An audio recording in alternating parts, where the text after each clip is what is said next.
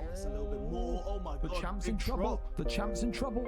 Assassin Banana. This could be it here. DPT Pook has done it. Oh, DPT Pook. I mean, up into space. That's why you don't want to do it. The counter shot is brilliant. The hooks, the up. Oh my God. Jab overhand. View still coming off beautifully, and it's.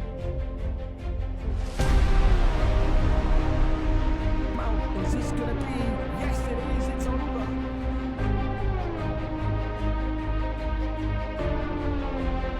Shots again.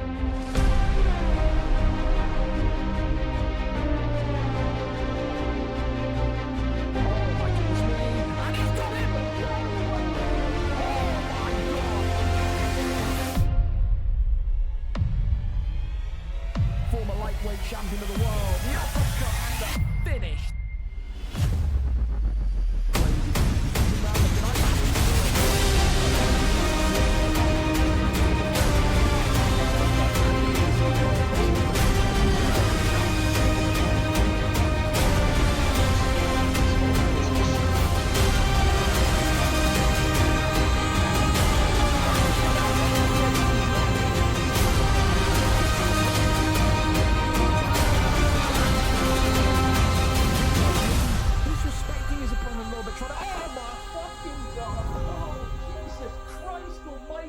He gets the flying knee. Absolutely slapping. Oh my goodness me. He's slapping something, and it ain't cheap. There's now 1-2's over. Tries to get the takedown and gets another big slam onto him. But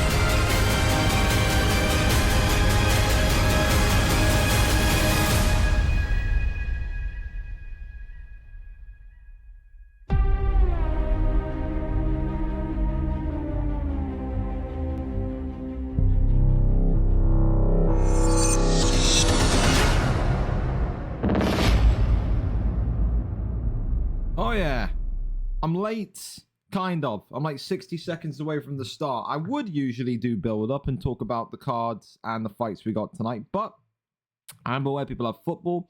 I'm aware people have got FIFA to go play, so we're just going to go right into it tonight, okay? So we'll do build up as we go. Of course, the main event tonight, Spooky versus Kezza. Great fight. Kezza looking to end the, what is it, 2-year drought since he last won a major championship belt. Fred's as well. What a great opportunity for him to go up against Joe Goldberg. Co-main event for Joe tonight.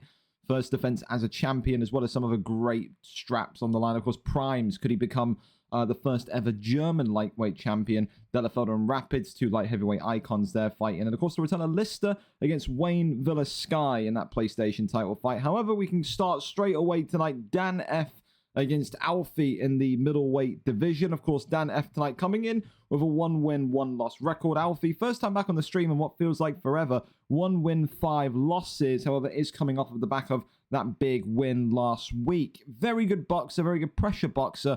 No doubt Dan F will enjoy this fight tonight. There's going to be no ground game unless Alfie's completely shifted his style. It will all be about who has the superior boxing. We go over and up to it for our first fight of this evening.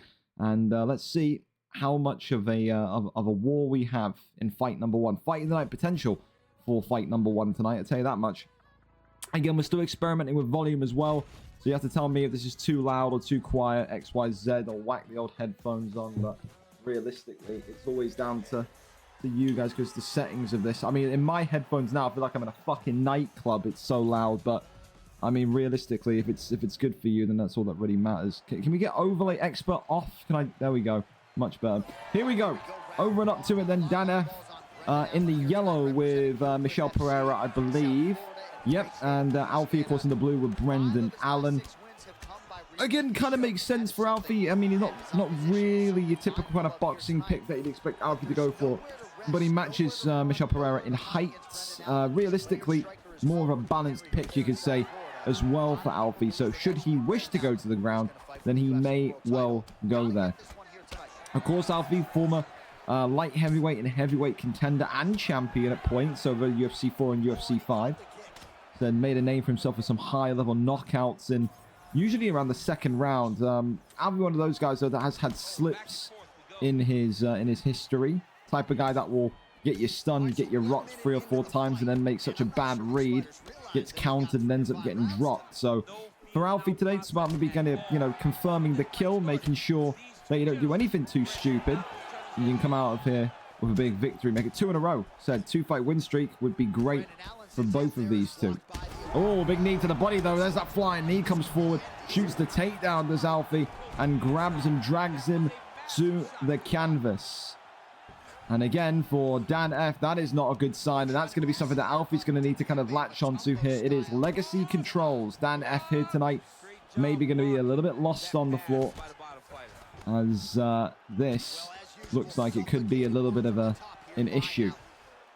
And I think that's the thing now, is that when people watch back these fights, people do tape, people do film study, if you want to call that what it is. People will look at this from Dan F and see he's got these kind of newbie amateur controls on for ground game. So realistically, he could be easy to kind of manipulate and control on the ground. If I'm Alfie here, I'm doing nothing but shooting takedowns for the rest of the fight. I'll be completely honest. I think that would be the best case scenario for him. He wants to box. Obviously, Dan F's boxing, kickboxing is looking good enough, but yeah, then I would go for ground game all day, every day. Big uppercut there comes forward from Dan F. Dan F got to make sure that he just controls his stamina, but also make sure he doesn't get taken down again. Does not want to be on the ground with what Alfie now knows, especially with Brendan Allen. Brendan Allen has some great submissions in his locker as well. Do not be fooled. We're going to miss on that one. No, his lefts and rights continue to come forward. Shoots the takedown. There's the takedown. Slams him to the canvas. 50 seconds now control, but Alfie's denies. Not all the way there. You got to think as well, for someone that spars so much and fights so much, I guess I know he practices his boxing more in those spars, but again, for Alfie, he's got to get those denies absolutely handled. Big uppercut comes in there, body shot comes forward, and now Dan F is going crazy, and it's a big elbow that stuns him right back, and there's the head kick trying to go through the block. Nothing there though. A little bit of craziness to end round number 1. Both fighters getting shots and opportunities. Great fight, great war so far. Definitely though, you got to think Alfie's probably leading that charge. I tell you though, Dan F's boxing is not looking too bad. Just think Dan's got to work those knees to the body more. You see, you got that body rock there in round number 1. I think that definitely is something that Alfie's not expecting. Alfie with a history of not being too great at defending his midsection. So realistically, aim for that. Aim for the body. See what you can do. Alfie, of course, they're going to start aggressively, as you'd expect them to. Big knee to the body there, comes forward. Let's go for that 1-2. There does Dan F. As, again, goes back with his entry. Leg kicks to body shots here. Goes for the body shot into the overhand. Continues though just to, throw that overhand in there. Beautiful shot once more. Splits Alfie open. The elbow was teasing. Alfie nearly got signature move. It's his own signature move. He's worked so well off of that pull elbow in those heavier divisions as Alfie, but nearly got ended by one there. Keeps on restricting himself. Goes for that kind of heel kick right to the dome. Uppercut there, comes forward again. Alfie not expecting that uppercut that time. Definitely a good start to round 2 from Dan F. And Alfie is just saying to himself, I'm going to outbox the boxer tonight. Something usually that you'd see from Alfie is that he, even though knows that he's got an advantage in the ground, he will not go there. Maybe that is a little bit of naivety. Maybe that is just how he wants to fight. We've seen it before with guys like Gaston in the light heavyweight division. You know, he'll sit there or outbox you even though he knows he's got better wrestling than you. So, just got to make sure Alfie doesn't regret this decision. That's all. Right now, Dan F is having a wonderful, wonderful round 2, I have to say. Complete confidence, complete connection. Alfie just looking for effectively a counter shot. Just Dan's got to be careful he doesn't overthrow too much to the point there where he gets counter shotted. So that pull elbow from Alfie is going to be looked for. Sways as well, continue to work well. Blocks the body that time, does Alfie really nicely. Knee to the body comes in forward again though. 1-2 down the center. Dan F catching the body kick. Leg kick there though, stopped. Overhand comes in. Alfie looking for the uppercut and the overhand as his two main signature weapons tonight. Leg kick continues forward. Tries to work off the 1-2s again. Spin kick upstairs. I'm truly amazed. I can't lie to you. Oi, big uppercut comes in forward again. Body shots coming in. Dan F starting to turn up the aggression here. I'm amazed that Alfie hasn't shot a takedown yet. 4 minutes into this round. He's against someone with legacy controls and he's only shot now. It's stupidity from Alfie. I like the kid, but I mean, goddamn. Big shots coming in. This could be the end of it here. Nope. Survives. I mean, look at this. He has to keep him down here. Why he's only done this 4 minutes into the round is ludicrous. It really is. And that's the thing we usually say about Alfie. He just doesn't really make the reads correctly. This guy will see poor ground game and will go, okay, poor ground game. Got it. I'm going to stand up and box him. You know what I mean? You have to make use of your opponent's deficiencies. It's a good round for Michel Pereira. And I think if Alfie wants to win this fight tonight, he's got to take it to the ground. He can't continue to stand up. It doesn't make you any worse of a fighter. It doesn't make you anything lesser than what you think you are. You have to take advantage of your opponent's weaknesses. You've got to shoot a takedown. It's just that simple.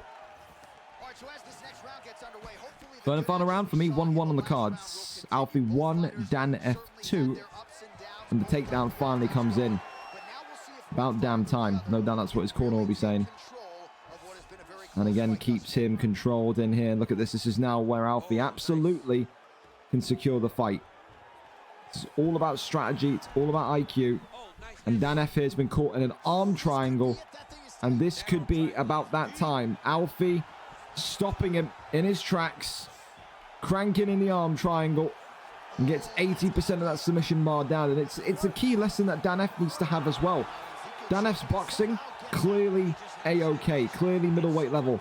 But he's got to go away and he's got to look into this ground game and he's got to try and work this ground game. He will not survive in this middleweight division playing on legacy controls. He will not survive in this legacy division against everyone that does tape now. Every single person that is going to watch a Dan F fight when they have him in the future is going to look back to this and say, legacy controls, shoot the takedown, control him on the ground. He won't be able to swim. Great boxer, but he's got a lot of work to do in this ground game. Just the truth, just the facts. Alfie here continuing to just control this round, dominate this round, and in his mind, seal out a 29-28 victory here today. He tries to go with that right-hand side deny brilliantly again. Posture up is there. Alfie rains down a couple of big strikes once again. Only needs one more submission as well. You think Alfie would kind of try and fish for denies and then try and lock one in, but it seems like he wants that knockout, whether it be on the feet or on the ground. Posture up is there again. More strikes connecting, more hits coming on down as Dan F continues to eat strike after strike. Posture up is there again. More shots.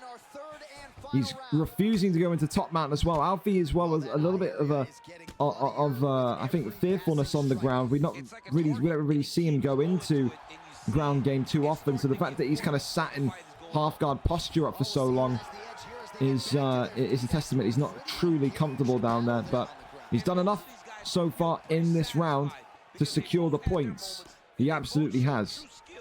If I'm him, I'm going right back down there. If I'm Dan F, I've got to defend the takedown with every single possible thing within me. Shoots the takedown or fakes the takedown. Off the 1-2, shoots the takedown again. Turning takedown, connects and lands. Goes over into half guard. And now we're right back there once again. Alfie denying him, controlling him, rains down the strikes. Big shots coming in there. Right hand, or left hand, excuse me, from Brendan Allen. They're connecting. That one denied as well. And looks like tonight Alfie's going to accept the decision victory. Feels about right. It was a scary and nervy round 2, to say the least. But I think Alfie definitely has done enough there. For me, 1-3 to Alfie, 29-28. to Brendan Allen, in my opinion. And there you go. Brendan Allen gets his arm raised. Alfie makes it 2 in a row. Going to be disappointing for Dan F. I thought Dan F did a wonderful job in the boxing. But listen, middleweight division, you can't just rely on boxing. You're going to eventually have to kind of face those demons and say to yourself, all right, I got to sit down for like a week, 2 weeks, and just kind of practice with denies, with ground game, with all of it. So, not the decision he wanted to have, but definitely a building block experience. It showed Dan F tonight he must get that ground game sorted. Thank you, Poise, as well. An absolute goats with the 500 bits. Cheers to you. Thank you so much. Thank you so much. Up next, though, D1 Smumlinger against Gives Us a Sniff. Lovely name. But will he be sniffing the center victory tonight? Only he knows. Smumlinger 1-3 back in the division that he used to call home before he won that middleweight championship of the world. He says, I got unfinished business at 170. Gives Us a Sniff, of course, 0-1 after his debut last week. For Smumlinger, the world is his oyster. He feels confident. He feels happy after that triumphant kind of stint in that middleweight division. But can he now translate that, transfer that into positive momentum in this 170 division? It's harder, it's tougher, it's more well-rounded. Let's see if he can get back. Let's see if he can get off to a winning start back in this division for a second time on UFC 5. 1-3, number 18 ranked against number 20, 0-1 ranked Gives Us a Sniff. I'm having a stroke tonight, by the way. I can barely speak. Holy mother of God. Here we go, though. We're there. We're set and ready. Was game volume good? Talk to me. Was it good? Was it bad? Was it indifferent? Or was it too quiet? Let me know. This ping is mad, so this is going to be good. 2,400 ping. You ain't fighting on that. Someone's going to have to sort their fucking ping out, boys. You're both in the UK. I will not allow that to happen if it's going to be jittering shit in game. If it's good in game, then we're all good. But yeah, back out. Someone's fixing their internet here. One of you's fixing your internet. And I think it's you, Smumlinger, because you're the one fucking circling. You need to go into your house right now and get people off the internet, mate, because your stream is the one that's buffering. So I'm 99% certain it's you. I can't lie to you. Stream was buffering the whole lot. The whole lot. Thank you as well, Wayne or DJD for the sub. Appreciate you. Volume was fine. You're not playing it. It's your ping, bro. You're the one that's having the buffer. Your stream was the one that's buffering. So you may need to go and boot whoever the fuck's in your house off the net, my man. I'm not lying to you. Usually when you see high ping and the streamer, who is our cameraman, starts to buffer, it's you. So, yeah, I don't know what to tell you.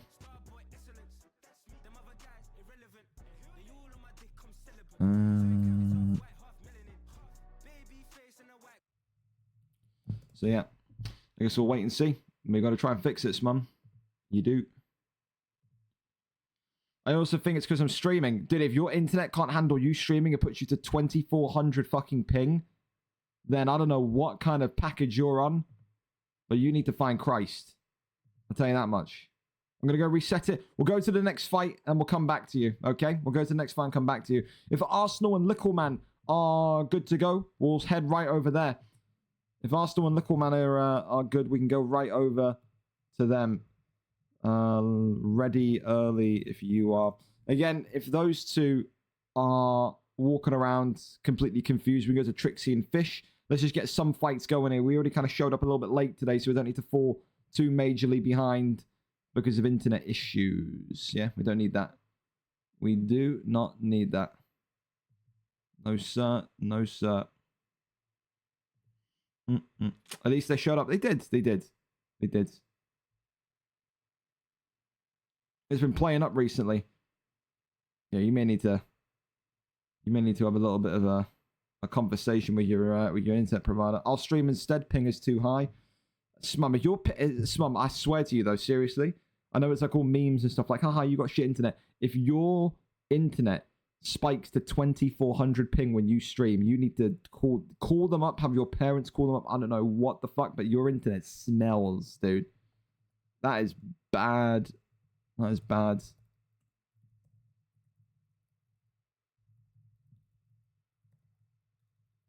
Well, whoever's ready to go. So we need something. We need something on the go.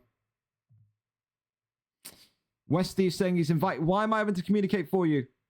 Fellas, Lickleman and Arsenal talk to each other. I've got Arsenal and DM saying he's invited Lickleman. I've got Lickleman in the chat telling me he's waiting for a reply. Can we speak to each other, please? Come on. I don't have to, shouldn't have to kind of guide you two to water, should I? Right, we're going to go to that fight next then. Arsenal and Littleman. We'll go to that one. I've got a stream link. We'll cross our fingers and pray. But again, talk to each other, read your DMs, the whole lot, man. I shouldn't have to chase you, okay? I've just changed the thing to an F. Brilliant. It's a fail from me. Arsenal side coming in 7 wins, 13 losses. Sounds like the fucking real-life football team. Wow, we smell. 1 win in the last 5, 3-fight losing streak. Of course, for his opponent, Littleman, 2 wins, 1 loss. Looking for a 3-fight win streak tonight. 20 fights in this division for Arsenal. However, he has not faced anyone like Littleman before. Great boxing, great pressure, great forward momentum. No doubts about this one tonight. It should be a great test for Littleman as well, who wants to keep fighting upwards and upwards and upwards in this division to try and compete for that championship strap as quickly as humanly possible. Littleman going with Nikita Krylov, whereas Arsenal going with Khalil Roundtree. Great power and presence in Roundtree. People say that he moves and feels like a middleweight fighter. Question mark is tonight, can he deal with that kind of sharpness of Nikita Krylov? We've seen Nikita Krylov picks before.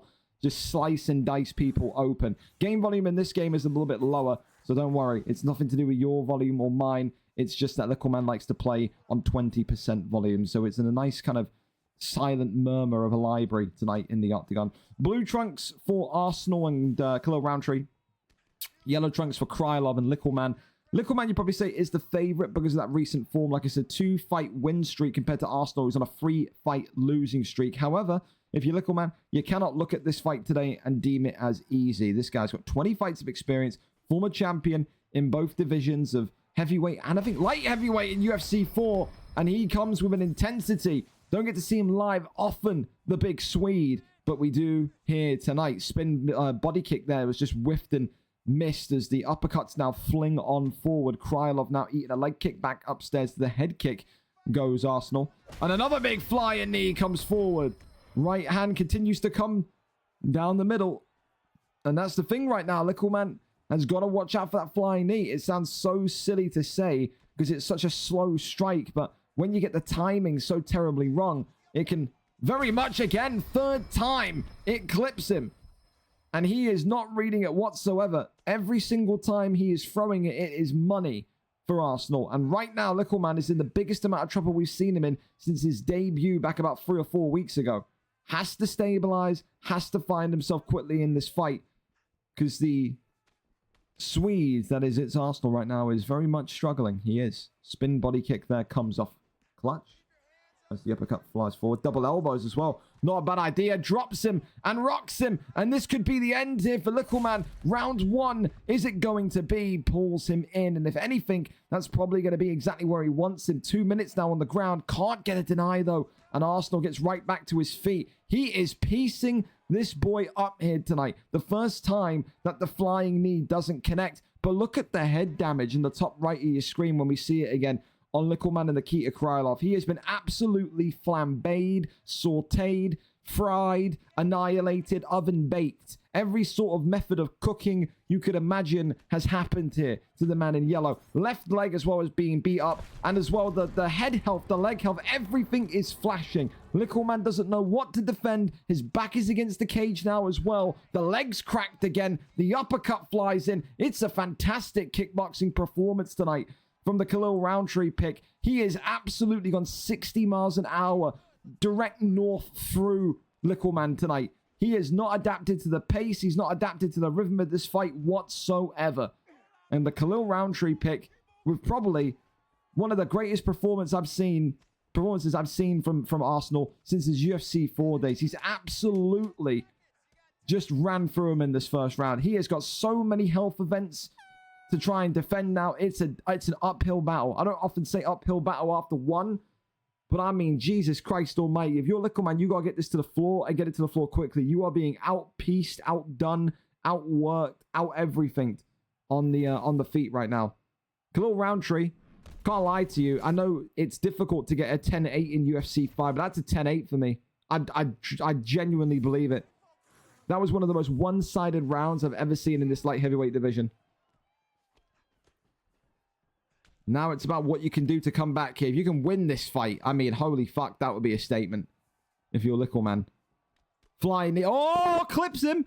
Clips him. Gets right back up, though. Hold on a minute. Hold on a minute. Oh, left hand, no. Says no, not today. Works off that overhand now. Leg kicks come in from Krylov. Another flying. He is obsessed with getting that flying knee knockout. And he's checked the leg kick. And I tell you what, Krylov's got to be careful. He's going to break his own leg if he throws any leg kicks here. Clinch work is there. Tries to get the takedown. Avoids that one. Does Arsenal.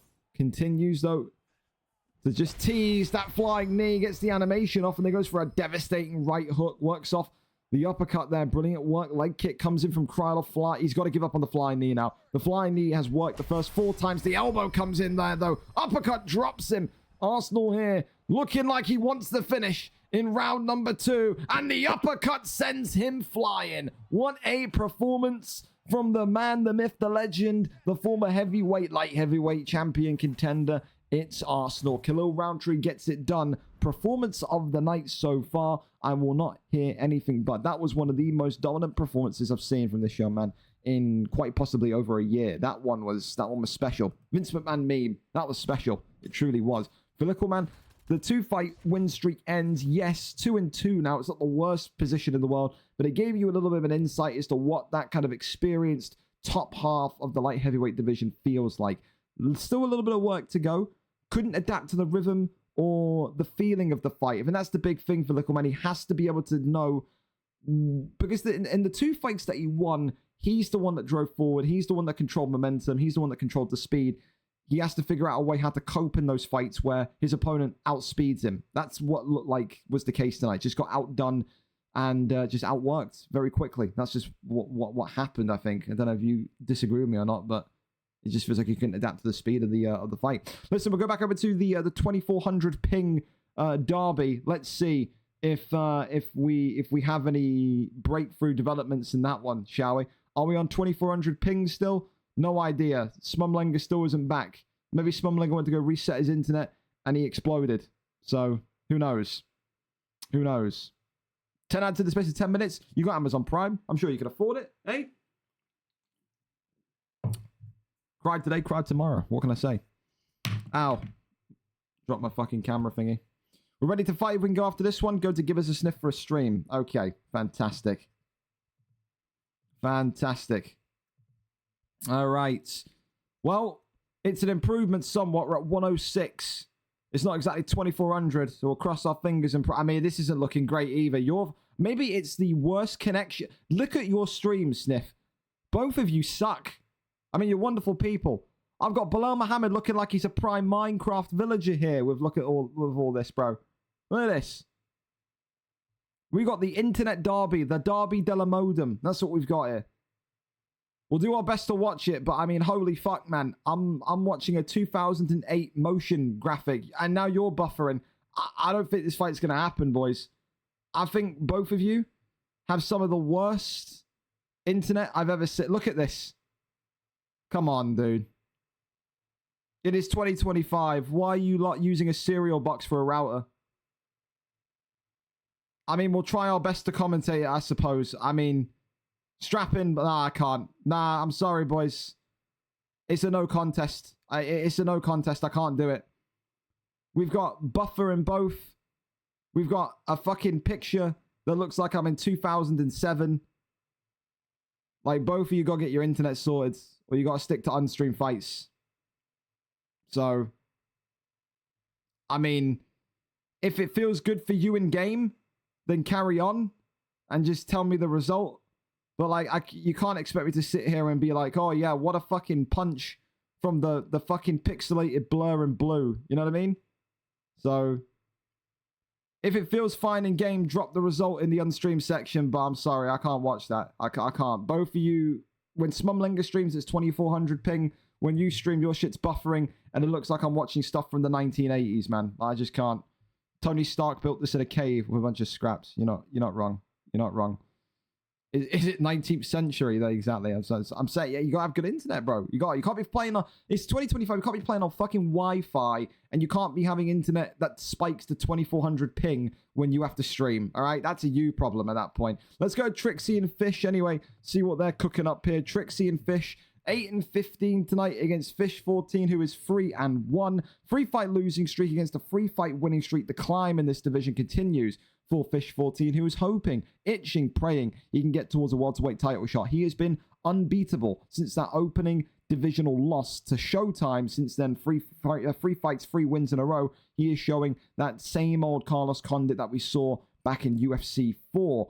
Can anyone, though, top his Carlos Condit? Trixie, 8-15, 3-fight losing streak, will say, maybe your Condit is good, but I got 23 fights in this division. I know what I can produce. I know what I can do. Let's go over and up to it and see what happens here. And again, if Giz is a sniff and Smumlinger can hear this, both of you have absolutely god-awful internet. If that fight does not feel laggy in-game, complete it. Put the result in the unstreamed section and we'll count it. I just can't watch it. I can't watch it on 2400 ping from Smung, and I can't watch it when we've got lagging pixels around the screen. You guys who were here live saw it. All right, you can back me. If he comes in here and says what was wrong with the stream, you can tell him. We all saw it. We all saw it. Terrible. Make sure that when you're signing up to stream fights, you got good internet, boys. That's all I can really say. Here we go. Yellow trunks for Prates. Blue trunks for Condit. Condit for Fish 14. Trixie, of course, comes in with the yellow for Carlos Prates. And this is the thing as well. Different kind of fight again for Fish. Fish, of course, known for his ground game, known for his submissions, but has to be able to kind of withstand the pressure that comes with Trixie 66. For Trixie, the big question will be, how much are you actually drilling? I think this guy now is in kind of his, I want to say lull period, where effectively he's not fighting every week. He's fighting every couple of weeks, every 3 weeks. Does that mean that there's an element of rust to his game, especially against someone that's up and coming like Fish 14? I think that could be the case, because this welterweight division waits for nobody, especially the grapplers of 170. They start, they get their rhythm going, and they're difficult to stop. So like I said, Fish 14, he had that real kind of awakening, and you know, fair play to him as we go back to that story constantly. Got put into the welterweight division and almost felt offended he was in the welterweight division. Said before that first fight in welterweight, I'm too good to be in this division. Like, I'm going to kill people in here. Had his first fight, got humbled by Showtime, and said, you know what, fair enough, I was wrong. I need this division. I will get my rhythm back, and I will rightfully earn the title in this division, and then get back to lightweight the proper way. Since then, he's lived up to his words. Very much on a 3-fight win streak, and looking like he is probably the next man up for the 170 strap. However, Trixie 66 will be looking to end the hype train as he has done so many times before. Great boxing there and great takedown defense now as Trixie 66 continues to work shots to the midsection. Little sway there down to the right side. Continues to move. Body shots and head shots there coming up forward. Lefts and rights again. However, Carlos Condit does have heavy hands. Underrated heavy hands, to say the least. Oh, ducking roundhouse that he connects with the jaw. As he continues to block up and defend himself on a consistent basis. Works off the jab again. Right hand comes forward, left and right. Goes back down to the body. Continues off the 1-2. Right hand creeps in again. That's the one thing those Carlos Prates. Oh, good shot there. Equalizes the damage. I want to say Carlos Prates in every fight we've seen him so far, since he got added into the game, just feels like he gets sliced open, gets damaged very early. Maybe the durability not as high. Carlos Condit, though, is also the same. I feel like in terms of maybe the health stats, the durability of the fighters, they're very equal. Carlos Condit, though, Fish 14, got to be careful in terms of that combination. It's the uppercut that is very much the uppercut and the elbow that keeps kind of swinging in. That is catching him, that is giving him the main damage. Left hook there comes in brilliantly as well, as that front kick was just defended. Tries to go head kick through the block. Does land with some success. 28 seconds after round number 1.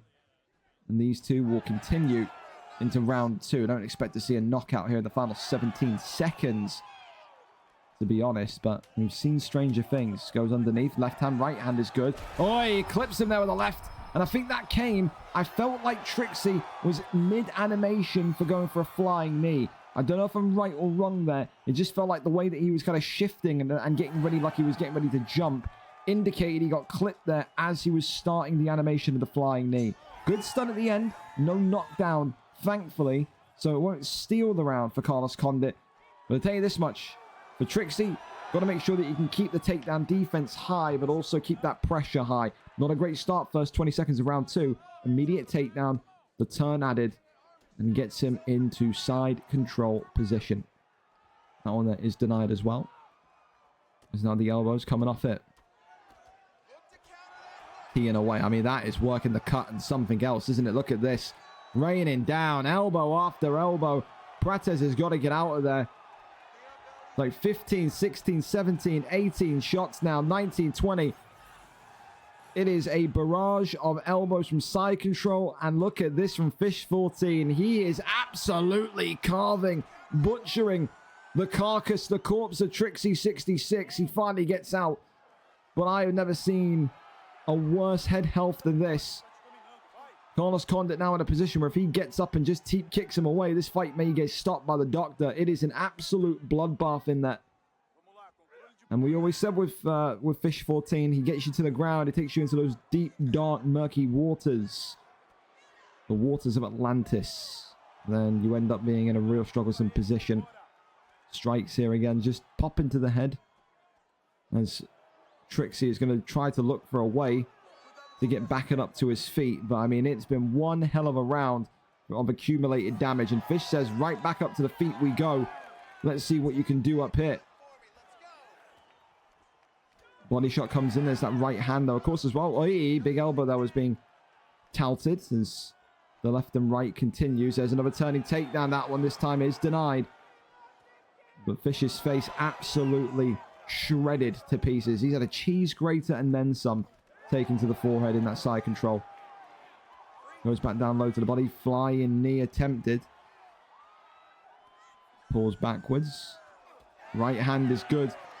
Fish 14 not wanting to back away just yet. For Trixie, he can't afford to back away. He moves backwards. Doctor may come in and tell him that he's had enough. Avoids that one. Big elbow comes in. Uppercut there could have been dangerous. Overhand swings in as well. Fish continues to sit in the pocket and say, I can do this. I can beat you. Big left hand, right hand. Now body shots coming forward again. Left hand comes in. Condit going for the uppercut into that lead hook. The elbow. I tell you what, that trailing elbow every time is scaring me for Fish 14. He does not want to sell the fight from this prosperous position. Right hand comes forward again. Trixie continuing to keep his feet planted. He knows that one shot is all it will take. Body shot there comes in beautifully from Fish. Left hand comes in again there as well. Continues just to teat this one into round number 3. Another great fight style already. Said so many fights tonight have the prospect of going to the 3rd round. Said we've got some real bangers on the card and the unstreamed card tonight. I'll tell you that much for absolutely free.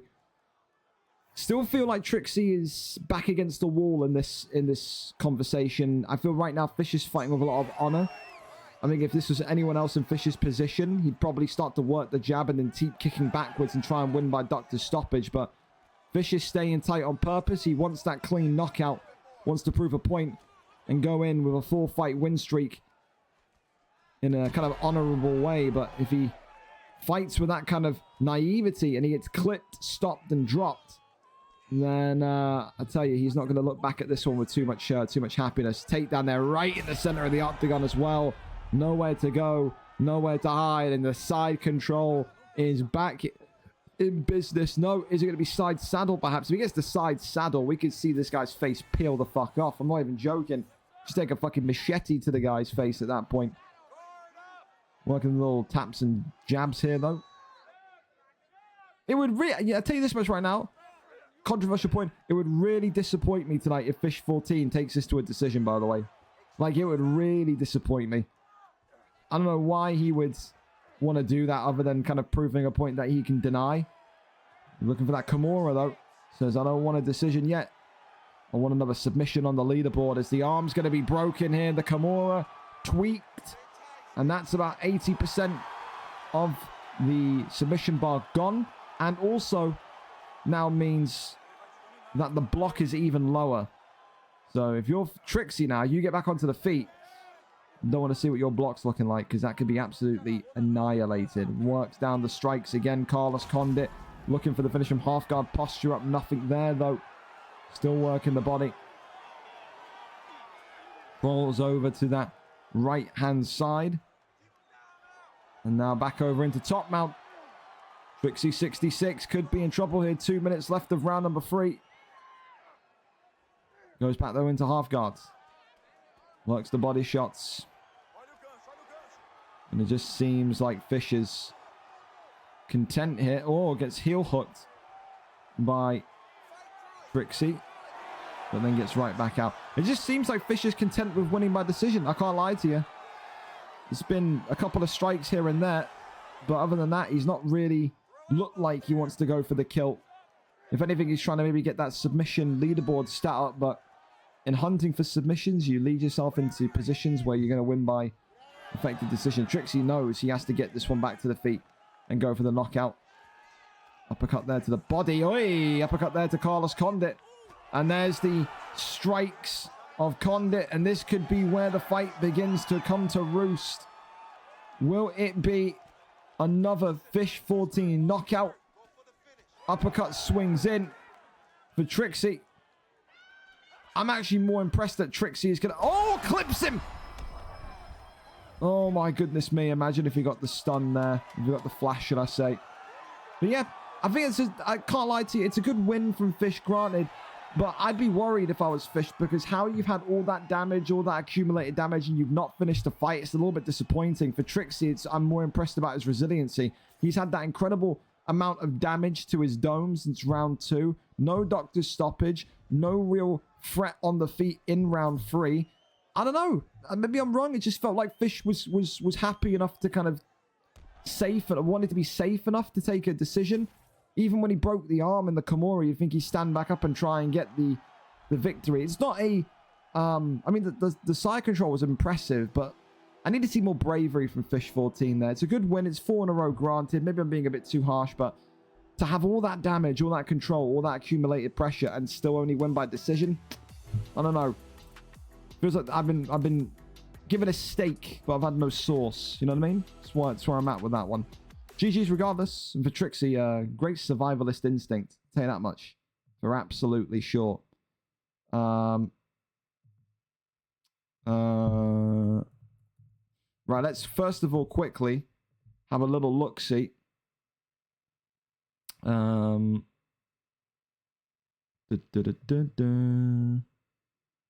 If that other fight happened and it's been put on the stream. Okay, yeah, so it did happen. So yeah, the Lagathon. The Lagatron happened. D1 Smumlinger lost in round number 2 via KO. Fellas, I appreciate you completing the fight.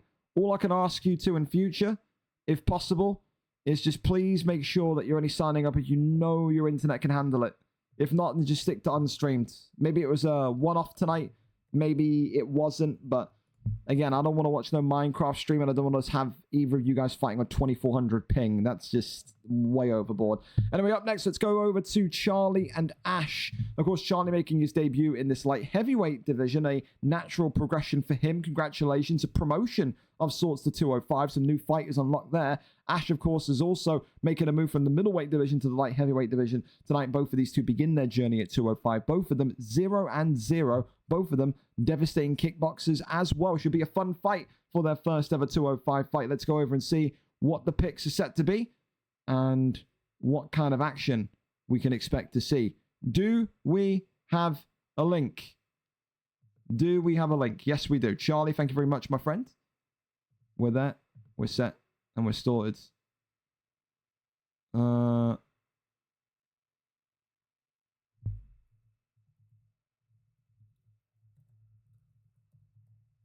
Well, let's see.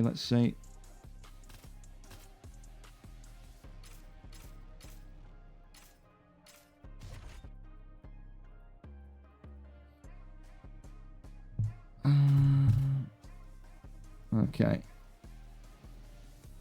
Right, well, fellas, whenever you're ready to go in, we can go and Trixie message me as well. Appreciate the fight as always. Great fight, Trixie. Fantastic fight. Derby de la Modem. You're not wrong. 4 ads making me sick. Hey, you know what makes me sick? Your lack of Amazon priming. Cope, Steve. Cope and Steve. I don't need you complaining when you're watching TV, Kezza, alright? So, I'm here for 5 hours, mate. Alright, relax. Watch the fucking thing back on VOD if you don't like the ads. I know what to tell you. I'm not turning the ads off. Hold. Fellas, what are we waiting for? Can we go or what? Let's go. Come on. We're behind. Let's go, let's go, let's go. Snappy. I know, remember, I know. Absolutely it does, Kezza. That's why we love Twitch over here. That's why we love Twitch over here. You can't even hear me, but that's smashing. God bless the ad system. Right, Vitor, Petrino, and Khalil Roundtree. Here we go, here we go. Petrino in the yellow against Roundtree in the red. So, for these two, both starting off... Oh my god, we got another absolute shitter of an internet connection here. I hope not. I'm telling you, we're going to have to start doing Wi-Fi checks, mate. Oh, boys, come on, you're killing me here. I can't let the fight happen if your internet's arse. Charlie and Ash, I can't. I mean, we'll cross out... Oh, dudes, this is not going to happen, is it? Nah, someone's net is fried here, bro. Which one of you's on Wi-Fi? Come on. Be honest. Who's on Wi-Fi? Who's on fucking Wi-Fi? Come on. Reveal yourself. Reveal yourself. We have to stop banning Wi-Fi players.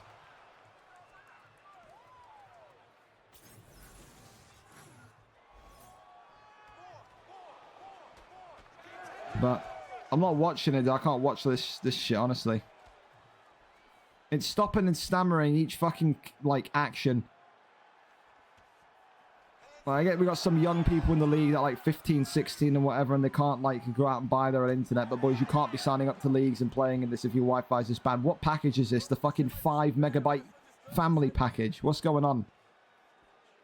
Come on, dude. Can't do it. Can't do it. Charlie, if you're going to be, you may as well back out, man. You may as well back out.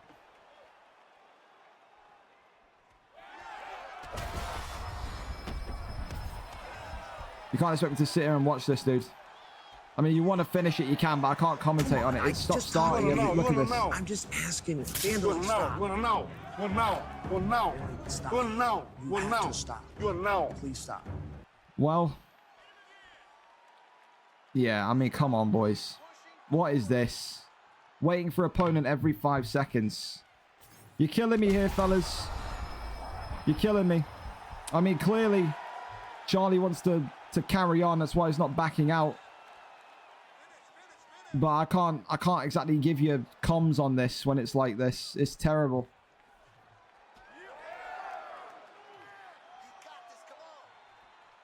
So, yeah.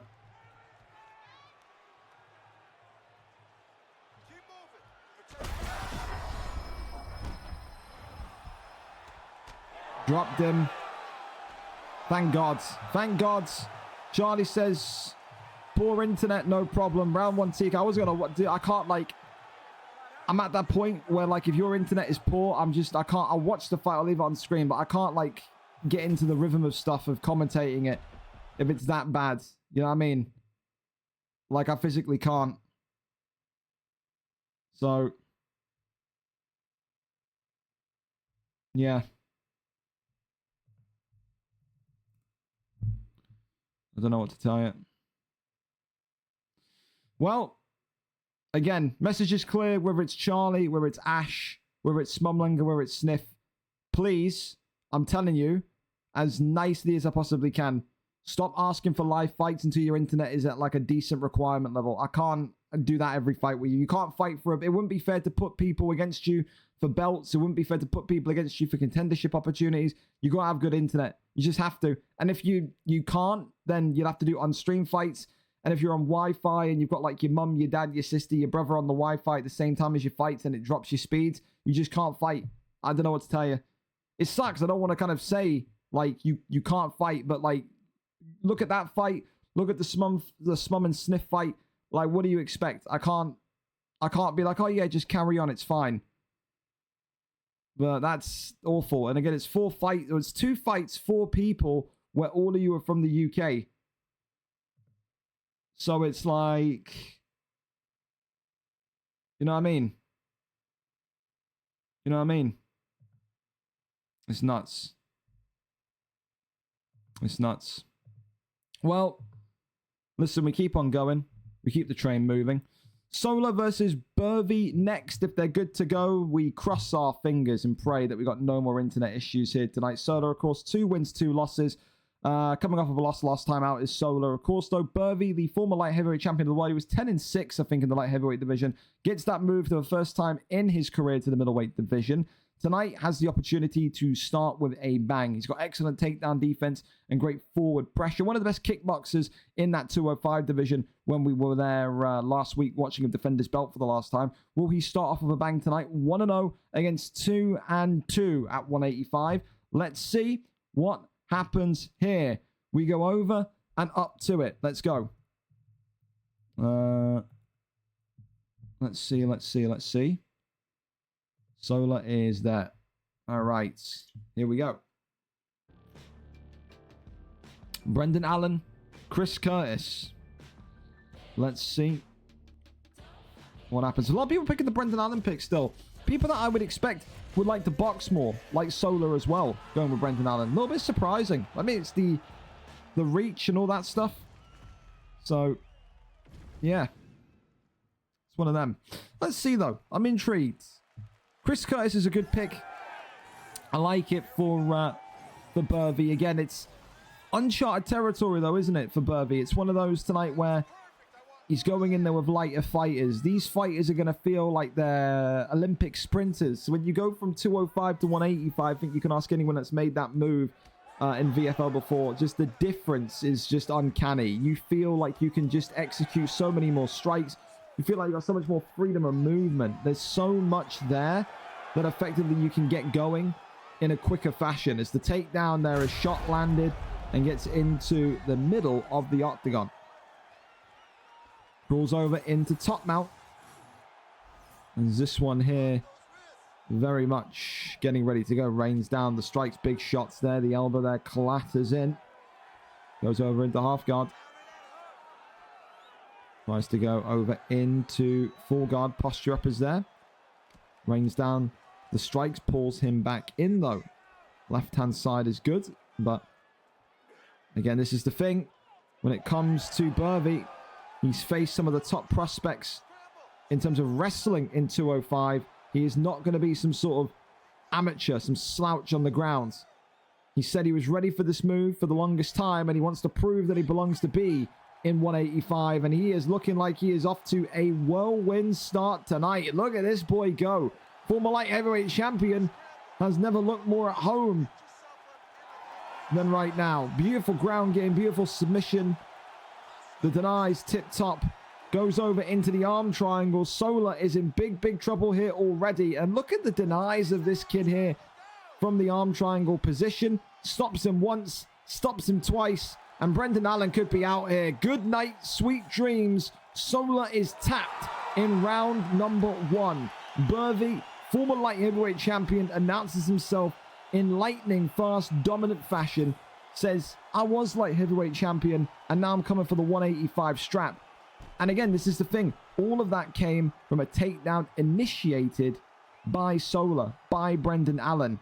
He dared to take him to the ground, and that anti-wrestling of Burvey came to roost. And that's the thing that Burvey always does, man. We saw it in the light heavyweight division. He's never the one that shoots the takedown. He says, I will stand up and I will box with you. If you take me down, you better be ready, because I've got some decent wrestling myself. Burvey gets it done by a round 1 submission tonight. And so far, by default, since we've only had one submission, is up there for submission of the night. Great performance. Hell of a way to make his debut as well. And no doubts he will be happy with that one.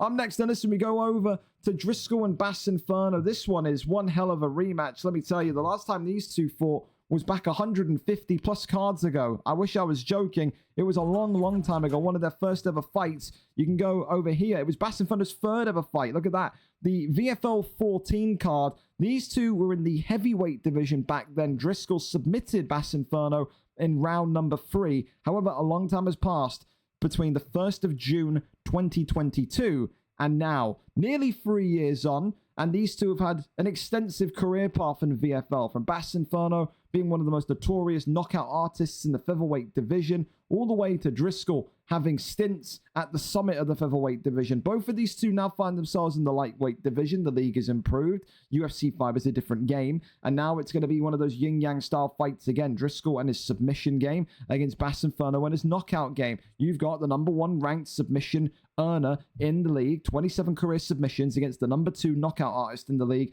Bass Inferno, 42 career knockouts. What happens? The knockout or the submission? Do we see a reversal? Does Driscoll come away with a rare knockout? Does Bass Inferno come away with a rare submission? Only time will tell. We are there, we are up, and we are ready for it. Let's see who wins this high-stakes rematch, nearly 3 years in the making. This one should be a doozy. Jorge Masvidal against Manuel Torres here tonight. Or is it Chase Hooper, Real Estate Al, Matt Fravola? People love the Matt Fravola pick. They have. Here we go. The Manuel Torres and Matt Fravola. There you go. They're locked in and they're ready to go. Scotland takes on Ireland. Two men that have effectively had their own stint as being the guy in the featherweight division, now fighting for lightweight relevancy. Blue trunks for Bass Inferno. Green trunks for Driscoll. Submission expert in the green. Knockout artist in the blue. For Driscoll, it's all about getting this fight to the ground as quick as possible. Oh my goodness me! Head kick drops Bass Inferno already. That's a huge, huge start. Manuel Torres, where did you pull that one from? And look at that already. It's a immediate shot and an immediate takedown. Wow, oh, wow. Have I got this the wrong way around? It's Driscoll Fravola. I think he may be. I may have got that completely the wrong way around. Yeah, Driscoll's Fravola. My mistakes. That makes more sense then as to why Bass Inferno got the head kick immediately. Fair enough. Well, listen, it didn't take Driscoll too long in the blue then to get that first shot, that first takedown. And now this is where Bass Inferno is going to be in trouble. The man in the green in Reese, Bass Inferno has to be calm here. Can't allow himself to be taken advantage of as Driscoll locks in the guillotine here, sweeps the arm backwards. And maybe, just maybe, Bass Inferno about to start to fade here. Gets up and out of it last minute, last second. Avoids his neck being cranked. We nearly saw a head kick stun, a head kick knockdown from Bass Inferno in the first 2 minutes. And nearly a first submission from Driscoll in the first 2 minutes. I mean, that's exactly how these two are going to fight. They're going to pounce onto their own relevant styles. I think both of these two would be aware going into tonight what the styles would be like. If Bass Inferno wasn't drilling takedown defense, submission defense, then realistically, what was he doing? And if Driscoll wasn't drilling kind of his defense on the stand-up, then you have to think again, what was he doing? Big shots there raining in as Bass Inferno continues to defend himself. Driscoll not able to get the stop there. Driscoll, of course, in the blue tonight saying he is unapologetic about his fight style. Says, I will fight the most boring way, the most mundane way, because it gets me victories. I'm not an entertainer. I am a winner. And he believes he can still be a winner in this lightweight division and compete for gold as the weeks move forward. Of course, VFL 175 right around the corner. VFL 180 right around the corner. Before we know it, VFL 200 going to be right there for us. Goes to that left-hand side. Half guard comes on in. Rains down shots to the body here. Tries to get it upwards into sprawl. Does so. Goes into backside. Posture up is there. Rains down the strikes. Big shots. Rolls through. And goes into side control and gets right back to his feet. Smooth from Bass Inferno. Knows he did not want to be down there for too long. Right hand there comes forward again. Tries to go forward with that head kick also. Overhand steps in. Nothing really there more to say than arrivederci as this one continues forward. Big straight down the pipe. Uppercut comes forward. Lefts and rights again. Head kick. Whey, I tell you what, Driscoll's got to keep watching out for that. That's twice now that the head kick has caused some serious damage. Little bow of respect there. Driscoll at the end. Was he trying to maybe get some sort of, you know, last-ditch knockout? He saw Bass Inferno bowing. Was he going to try and go for the scum knockout? He wouldn't care. He would take the flak. Round number 2. Up and underway. Oh, now there's a bow of respect. There you go. Maybe it was a misinput. A misinput. Insert Scarata's soundboard. Immediate takedown attempted. Driscoll not successful in that one, though. And of course now for Bass Inferno, you just have to be careful of those turning takedowns. If you can defend yourself, then you have every possibility of winning this one on the feet. Oh, it could come now. Early into round 2. Big shots coming outside the clinch. Driscoll there just gets out the way, though. Good defensive resiliency. Leg kick there. Immediately swoops on in. Shoots the takedown. That one there pulled in. The bail there. Absolutely avoided. Smooth from Bass Inferno. And we've always said this with Driscoll. When the takedowns start to get stuffed, how do you cope? His answer, just shoot another one. And there you go. If at first you don't succeed, try and try again.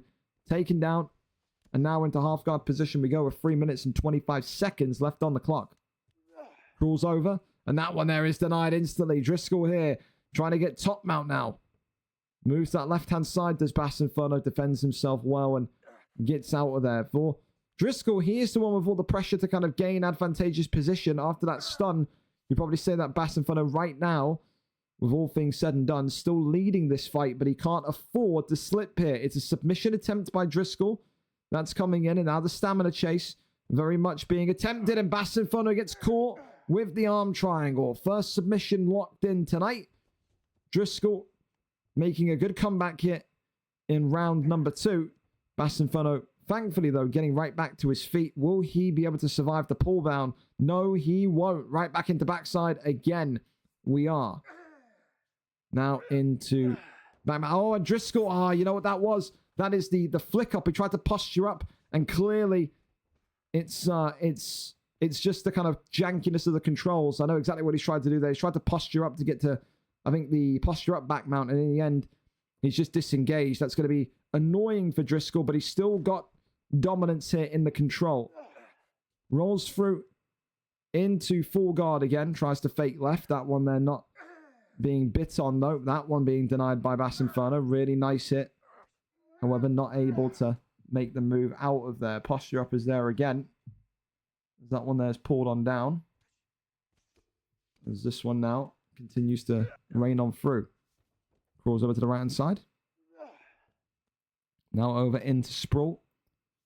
Works the shots here to the body. That one there is denied also. Goes over into backside. Crawls over into back mounts.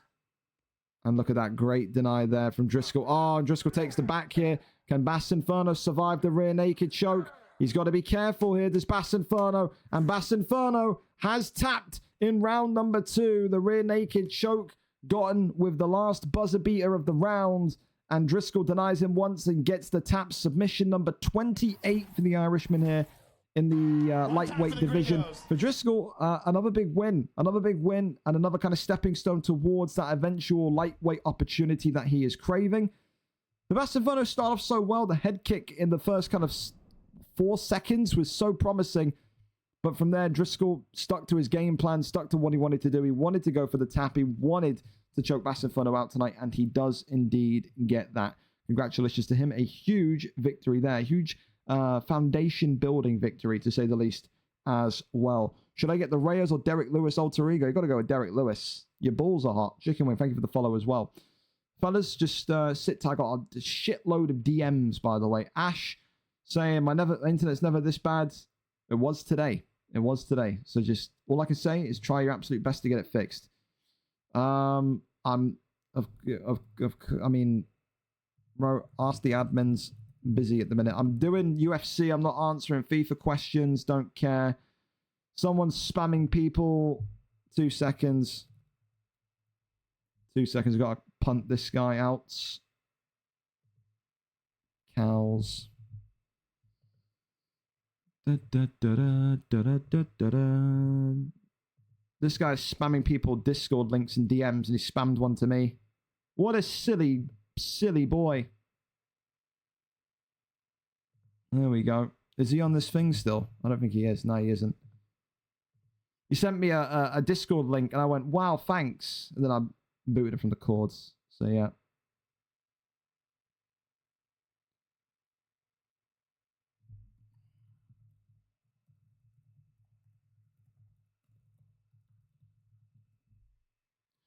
Da-da-da-da-da.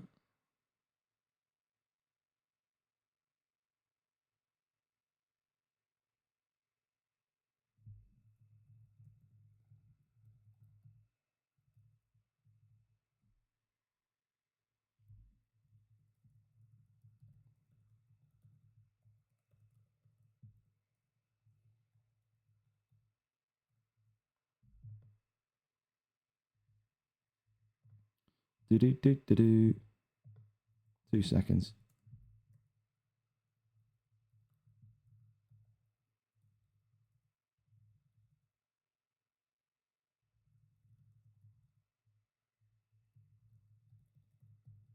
One time for the gringos.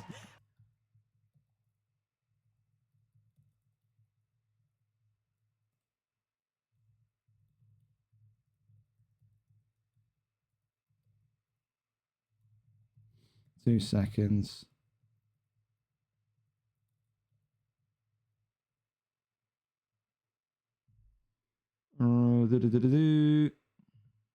Drama, drama, drama. Always love to see it.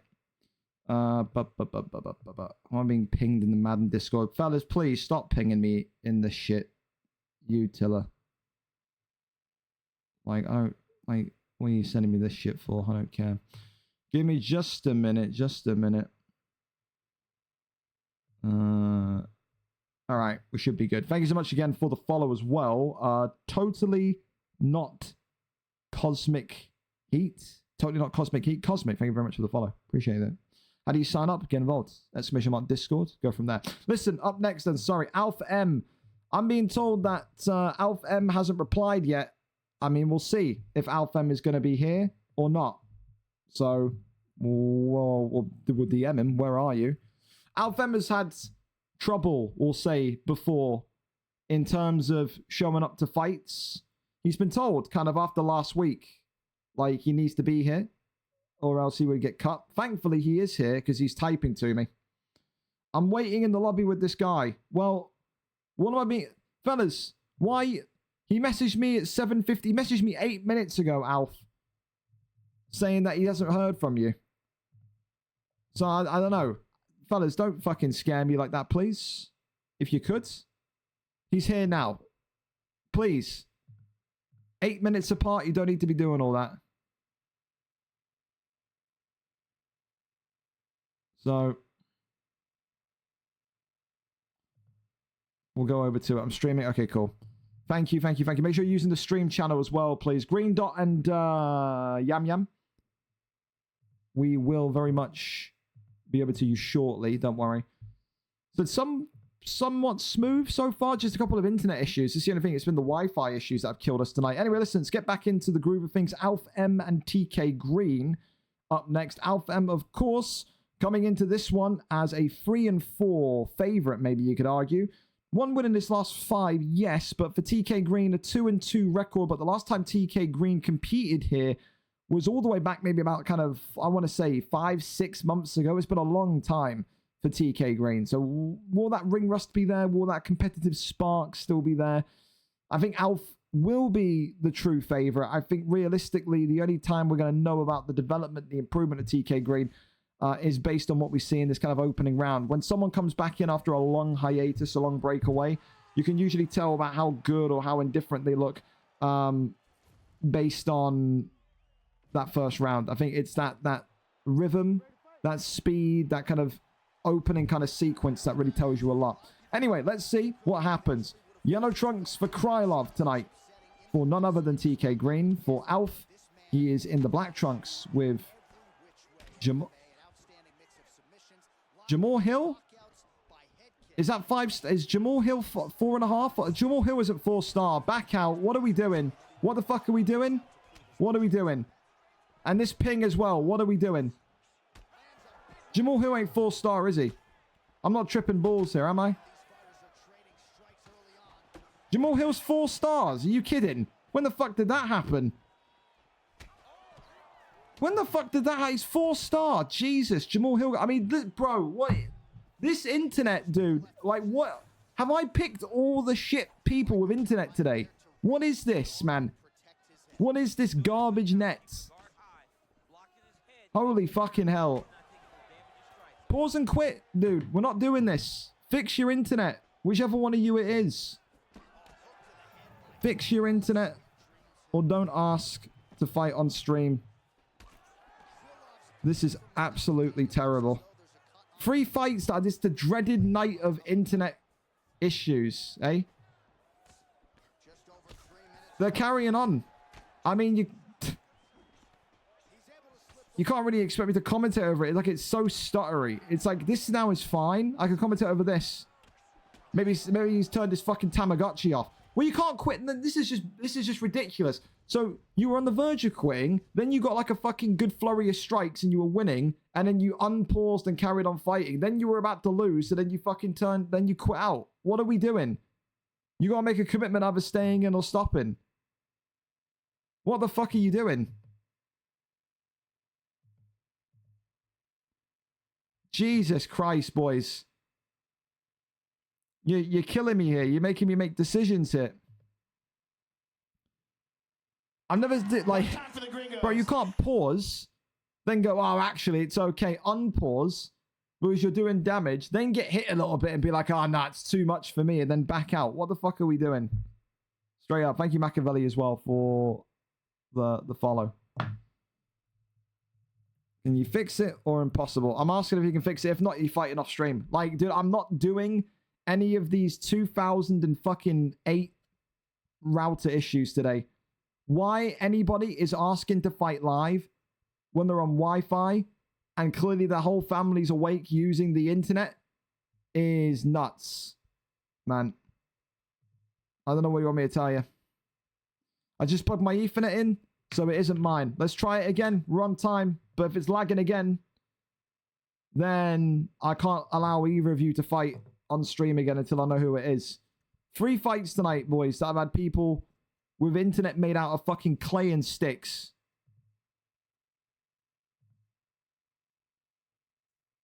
So, go again. I'm waiting. I don't need DMs, Melon Man. I need fights. It's that simple. Get in, get going, get moving.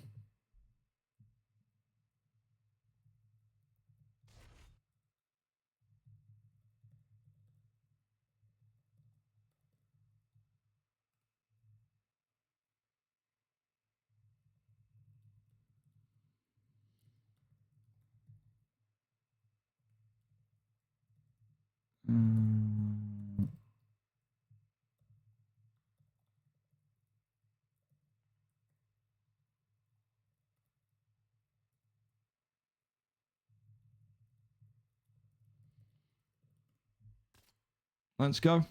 Come on, same fighters. You're not changing fighters either. Same exact fighters. I'm amazed to get Jamal Hill 4-star. Man, dude, Jamal Hill lost like 2 fights. And they were like, buddy, you suck. You're back down to 4. Oh my goodness me. Well, here we go then. A little stammer, but I'm not too concerned yet. I'll be concerned if I see what I saw last fight. Seems like we're okay now. Thank God he... no. I mean, I don't mind a little bit of oh, God. Oh, nah. Come on, boys. Come on. I mean, it's ropey. It's all right. I mean, holy fuck, though, man. Where are you guys living at? Fucking southern Libya. Like, what's going on? Jesus Christ. You two just can't... You can't expect to be given fights live. You can't... Big knee to the body. But...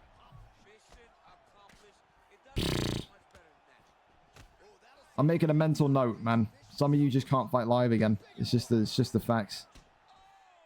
Look at this. Look at this. It's like it's not like I'm pairing an American and a fucking Brit together. I'm pairing 2 UK guys together, I'm pretty certain. Dexter, who lives in fucking New Zealand, has better internet than this, boys. Alright? So... You give him... You put my hands behind my back and making me make a decision here. You are. Some of the worst internet I've ever seen tonight so far. And it's a shame because I want to give everyone chances to fight live. But, like, bro, if you're on the fucking poverty net package... Holy fuck. Drops him.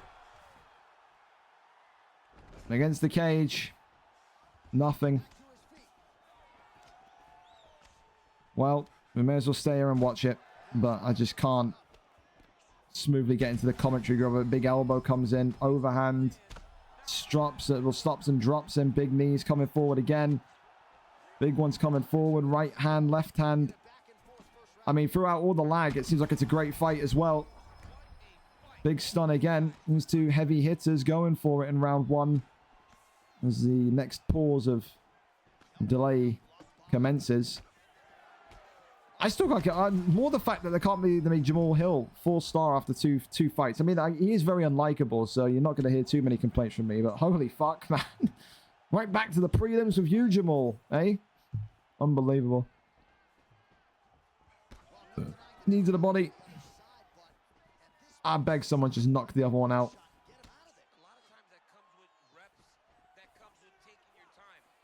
Holy dog shit, man. Ovan comes in, drops in. TK Green, is he out? The answer is... yes, he is. Thank fucking Christ. Whichever one of you it is, I can't let you fight again on air. I'm sorry, but... that's woeful. That's actually woeful. You're letting the UK down here tonight, boys. All 3 fights with lag issues tonight have been UK versus UK. It's terrible. Utterly smelly. Utterly, utterly smelly. Performance of the night from Hill. Absolutely zero chance. Welcome to the VFL lag off. You're not wrong. 2 sweaty bananas next. Nah, sweaty bananas and spawn peeking. Close, but no cigar, Liam. Welcome to Lagomania, Liam. We have 3 fights tonight so far with some of the most uncontrollable lag you'll ever see.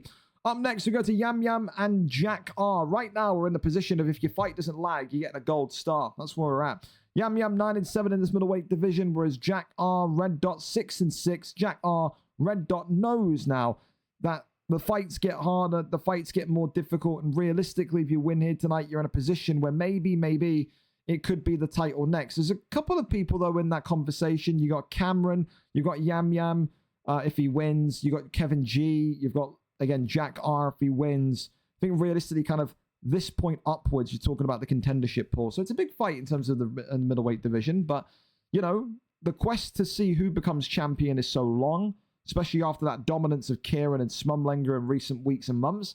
It's refreshing almost to see who comes away with the belt when it gets defended. But we have to have eliminators. We have to have a kind of mini kind of Grand Prix to see who's going to be in that conversation for the middleweight strap. And we get one of those fights tonight. Jack R and Yam Yam, number 1 against number 4, 9-7 against 6-6 in this middleweight division. Let's go over and up to it and see exactly who is live for us. Fellas, hands and knees, I'm begging you.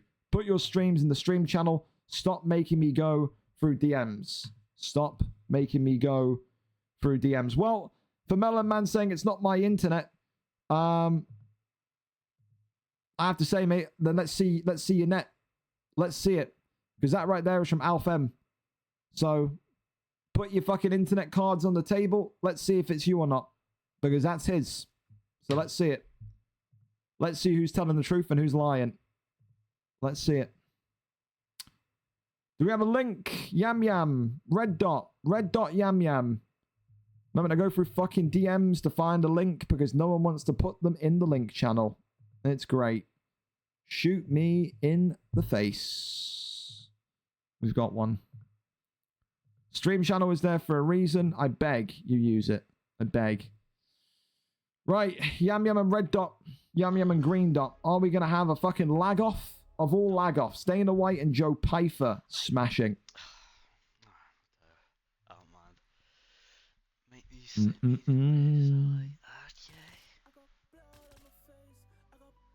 You're ready to use two as well, being on time. This don't lag, I beg. Well, 20 ping would indicate we're in good hands here, Red Dot, so don't worry. We've not had a spike to fucking 2400 yet. We've not had a quick trip to the fucking mountains of fucking Everest, have we? So we should be alright. Dana White in the blue for Yam Yam. Joe Pyfer in the white for Red Dots. Here we go. 2 boxers, 2 heavy hitters. I mean, for Yam Yam, he'll say about damn time. He's been sick and tired of facing up against these hybrid fighters that kind of mix in the ground game with the boxing. He's got to figure out tonight if he can bypass that boxing note of Joe Pyfer. I think with Red Dot, you talk about a guy that's coming in so super filled with confidence. He has some great fights as of recent. Now just knows he's got to get that streak, that form going, and he's going to be okay. However, Sir Yam Yam used to be the middleweight champion of the world, used to be the most dangerous man in this division boxing-wise, and of course has gone up and been in that 170 division of welterweight, competing against guys that arguably are even better than the guys that that Red Dot has been facing. So realistically, Yam Yam may be a little bit more war-hardened, more battle-hardened. That could be a factor. These two both very much anti-grappling. The type of guys that will be furious when the takedown happens. Don't think tonight you're going to see any of those shots come. It will be a pure stand-up affair. As Dana White, with his 99 chin in this division, as well as his high hit power, will no doubt be in the groove. Uppercut there comes forward as Joe Pyfer continues to... Oh! Get clipped! And Yam Yam with a big win. An uppercut out of absolutely nowhere. And Sir Yam Yam with a big reintroduction into the middleweight division with a knockout of the night, to say the least. It is a round one and done for the former middleweight champion of the world. Blink and you'll miss it. The uppercut sends shivers down the spine, and the middleweight division is open for business. Former champion, yes.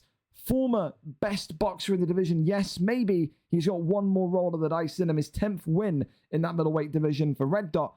Disappointing, 6 and 7. Wanted to get more out of it. Made the incorrect move. Was it a little bit of head movement? Was it poor movement? Only he knows.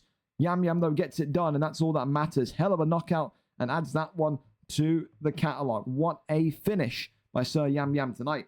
Up next, though, so we can keep on going. We're on good time here. Kruger against Stoic Soldier. Let's see if they're ready. If they are, we can do build up. Kruger, of course, 21 wins, 8 losses. Former champion in this division. Tonight goes up against none other than Stoic Soldier. I keep butchering the pronunciation of the word. Stoic Soldier OG. Last time we saw him, 3-0. He has, of course, though, USADA pulled since then. The last time we saw him was all the way back here, unstreamed against Vido, VFL 168. So it's been 5 weeks. He had work. It was the Christmas period, etc., etc. The 2nd of January, the last time we saw him. So realistically, he's been out for about 5 weeks, a month and a bit. He comes back in tonight with the opportunity to come onto the main card. This is the first time we're going to see him fight live. Unstreamed. His first ever live fight then. So excited. Seeing him fight before in Undisputed. Never got to see him fight before in the Octagon. And tonight, what an opportunity it is. His first live fight against one of probably the greatest former PlayStation champions of UFC 5 and VFL. Kruger and Stoic Soldier. The featherweight division. This should be an absolute barn burner. Absolutely, it should be. Absolutely, it should be. But let's see if they are ready to go early. Kruger, and Stoic. Ready early if you are. If I've done all of that epic build-up for absolutely nothing, boys, I'm going to be furious. How about we give Dana the 50 Gs rather than giving the fighters 50 Gs? How about we give you all the 50 Gs so we can upgrade our internet, eh? I live in a world where everyone should have wired nets. Let's give the 50 grand out to all of you. Yeah?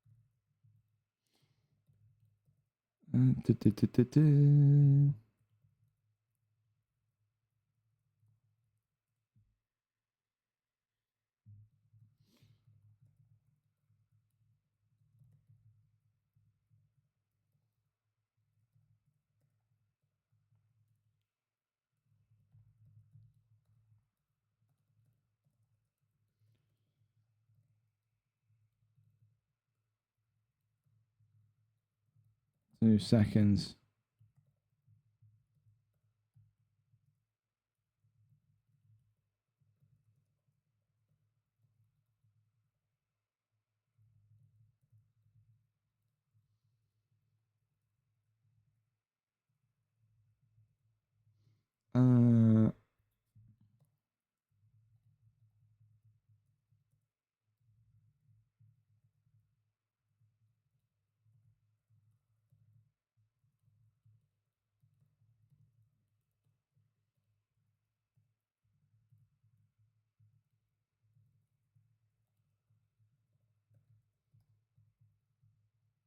Well, my bad. That's just answering a DM. There we go. We got one. Stoic Soldier. There we go. Thank you so much. Again, we're in some great time today. This YouTube link. I can't lie to you. I wish Xbox had the ability to go live on YouTube. Like, we have Twitch, which is good. Handy. But YouTube streaming, I think, is am I incorrect or correct in the fact that compared to Twitch streaming on console, YouTube streaming has less of a delay? I think that's the thing I like about it. I remember like when we had Mixer on Xbox. I know you lot on PlayStation had Mixer. Mixer was instant. Like when you moved in game, like a second later I moved on screen. Whereas on like Twitch and Xbox, it's like a 15 or 10-second delay. Something like that. Anyway, here we go. Oh, Jesus Christ, I've gone off the screen. Here we go. A great opportunity for Stoic Soldier to get his first streamed win. However, the task is not easy. When it comes to Kruger, this is a guy that has a catalogue of high-profile wins, a catalogue of championship wins, a catalogue of Hall of Fame fights. This guy is no doubt a future first ballot Hall of Famer. He has the championships, the accolades, and the resume to certainly fit that. He's been one of the only champions in the PlayStation division that's been active defending champion. Never complained, never bitched, never moaned, never retired like Wavy Pappy. He's been there, he's been consistent. That's why we love him. That's why we absolutely love him. But of course, he has to come in there tonight against a young and hungry up-and-comer in Stoic Soldier. A 3-0 record says what it says. He comes in with an aura of maybe invincibility. Feels like he can't be bested. And tonight it's going to take something quite special if you're Kruger to get this young man out of here and give him his first loss. If you are unfamiliar with the picks and you're new to UFC, Josh Allen, of course, in the red for Josh Allen. What am I talking about? Arnold Allen. NFL brain is fucking on Mars. Arnold Allen, of course, in the red for Kruger, whereas Stoic Soldier in the yellow with Diego Lopez. Imagine if fucking Josh Allen, the quarterback, was in the UFC. Fuck me. He had cannon arms for days. Anyway, keeps on going forward here. As you can see, the elbow's definitely being worked by Stoic Soldier. With Diego Lopez, though, you don't want to get into a fist fight here with Arnold Allen. You have to keep doing what he did in the first kind of minute of this fight. Shoot the takedown, get the security of the ground game, work the jiu-jitsu, and find your base. That's what you have to do. Of course, easier said than done because people don't take Kruger down consistently. Once you get one in, that's your one and done for the round. He is going to have heightened defense all the way through. And this pressure, by the way, can we just talk about that from Arnold Allen and Kruger? Absolutely world class. Making the front step towards him. No pause, no hesitation. I think you got to use Lopez's length a little bit more. You got to use those teeps. You got to kind of fend him backwards. Work the jab, work the teep. Get him away from you because right now you are conceding so much space and you are eating bullets here against Arnold Allen. Continues to fight forward. Arnold Allen looking for the finish here in round number 1. Kruger saying he is back with a vengeance. Kruger saying with his 30th fight here tonight, he will end it with a victory. Continues just to bop and pop Diego Lopez though. Look at the lack of time, the lack of space he's giving the Brazilian here tonight. More shots flying through. Stoic Soldier wanted a live fight. Stoic Soldier wanted to be the best. He is seeing what the best looks like here tonight. Have no doubts about it. It is a dominating, short notice performance as well. Kruger didn't know he was fighting until yesterday afternoon since his opponent pulled out.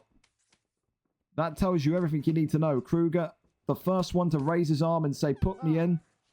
And the first man to put on a world-class performance like this. Right now, clear as day. 10-9 to Arnold Allen. And right now, we're on for a performance of the night bonus for this man right here with Arnold Allen. Because 3-0, bro. Let's not sit here and act like 3-0 is some sort of jobber record, all right? You come in knowing that you're undefeated. You come in knowing that you've got great characteristics and you can beat people. You nearly saw it there. You nearly got a submission in the first kind of 2 minutes of the fight, did the Diego Lopez pick, but Kruger just, he avoids it.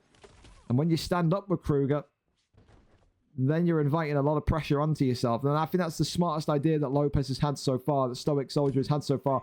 He has got to be relentless. Like Marabdashvili, he's got to shoot takedown after takedown and pray and hope that he can get some sort of commitment to the ground. Arnold Allen here drops him, and now it's knee on belly. And Kruger here, the former champion, is he going to get it done in round 2? He pulls himself off. He wants that clean finish here tonight, does Kruger. Big knee to the body, comes forward. But remember, playing with your food gets you stung. Should Kruger have gone for the knee on belly finish, maybe that stun will make him feel otherwise. Works the body back upstairs to the head. Still going forward here. No drama, no danger, no concern.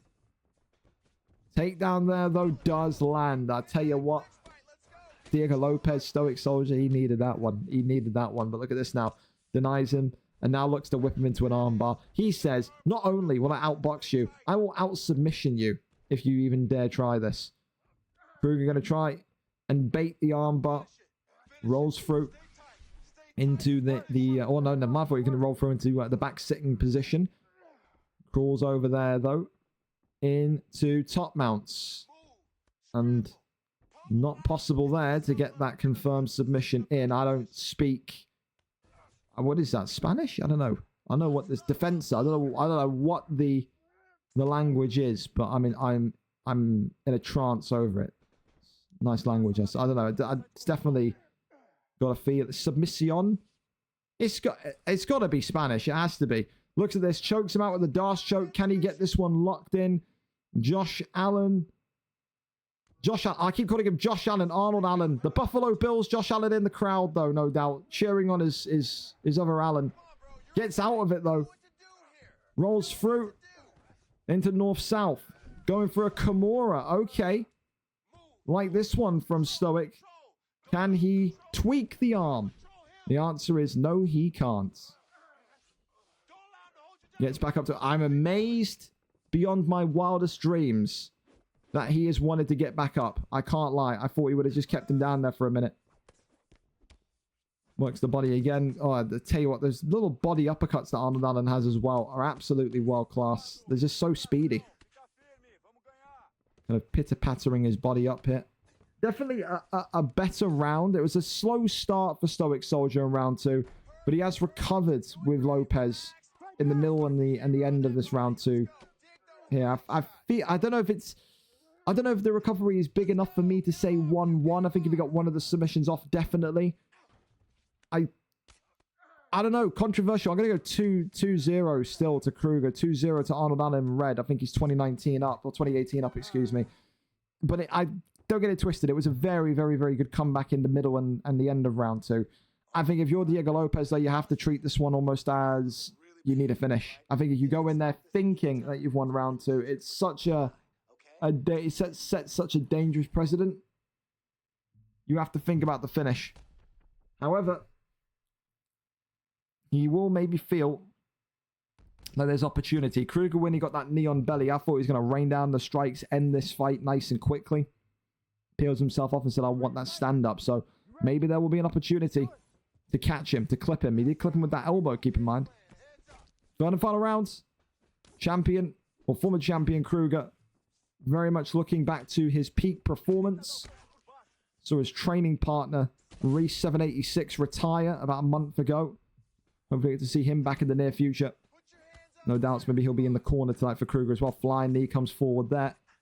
That right hand continuing to land and pop him. Overhand comes in. It's a beautiful straight. And there'll be no peel off this time. Knee on belly. Round number 3. Kruger back to the octagon with a win. For Stoic Soldier, his first loss of his competitive career. And it's not a bad loss to take. It really isn't. Like I said, we talk about Kruger and you run out of positive things to say. This guy will go down as probably one of the greatest PlayStation champions of recent memory.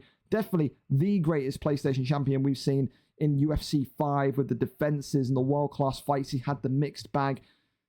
it's not over for Stoic Soldier. 3-1 is his record. There are still so much opportunity in that division, and that kind of loss should make you, I don't know, hungry to kind of get back in there, compete again, get back to get a rematch against Krug and see if you can outdo him. That's the level, though. That's the level. You got to remember, this guy who you just been beaten by just lost after defending his belt twice. There are people even better in this division. So sometimes you need that little bit of a reality check, a little bit of kick up the ass to kind of make you go, all right, I need to work on a couple things if I want to get towards the belt. I think he can do it. I think he's a great, great fighter. He nearly got that sub in round 1, which could have made the fight completely different. But ifs, buts, maybes, hypotheticals, that don't matter in the octagon. All that matters tonight is that Kruger walks away with a round 3 victory. Congratulations to him. Up next, though, we're going to go over to another rematch. Ethan DH against the returning Hawk. We haven't seen Hawk in quite some time.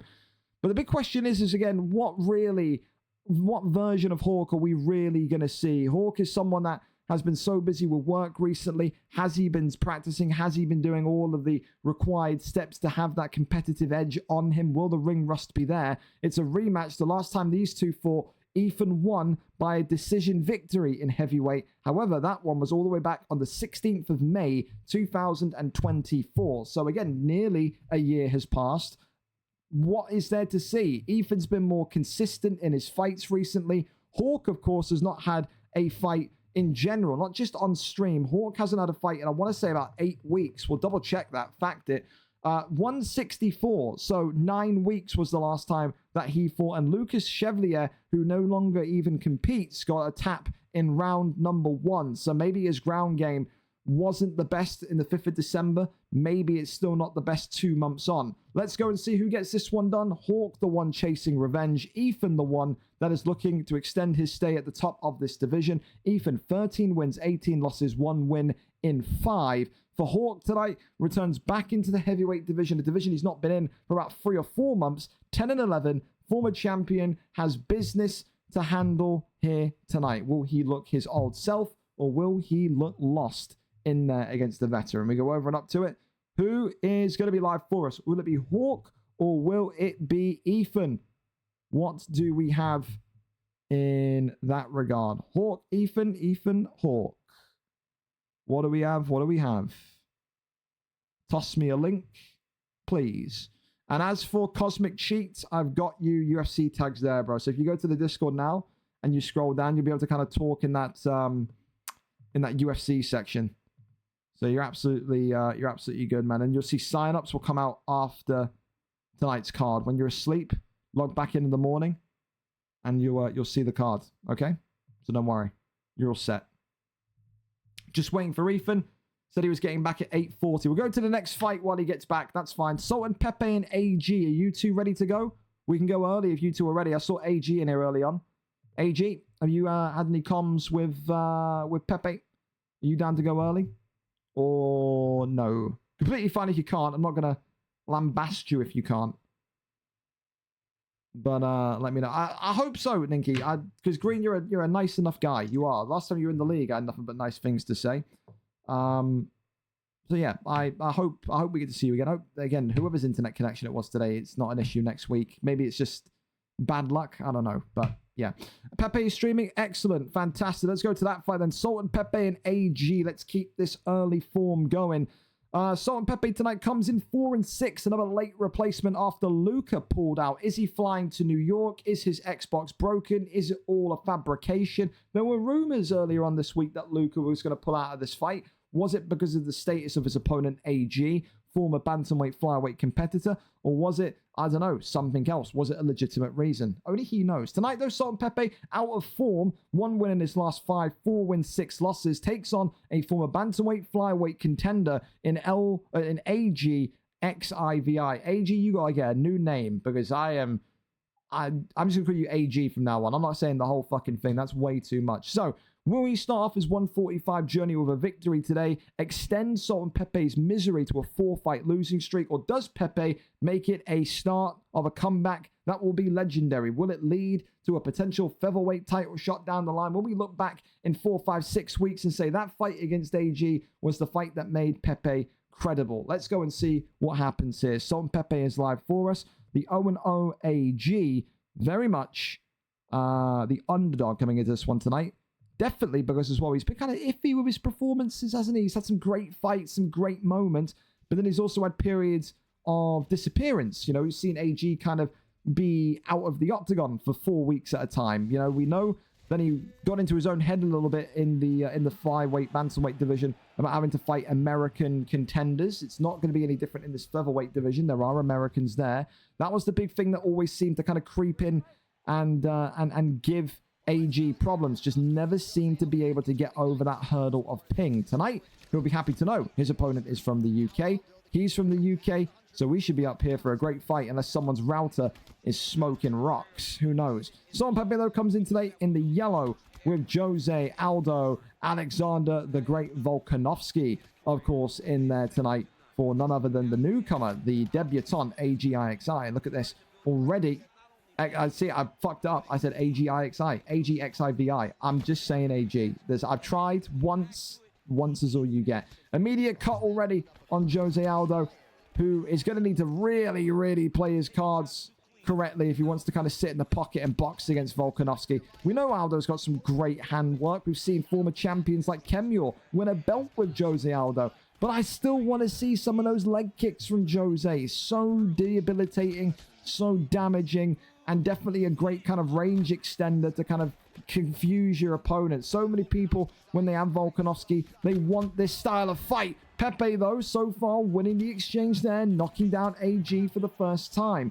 Volkanovski, though, deals more damage per capita, so you'd have to think here, Pepe's going to need to land maybe twice as many shots as what Volkanovski is going to have to land in order to get a stun. It only takes one shot for Volkanovski to get the knockdown, the knee on belly, and the victory. So although he's had a knockdown early here, AG, he will not be in his own head just yet. I know him well enough to know that.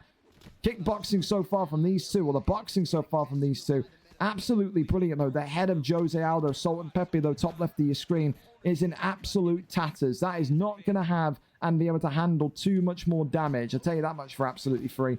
And it doesn't feel like we've been in just the first 3 minutes of this round. This feels like it's been a Hollywood action sequel.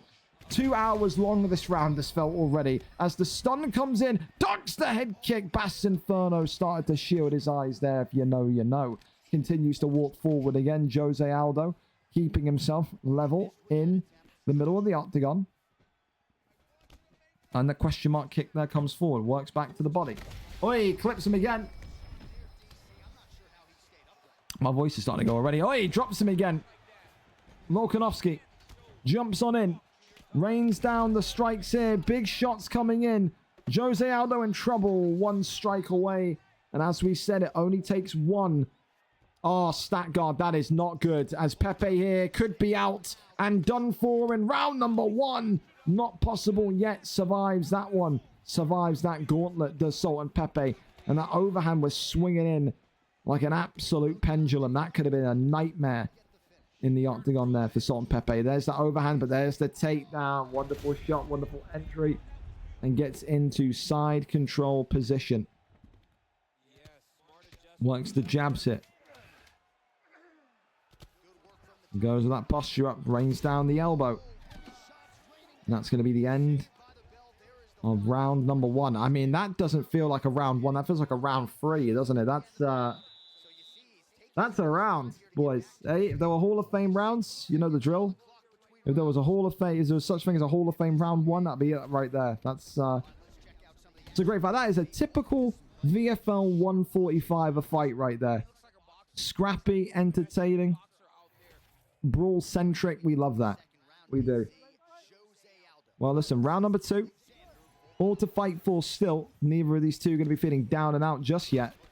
And look at the damage. Both of them right back into the action.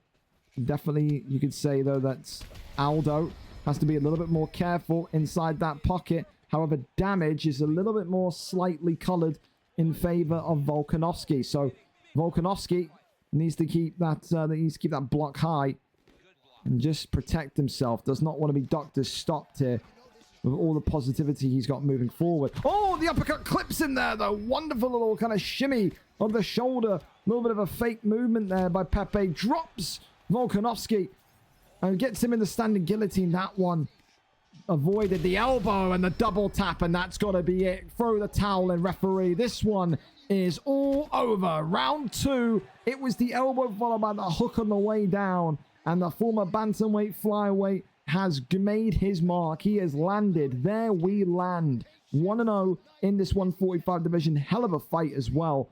And yeah, entertainment personified is Sultan Pepe, and AG takes 2 to tango. A great fight there tonight.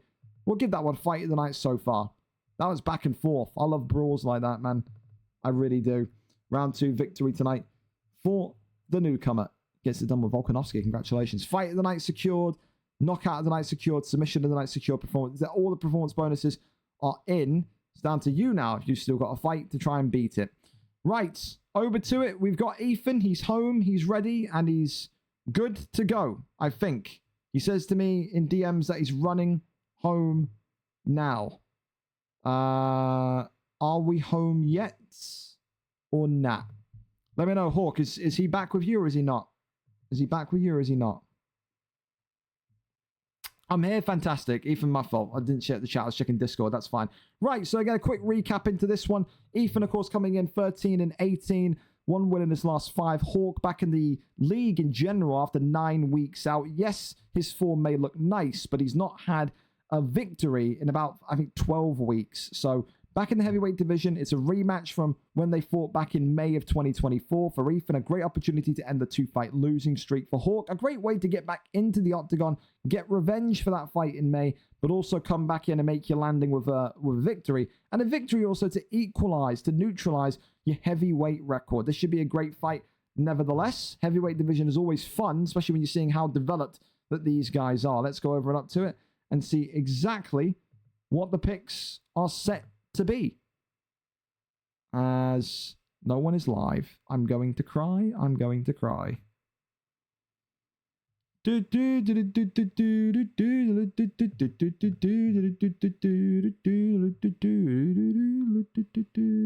he is. Found him.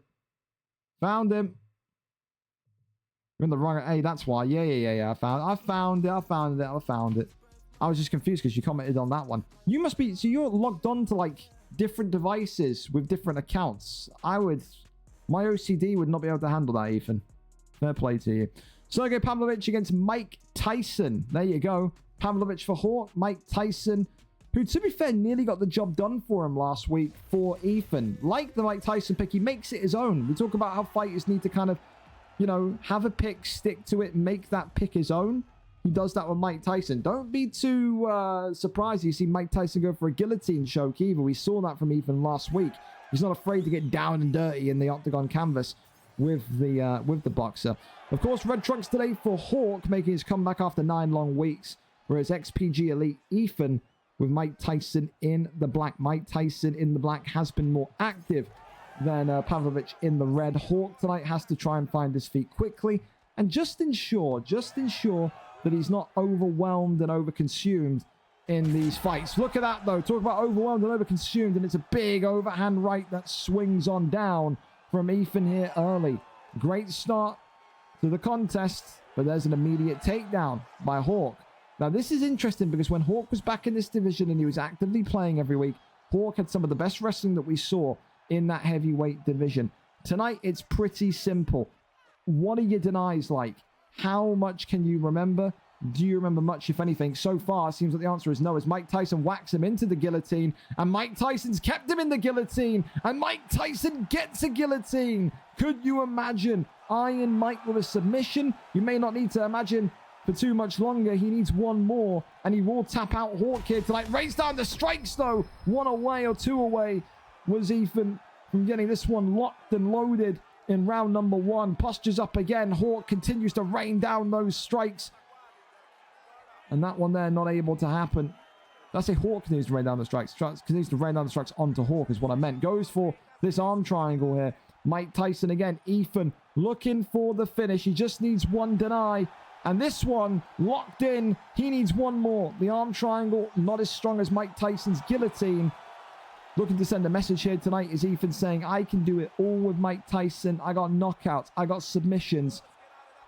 And he just needs one more here to make it something special. Would absolutely get submission of the night. Iron Mike Tyson with a sub. Are you nuts? Are you crazy? Crawls over to half guard again. Back into full guard. Got to get those denies in, though. Breaks on through. Now with that posture up. Rains down some big strikes here. Hawk's block clearly gone. And oh, well, Hawk's saying, gotcha. Don't try that with me. And the armbar going to be locked in now. And look at, wow, it just takes one. And 80% of Elite's bar is gone. That's the danger of going in there with Iron Mike Tyson. Your submission offense, not great. Your submission defense, even worse. And now it's a battle for who can get that final submission in. It is going to be a tightrope of concentration here. Both of them with a compromised block. Both of them knowing one more submission will do it. The guillotine locked in. Mike Tyson saying it's coming home for me. Mike Tyson locks it in. And Hawk has tapped Iron Mike with a guillotine submission. We said at the start of the fight, he nearly got a guillotine last week. There's no nearly about it today. Ethan, round one submission. Iron Mike Tyson gets it done with the guillotine. You can see there's definitely signs of ring rust there for Hawk. And I think, again, it didn't seem too bad. I expected, to be honest, a little bit worse than that from Hawk. It's just going to be getting that muscle memory back of the denies, the transitions, and so on and so on. I feel like realistically, he could have won that fight if he just had one deny. If he had one deny, he could have gone right into an armbar. Again, flipped it, managed to win the fight. So it's a game of fine margins tonight. Not Hawk's glorious return, which he would have wanted. But for Ethan, a submission with Iron Mike. He's been grinding for that for the last couple of weeks. And he walks away with a huge, huge victory tonight. Submission of the night for Ethan DH1. A round one guillotine, courtesy of Iron Mike Tyson. So there you go. We've had Anthony Rumble Johnson submissions before. We've had Conor McGregor submissions before. Add Mike Tyson to the list. Congratulations to you. A huge win, Ethan. And hope to see you again next week. Good shit. Up next, though, we go over to that middleweight division once again. And it's an absolute blockbuster matchup. Two of the best boxers to ever do it at 185. Lewis Bex against Cameron WXM. Lewis Bex 6-5 with a bit of a 50-50 form. Loss-win, loss-win, loss. He'll be open today to win. Cameron, though, back in the middleweight division. The division which he never really truly got a fair crack at due to his availability because of work. Finished at 4-0, moved into the welterweight division. It didn't go to plan in the welterweight division, but that's okay. We all know that the jump from middleweight to welterweight, that's when you start to really see the difference. Tonight, Cameron wants to re-enter this 185 division with a blockbuster win, with a statement win against one of the top names in the top three. And if he can do that, get it to 5-0, maybe he also will stake a claim for an early middleweight title shot. Let's see what happens. Both of these two are fantastic boxers. Cameron, the type of guy that, again, very similar to Burvey earlier on, will say, I'll box you all night long, but if you take me down, I got decent wrestling. Do it at your own peril. Who wins tonight, Lewis Bex or Cameron? A great fight between two elite boxers at middleweight. Let's see who comes up with the goods. Brendan Allen, again, the Brendan Allen love tonight is just coursing through the air. People are loving Brendan Allen. Joe Pyfer, of course, as always, was Cameron's pick back in middleweight when he was here last time. He's there with him again tonight. So, Joe Pyfer in the red trunks for Cameron. Brendan Allen in the blue trunks for Lewis Bex. This one set to be a great one here at 185. And Herb Dean mimes us action and says, on you go. So, I think when you think about Lewis Bex in particular, Lewis Bex, someone that can get in his own head quite often. This is someone that I think puts so much kind of energy into wanting to be as good as he possibly can. And you respect that. You like that. But equally so, Cameron WXM is almost kind of the Terminator of the middleweight division. This guy had such an impressive spell the first time he was in there. 4-0 for a reason. Never got the gold because of his availability. You had to think that the goal was eventually coming. Never fought Lewis Bex, though, when he was in this middleweight division. And Lewis Bex is another guy that in the last kind of like 2 months has had this incredible comeuppance in regards to his boxing in particular. So, needs to make sure he works that boxing tonight. Needs to make sure that he can stand up against Cameron and also be a little bit brave at times. I'm not going to really bash Lewis here if he shoots a takedown and tries to go for it early on just to see what the takedown defense is like. Of course, Cameron has had moments where he's dominated in the ground because of his denies, but he's also had fights where he's been very lackluster on the ground. And you know what I'm thinking about? The lacklusterness of this connection again. I'm going to scream, boys, if we get any more Wi-Fi merchants tonight. I seriously will. Big hook there comes in again as Joe Pyfer, just retreating, stepping on backwards, goes back down low to the body. As the internet connection is looking like it's made of sticks and mud again. Another 2 UK guys with fucking poor internet, boys. This card tonight is going to go down as some of the worst matchmaking ever because it feels like I've booked 4 fights where 8 homeless people who are playing off of the fucking McDonald's Wi-Fi are playing. I can only stress it, boys. Don't sign up on live if you're on Wi-Fi and your fucking dad's on Google or your mum's on Google or your brother and sisters are on Google because, again, this is just... It's meh. It ruins the fight. It ruins the flow of the fight. It's just so ass. So, I don't know. Looks like they're continuing for the time being, which is fine. Clearly, it's not a big issue to either of these two. Joe Pyfer's head health, though, is starting to creep down. Lefts and rights, uppercuts there continue to come in. Body shot comes forward once more. Spinning back elbow is a nice idea. I like that. I like that. Of course, don't forget as well, the prediction card's still up and live as well. Make sure you get your picks in tonight. Who wins all of our main card fights? Guess all the winners correctly. Win a cash prize from our sponsors over at Instant Gaming. Big knockdown there comes in. Lewis Beck's looking to give Cameron his first loss as he lags into a turning takedown. And Lewis Beck's, throughout that lag, says, not today, buddy. Defended with excellence. Continues to just look for that pullback uppercut or that pullback elbow. As, again, that big straight comes down the pipe. Lefts and rights again. Swings upstairs. Left hand is good. Uppercut, left hand straight. That's what he's looking for. Hey, there's the uppercut from Lewis Beck's again. Blocks one to the body. More shots. Drops him against the cage. And I'll tell you what, Cameron was looking lucky there because that could have been an immediate stop if there was about 5 more seconds on the clock. Great start for Lewis Beck's, who throughout all the lag, all the delay, continues to look like he's back to his absolute best. And I think if he wins here tonight, it's going to give him confidence. But it's not about the confidence. We know Lewis Beck's is a confident guy. It's just his consistency, isn't it? You just can't have a win-loss, win-loss, win-loss record and expect to compete for the belt. He's got to go on streaks now after this win today. If he wins, of course. There's still so much time left of the fight, and we have seen Lewis Beck sell like no other before. We have. Goes back down low to the midsection once again. Goes in that left and right. He's in that right hand, works off the jab, the straights there. Uppercut there comes forward. The lungs busted open. Big shots here. Lewis Beck's again. Oh, gets clipped by the elbow. That's what we're saying. Lewis Beck's will sometimes go a bit too gung-ho. Maybe he's going to calm himself down, and that's going to definitely wind him back in.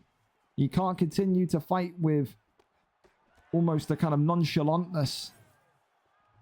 Absolutely not. Works off the jab. Big straight there down the middle as well. Left hand uppercut. Again, sneaking on through. Big shots coming forward. Straight there down the pipe. Avoids that one. The elbow just being teased. As we continue to Beyblade towards each other through this wonderful wall of lag. Oh, the elbow clips him. Lewis Beck's in big trouble again. Cameron not really pouncing on it though. Should he have been a bit more aggressive? Maybe you could argue yes. Oh, big straight down the middle now. Cameron here. Looking like he could be in trouble equally. These two back and forth so far in round number 2. Got to just make sure you get this one over the line though. Both of them not wanting to be the victim of a dangerous pull elbow. They're both looking for it. They certainly are. As we just continue to lag towards each other again. And someone's fucking router continues to smoke and bubble, right? Right hand there comes forward. He tries to go for that uppercut. I think that was from Lewis Beck's, but Choose the takedown. Takedown is denied. First shot of the night comes from Cameron. Did not expect to see that. Big straight there down the pipe, though. Lewis Bex lining up the finish. Right hand. Left hand there comes forward. Big straight down the pipe as well. Little mini pullback there. Right hand continues towards Lewis Bex. Now, he's got to think as well. Does Lewis Bex need to up the ante a little bit? Can Lewis Bex up the ante with this horrendous lag that continues to plague both of these fighters? Big straight there, flies forward again. 1-2 there. Lewis Bex just looking for the straight. He wants that straight every single time. There it is. Big shot against the cage. And this one is all over. Lewis Bex gets it done in round 2. And it is not the triumphant return that Cameron wanted back to 185. His middleweight invincibility has been cracked and shattered. Lewis Bex again showing why he's one of the most clinical boxers at 185. He gets it done in round number 2. Now for Lewis Bex, we never doubted his talent. It's about his consistency. Can he go on and make this a run towards the middleweight championship of the world? We certainly hope so, because he's a great fighter. He certainly is. Commiserations to Cameron. Thank you for both of you for being on time / early as well. Up next then, adversary against Verse Style. Adversary, there he is. Comes in tonight, 8 wins, 5 losses. Verse Style, of course, is on the Xbox division and PlayStation division. Said to me, respectfully, I want a PlayStation fight tonight. It's the console that I think I operate better on. It's the console I think that I'm able to compete at a higher level on. Give me one tonight. He gets his wish, and the only man available for him is Adversary. 8 wins, 5 losses. Adversary will lick his lips and say, this is a great opportunity for me to go to 9-5, to get a free fight win streak and get closer and closer towards an eventual title shot. We know Spooky, after his big win last week, is in the wings. We know Freds has got a shot tonight. Adversary will join that conversation should he be able to win here this evening. Who wins it? Will it be the number 4 ranked Adversary, or will Verse Style, the bantamweight flyweight from Xbox, make it a winning start to his Sony debut? Let's go over and up to it and see exactly what the picks are set to be. We're here, we're set, and we are ready to go. Bantamweight division 5-star fighters tonight are legal for these boys. So go wild, go crazy. Absolutely. Alrighty. Dillashaw versus Piotr Jan. Dillashaw pick continues to get more and more love each and every card. Definitely a kind of prime pick nowadays in terms of what people like from their bantamweight flyweight division. But Piotr Jan as well, such speed, such excellence. Almost kind of glides across the octagon, doesn't he? He matches Dillashaw for speed, but the power is going to be the question mark. I think that's why you think about maybe who you could have gone. I still think like the Cody Garbrandt pick against this Dillashaw is a great pick. I mean, I know they had that great rivalry in real life, but Garbrandt in this game, he kind of like was used for like a good couple of months and he just fell off the radar, didn't he? I remember seeing it the first time Dave was in a title fight towards the beginning of UFC 5 when Cody Garbrandt came out and Dave was even using him. He just fell off the earth. What happened, you know? Big shots there coming in already as these two are not wasting any time in exchanging pleasantries. In that PlayStation division, open for business. No doubt, though, Spooky will have a big say about what happens next. I think he'll be thinking, if he can beat Kezza tonight, about going for the double champ status role. I don't think he'd be too opposed in calling out Joe Goldberg. If Joe Goldberg can win here tonight, who knows? Maybe he'll be the lucky recipient of a legacy fight. Who knows? So many twists and turns in the storylines that we're going to see here tonight, no doubts. First Style, though, very much starting off this fight on, maybe you could argue, more of the front foot. I think realistically, Dirtbike Hoskins, who of course we know is Adversary in the red, has to just be a little bit wary of that damage that Dillashaw does, and it's that pressure of Verse Style consistently, isn't it? Walking Adversary down, just continuing to clip him and stop him here, drops him to the canvas, and this is why Verse Style MMA is in that bantamweight flyweight division on Xbox. He is a killer on the feet. He is pieced up. Pieced up Adversary tonight is Verse Style. He truly has. He needs to work forward though. Jan Big knee to the body there. Comes forward. Wants to work on the double jab. I thought he was going to go for a flying knee or something there. He's got that kind of lofting, kind of like clothesline type jab, doesn't he? It's almost kind of strange, the animations that TJ Dillashaw has. Big shot again. Clips him and stuns. Well, not stuns him, but cuts him open. Uppercut there. Flies on through again.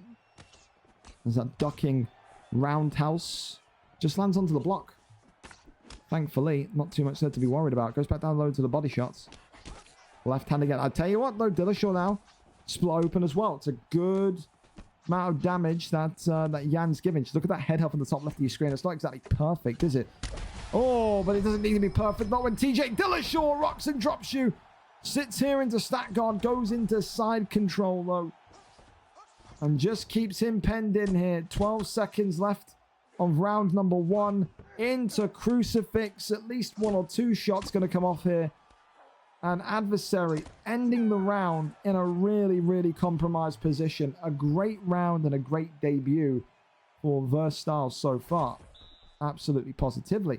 And he wasn't joking, boys. He said, you know, put me in that PlayStation division. I want a PlayStation fight this week. This is where I operate at my highest level. We've had that happen before. We've had people come from PlayStation to Xbox and Xbox to PlayStation who have openly said that they feel like the pad, the controller, makes such a huge difference when fighting over there. Some people say it doesn't make a lick a bit of difference. Others just say it's preference. Maybe that's the case here tonight for Versatile. Ducks underneath as Jan continues to eat the uppercut. Hey. Elbow there comes in as the body shot there continues to fly forward. Big straight down the middle. Uppercut again. Back down to the body again. Just to kind of float away on that body kick. Head kick. Oi! The counter shot there on the hook from Jan would have been nice. Oi! Clips him as well.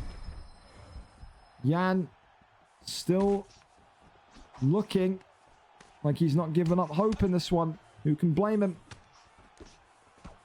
Who can blame him?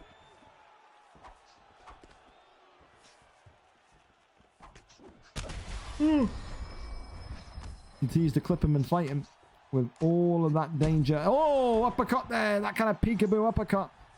TJ Dillashaw now back into that same position he ended last round in, but this time with 2 minutes and 50 seconds left on the clock. This is not where you want to be against the talented groundsman like Versatile. No way. Denied that. Works the body shots. Goes over into side control. Elbows there, absolutely nothing. Over to that right side. Backside ignored. Ooh, left hand again. Brilliant work. Oh, the uppercut through the block. And this has got to be it here. Goes into the armbar, you saucy, cheeky bastard, you. Wonderful. Thought maybe the neon belly was going to lead to something. Oh, he's let it slip. It's gone from you saucy, cheeky bastard to you shit bastard. Wow. How you let that slip then? Insert Eddie Hearn meme. How you fuck that one then? Drops him regardless. Doesn't make a lick a bit of difference. 1 minute and 9 seconds left as Versatile seemingly wants to draw out his debut on PlayStation tonight in the longest and most dominant way possible. Left hand again clips him and drops him. An adversary still has to try and find a way to march forward and still has to try and find a way to pull this one out of absolutely no. Oh my God, Jesus Christ, he's gone stanky legged. And TJ Dillashaw, Versatile tonight, has got it done in round number 2. Maybe you could argue he could have got that done a little bit earlier, but I mean, it was just complete perfection in the stand-up. Doesn't need the wrestling, and who can blame? When you got stand-up like that, how can you even remotely blame him? Just outdid him, outpaced him, outmaneuvered him. Some great little movements as well, the kind of movement strikes I like to call them, where he shifted to the right and got the right hand off, was absolutely sublime. Thoroughly deserved win tonight. A great debut win tonight for Versatile and May in that PlayStation division. And that's going to be one of the guys to watch. I'll tell you that much right now. That's going to be one of the guys to watch in that division. Congratulations to him. A huge, huge victory tonight. On to our next one. We keep the train moving. We keep it going. Zookins against Mia the Mute Girl. Mia keeps on building her own career path in this welterweight division. 7-4 is her opponent Zookins tonight. Only 3 wins in his last 5, coming off of a loss. He knows he needs to get back onto the winning side of things. He wants to continue climbing the rankings. The number 7 ranked man takes on another top 10 opponent. Mia tonight, 3 wins, 1 loss. Of course, win here tonight, you go to 4-1. It's a 2-fight win streak. If you do, you only move up 1 or 2 spots in the rankings because of Sam being 4-4. But it's the fact, again, we talk about it constantly. Streaks, streaks, streaks. The only person in this welterweight division, as of right now, that has more than a 2-fight winning streak is Fish14, who's on 4 after tonight, and Tormentor, who is 16-1-13. Mia wins here tonight. Next stop for her is a main card bout against one of the veterans in the 170 division in Tormentor. Got to think about tonight, though. Got to think about getting past Zookins. Zookins, not an easy fighter. 7 wins, 4 losses for a reason. This will be a great fight. This will be a fantastic fight. And I want to see tonight if Zookins has got something special planned for us. I want to see if he's going to maybe incorporate a bit more ground game to his kickboxing style, or if he's going to go straight kickbox again. I'm interested. It's a great fight between 2 great people, 2 reliable fighters. Excited to see who comes out on top here. Zookins is live for us. We are there. We are set and we are ready to go. Welterweight division, brace for action. Randy Brown against Michael Morales. Oh, yeah. All right, all right. Whenever you're ready to go, you can go.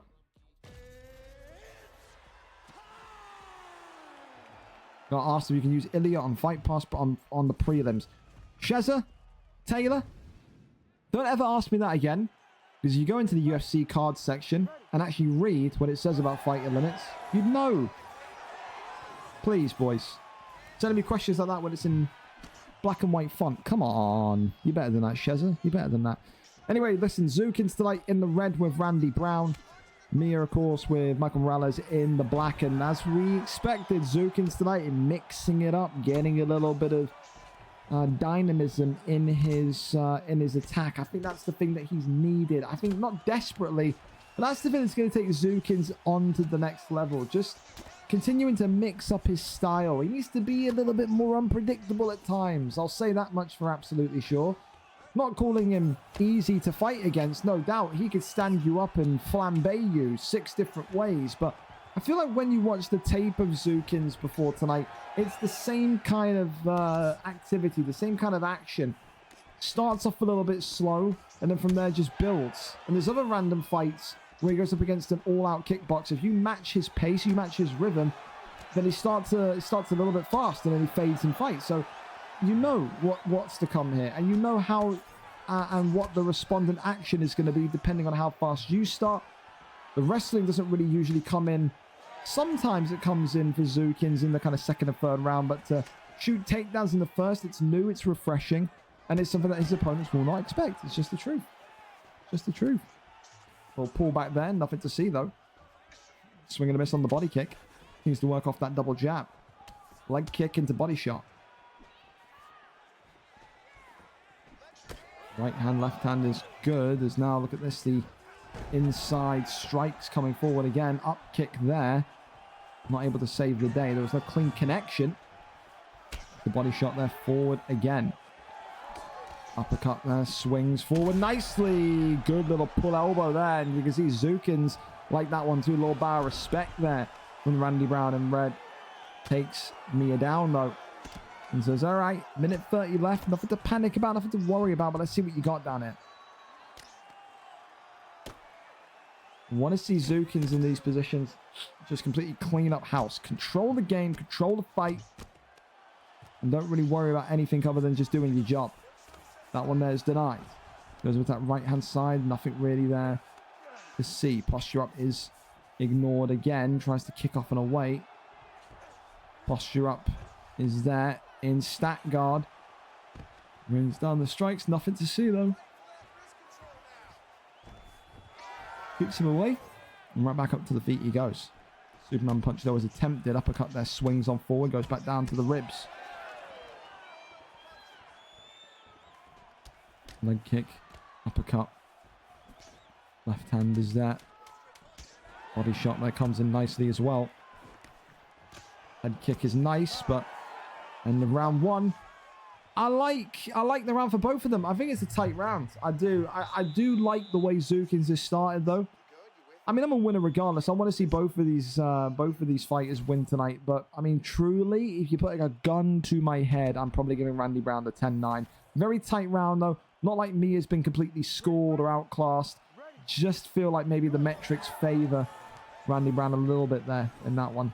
Immediate takedown. Really, really nice entry shot there from Zukins. And now we're right back into the fight game again. Mia going to have another kind of come to Jesus meeting where you have to say to herself, all right, taken down again. How do I kind of work the G8, manipulate the momentum, and get out of here? Of course, this is a fight that I think as well Mia probably needed to have. You know, we've seen her in those opening 4 fights have some great wars on the feet, but there are groundsmen in this division near the summit of the division. You have to be able to cope with chain grapplers. You've got to be able to cope with submission specialists. You have to. You need to be so well-rounded to go for that welterweight strap. Only the best of the best come away victorious. Look at the legacy of that belt. How many future bantamweight, flyweight, featherweight champions have there been that have held that welterweight belt? So many great ones. Takes the back here. Big knee there upstairs. Uppercut there, comes forward again. Uppercut there, swings in. Oh, that's great head movement, by the way. Wow, from both of them as well. Great takedown. As Zukins, again, continues to exert his dominance in those shots and in that shot selection. I think for me, it's not the takedown landing and the control there. It's just the IQ of watching when that corridor opens up, when that door opens up. But look at this, a triangle choke here in now from Michael Morales. Zukins, maybe, just maybe, been caught in the spider's web here.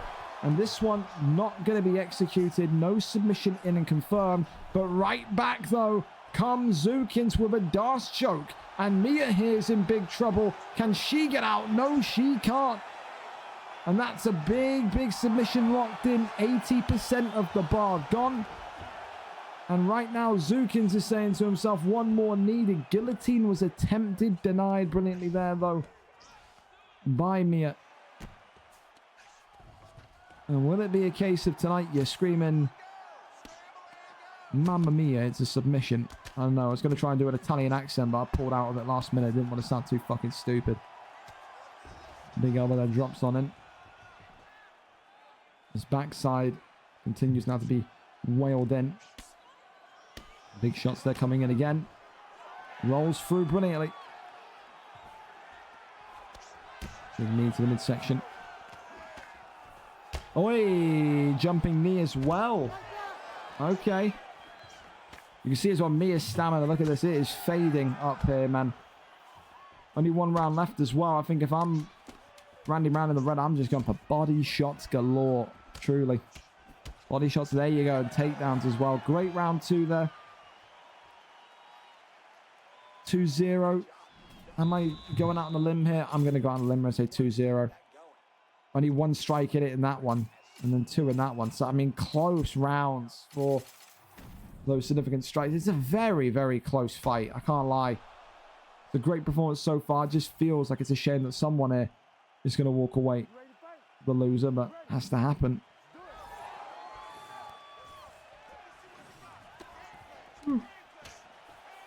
So, for Mia, does she feel like she needs to chase and finish it? Oh, the standing guillotine. And could this be the moment here? Rolls through into mount. Goes for position over submission. Who can blame? Who can blame Zukins there? Mia just struggling ever so slightly with those denies. But then again, you say that and then Zukins gives up a big one in the get-up. Tucks underneath there, shoots the takedown. Turning takedown again. It is the money takedown tonight. It is. Every single time. Without fail. Oh, what's this? A Kimura. Wow, it's a submission reversal. Wow, Zukins take a bow. We said it was going to take something special tonight. to knock Mike Tyson off the submission of the night. It is a submission reversal Kimura from Randy Brown, which gets the job done for Zookins in tremendous fashion. Great respect there at the end of the fight. It was a very tight fight on the feet. Definitely doesn't feel like that's going to be the only time those two meet.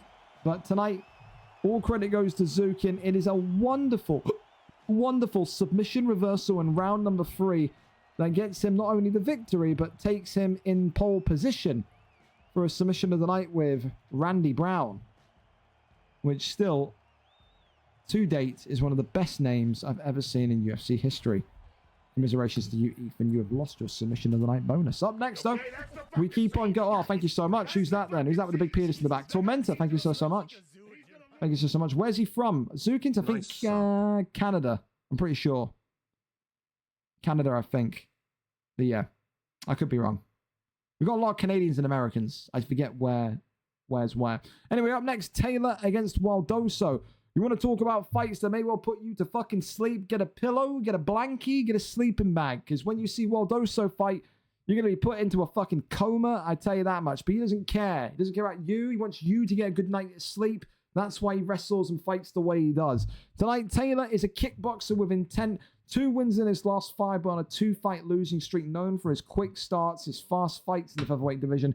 Goes up against Waldoso, 3 wins, 3 losses. He calls himself the most boring wrestler in featherweight, and he says, it gets me wins. I don't know why people are crying. He wins today. Not only will he take out a number 3 ranked fighter in this division, but he'll make it a 2-fight winning streak. It is explosive, aggressive, fast-starting striker against the Imanari Roll King himself, Waldoso. Who gets the job done? Who wins in this 145 division tonight? We go over and up to it. Let's see who gets this one done. Taylor is live for us.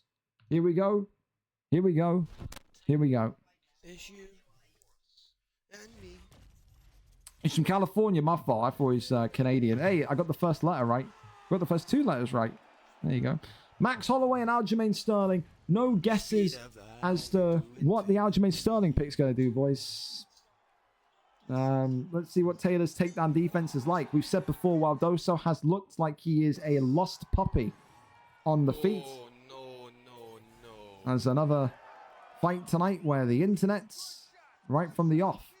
Looks like it could be a concern. Maybe it was just one big bolt and jolt, but who knows? Aljamain Sterling in the black here for Waldoso. Taylor in the yellow with Max Blessed Holloway. He loves this Max Holloway pick. He does. Hold on, mate. I'm trying to turn off my fucking internet. Trying to...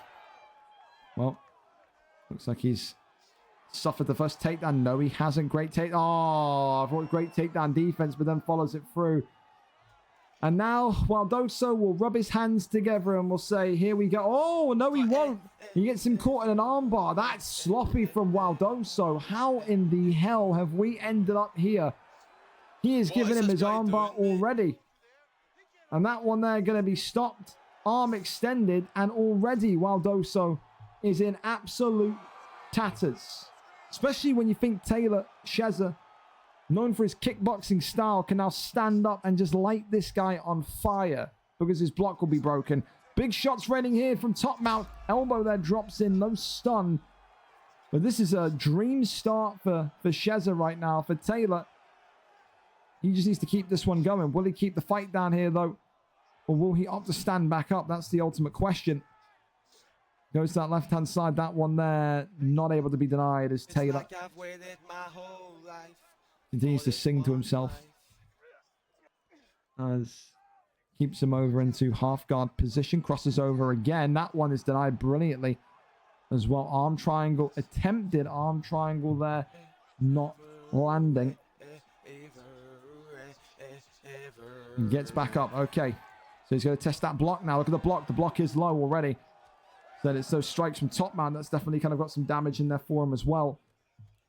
There's now the bread and butter, the main ingredients of Kezza, Taylor's fight style going to be seen. Mate, what is going on? Unfortunately, though, taken down. Taylor seems confused by it, yelling what's going on.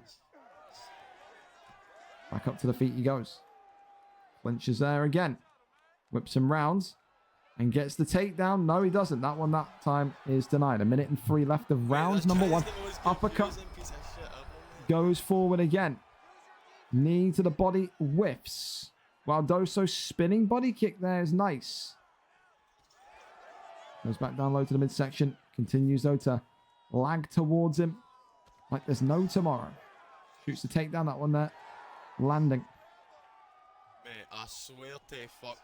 I'm holding RT and LT and pointing the right way. There's that frustration that Waldoso causes. Some people say Waldoso's greatest weapon is the weapon of pissing his opponents off. You know, some people will say that. Type of guy that will shoot 37 takedowns in a fight. No joke. Exactly what he'll do. I'm not frustrated, Gringo. I'm not frustrated. You sound fucking angry, Kezza. You sound like you're furious, my friend. I don't know. Don't yell at the commentators, mate, all right? You just block the takedown. Stop a takedown, and you'll be fine. Glove touch, not there. Goes forward, the uppercut there, shoots the takedown, and that one there is... Well, Taylor's there loving it. He's got the first one denied tonight, and now that's going to be a bag of confusion. Oh, well, there you go. Lands it right back down. See? Shouldn't have been so fucking cocky, Kezza. Stop talking to me. Talk to him.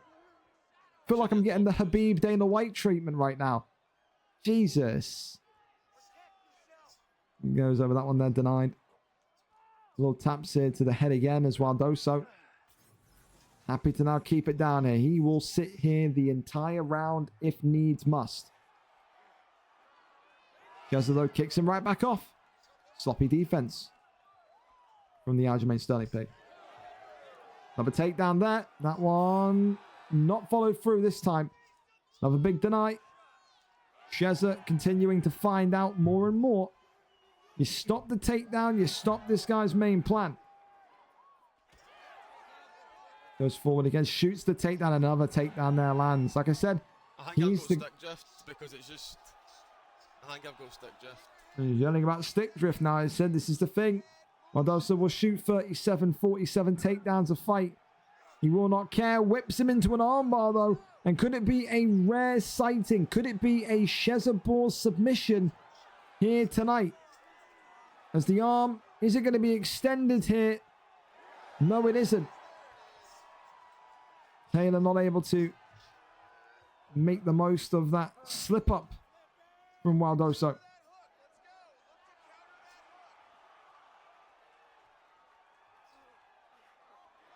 Little strikes there coming in again off the bottom of the canvas as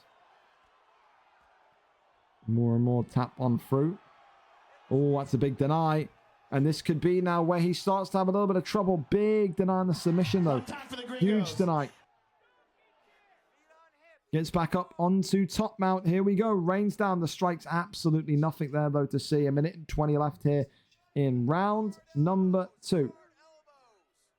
Still a couple of great fights start on the prelim card. 2 more, including fan favorite Showtime going up against Ross C tonight. Another yin-yang matchup. Pressure boxer against submission phenom. Of course, the main card tonight, 10 p.m. UK, 5 p.m. Eastern. A lot of great fights on there, including our main event closer to 7 p.m. Eastern, 12 a.m. UK. ThaSpookyGeauxst fighting out of Canada against Kezza fighting out of Liverpool, England. Can Kezza get back to winning ways and championship strategy as the first submission here comes in?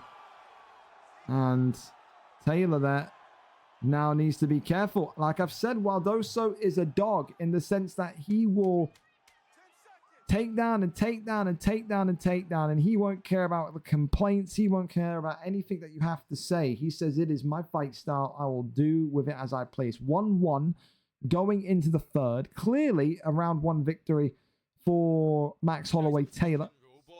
And then round 2, as Kezza calls him a robot.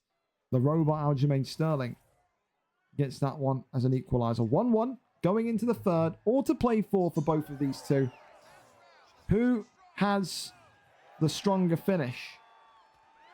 No bow or glove touch from Taylor. He is all business. Uppercut there, swings on forward.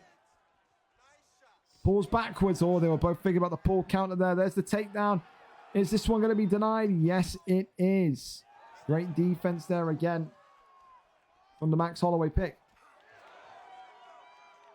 Oh, That one there is stopped again.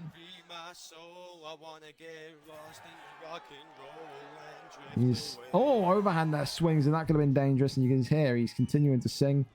He's in good spirits. It right hand there, swings on, bellows on through, shoots the takedown. That one there though, not possible. Head strike there again though. Although I think the only thing that Kezza's got to be careful of is that stamina. That stamina is cooked, but that's a wonderful shot selection. While Doso was hoping he'd jump on down there, was never going to happen from Taylor. He's learned from those fights previously. Look like the stamina's low for Taylor. Still gets the deny on the takedown. Really, really nice there from the Scotsman, who continues to be clinched and grappled. And look at this, throws him into a triangle. That one there broken through though. He says, Waldoso, get back on your feet. We are not doing this tonight. Down low. Whips him round, and another attempt at the triangle. Another deny of the triangle.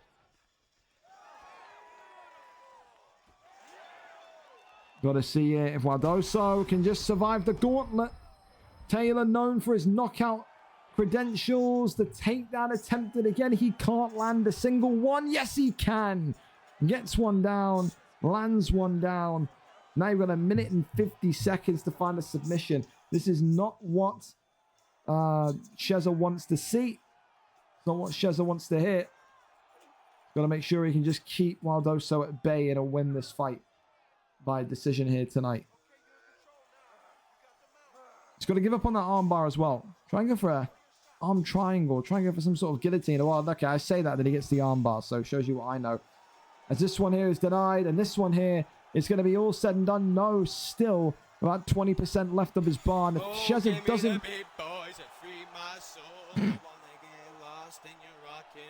I'm amazed that Kezza has not opted to stand back up and just box with him now. The block is going to be even more. Here we go. Last stretch. Oh, give me the beat, boys. Free my soul. I wanna get God. Look what Kezza's done. Kezza has launched the fucking whole generation of fighters that sing during fights, man. I hate it. I hate it here. Max Holloway gets this one in.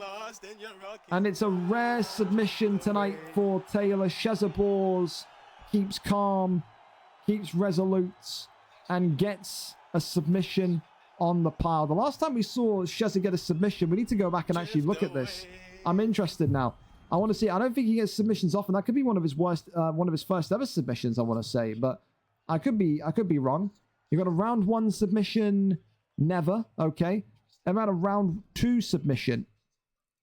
Never. Round 3 submission? I've got Dobie Grage after away in my corner. No. Round 4 submission?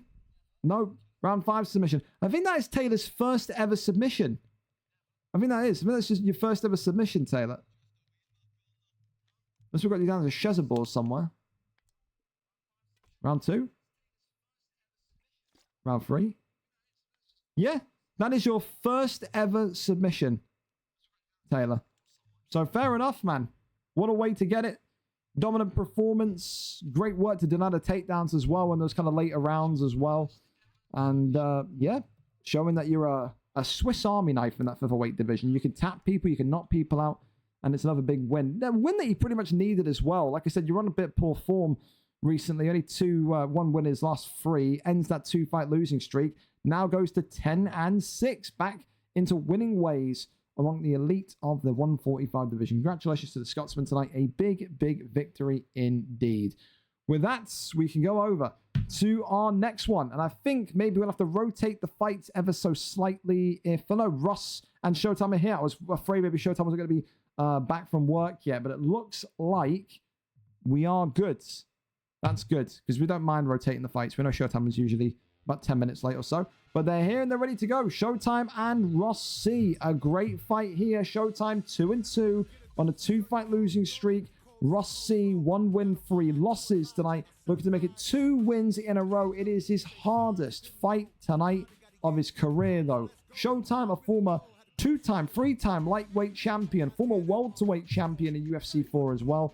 He is known for his incredible pressure boxing. Ross C, though, known for his control and his ground game. Tonight, it's pretty simple, isn't it? Rossi's got to avoid that marching forward of Showtime. He's got to shoot the takedown. He's got to try and control Showtime. Showtime, though, will say, take me down if you can. If you do, let's see what happens. My takedown defense, my denies ain't too bad for one of the veterans of the league. Let's see if he can do it, though. Tyron Woodley for Rossi in the black.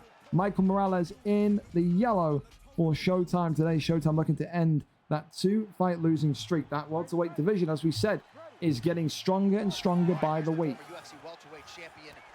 Here we go then. Tyron Woodley, of course, for Rossi, known for his kind of bulkiness, his lack of agility, but his power is something that you absolutely have to adore. And no doubt if Showtime today gets clipped by a couple of big right hands, a couple of big left hands, then obviously he's not going to like what comes down the pipe. See as well what happens when Ross takes that first stun. He will be stunned in this fight. Going against Showtime and not getting stunned is like going fishing and, you know, forgetting your rod. You know, it's going to happen. You know, it's going to happen at one point. Get on the boat on the early morning sunshine, 6 a.m. I've got my baits. I've got my boats. Oh, fuck. I'm in the middle of the sea. I've got no rod. Just going to happen at some point. Showtime, look, busted open first, but gives one right back. And now look at this. The elbows flying in from Ross C here. Great start for both of these fighters so far. Big lefts and rights, and you can see already that cut there, just above the right brow of Showtime. Very much a thing. And look at this, a standing guillotine. Really nice. Goes into mount as well.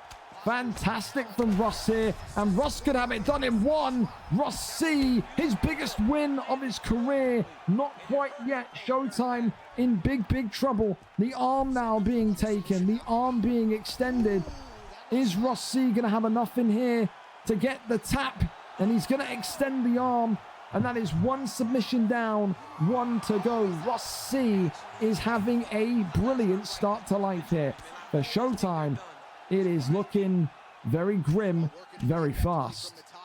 Got to try and find a way to get back to a standing base and work that boxing like we know he can. Crosses over. Look at this, drags him back into the center, rains down the strikes here. Big shots again, Ross C. Posture up, armbar once more. And this could be all she wrote. What a performance this has been from Ross C this evening. It's not going to be the confirmed victory yet, though. Showtime with a sliver of block left. And I wonder if now Ross C is going to really try to make the emphasized point here and go, whoa, that's just deny, actually, it's fair. Arm triangle in, but gets out of that one. I nearly missed that deny. I was too busy going into a speech. I thought maybe Rossi was going to pop back up here and just try and turn the lights off of Showtime because that block's going to be absolutely paggered. But, I mean, look at that block on Showtime, completely gone. And Ross C in the last 13 seconds of round number one, get a seismic victory. He stunned Showtime here. Big shots coming. Showtime survives it. A lot of damage done. The block absolutely cooked. Ross C with probably the most flawless round I've seen in quite some time. What a start to life for Ross. Round number two, up and underway. Bar respect there, as always. Classy, these two are. One of the best up-and-comers against a veteran, a future Hall of Famer in Showtime. He uses those niche picks like no one else. The first ever BJ Penn welterweight champion. The first ever Nick Diaz lightweight champion. He does it his way. He does it the Showtime way. He truly does. Lefts and rights again flying forward from Ross C, who seems now to be more comfortable, more at peace with trying to box Showtime. He knows he can crack him because of that block being compromised. Don't dance with Showtime, though. In the pocket, raining down. And the American, the Chicago native, nearly makes him pay. That would have been one of the biggest slips of Ross C's year. Oh, my goodness me. And is that now going to maybe make Ross go, shit, he ain't no joke, and keep this one on the ground? I think it may do. That one was way too close for comfort for Ross C. Wow. Elbow there, swings on in. Showtime on the back foot once again. Clinches up here. Sways round to the left. Another clinch. Takedown attempted. That one there stopped. Uppercut there, left hand. Swings on through. Beautiful shots here being maybe approached on, but continues to go down low. The block of Showtime, boys, is absolutely fried. His block is lower than his head health, and his head health ain't exactly high. Oh my goodness me. Elbow clips him and drops him. Jumps into the pocket here. Gets right back up onto his feet. He wants it the good old-fashioned way. Or maybe he doesn't. Maybe it was an accident. Maybe the get-up was accidental. Showtime's face is sliced and diced open. The medical services after this fight are going to need to use some serious amount of super glue to put his face back together. You're going to need that ultimate super glue, that adhesive strength shit. You really will. Crosses over into the half guard position again. Sweeps the arm. Crosses over. I think he wants that top mount finish, but can't exactly get there just yet. Denied brilliantly. Posture up. Rains down a couple of big ones here to the body. I don't know why he feels like going to the body would be needed. He is absolutely fried that head off. It's going to take one posture up and elbow drop for this one to be over. And I think he's still going to allow Showtime to get into round 3. And I don't want to say Showtime has every guaranteed abilities of winning this fight, because that block is horrendous. That head health is horrendous. But if Rossi ends up losing this fight now in round 3, he is going to kick himself, because he could have ended that fight not once, not twice, not 3 times, but 4 different times in rounds 1 and 2. Has to make sure now he gets the job done. Does not want to be on the end of a comeback of the year nomination come December 2025. Little bar of respect there again from both of them. And here we go. Left hand immediately comes in, back down low to the body. Shoots and stops him. Oh, tries to give us something cheeky there to Showtime, hoping that Ross wouldn't block that one up. Oh, the uppercut. It's disgusting. Kemure teeing away. It feels like we're watching a Kemure fight. That's how good Rossi's doing in there tonight with boxing. Goes down there onto the half guard position. Now for Ross, a case of where do you go? Do you want the submission? Do you want the top mount? And again, the same thing as what I said before, to be honest, as well. In one of the earlier fights tonight. Said about Fish 14. If Rossi comes out of this fight only winning by decision, it's a little bit disappointing. You think with the amount of damage and the amount of block lost and health lost Showtime's had in this fight, it would be more impressive from Showtime if he gets that. And he postures back down, so I don't know what Ross is thinking of here. I really don't. Little taps there coming in again. GA being built for this one, and now back to his feet we go. I hope to fuck Ross you don't lose this fight, man. I really do, because the way that you are moving, oh, dude, this has just got like a sneaky feeling in me that maybe something could happen here. Big shot comes in though. Rossi again. Elbow drops him. Doesn't want to risk anymore. The defense is good, but it's not good enough. Showtime out of there in round number 3 for Rossi. One of his most impressive, all-round, balanced, put-together performances of his career today. That's his biggest win of his career today. And no doubt that is going to make him feel like he is on the right track. Rossi, a 2-fight win streak, and he has never looked more sharper in all of his VFL UFC career. A great win tonight, a round 3 TKO through the ground and pound. And I can't wait to see him go and rise up those divisional rankings. He's a future welterweight champion. When he fights like that, you see the potential inside of him. Dangerous fighter, boys. Dangerous, dangerous fighter. Well, listen, final time of the night. We can go to our prelim card. Let's go and ping the Discord and see exactly where we're moving with this one. We can just go and quickly remind everyone. Remember, get your prediction cards in you miss out on the prediction card and you guess all the people right, you're missing out on free cash. So don't miss out on it. Final prelim fight is now live. You got until the first fight of the main card begins to get your your shit in, okay? So make sure that you're getting your predictions in. And yeah. And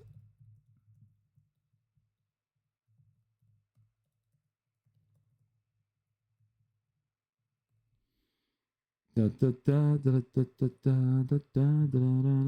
got someone asking me about a release clause for FIFA. They've not read anything whatsoever. So that's fine. That's all right. Well, let's see. Are we all good? Are Fran and Art of War here? Mr. War, I saw you earlier on in this chat. Are you still here? Or are you not? Yes. Lobbied, fantastic. That's music to my... What a fucking phenomenal card tonight with everyone being on time. Wow. Tears in my 4 eyes, man. Hey, it's Fran then. The former Mexican sensational featherweight champion said, I want to move back to that flyweight division. I got unfinished business. I've defended the featherweight belt. I've made the featherweight belt Mexican again. I've luchadored my way through the featherweight division. Get me back in the flyweight division. Today, Fran makes his second debut in this stacked elite division. 2 wins, 4 losses from the last time he was in here. It was a 4-fight losing streak the last time Fran was in here.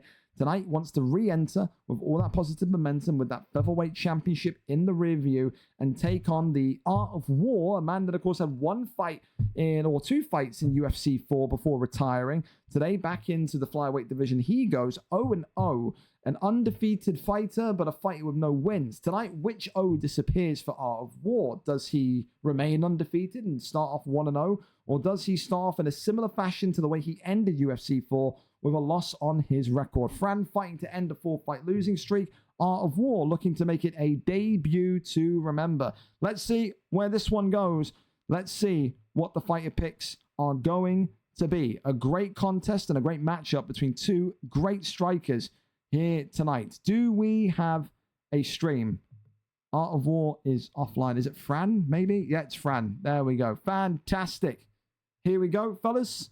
Take us in when you're ready. 5-star fighters are available. Alexandre Pantoja tonight against Brandon Moreno. It is the fighter picks of the flyweight division. Make sure you got until the end of this fight, the beginning of the main card fights, to get your prediction cards in. Free to play. All you got to tell us is who wins on the main card tonight. You got a chance to win some free cash. Go, go, go. Here we go. Brandon Moreno in the green trunks. Pantoja in the yellow trunks.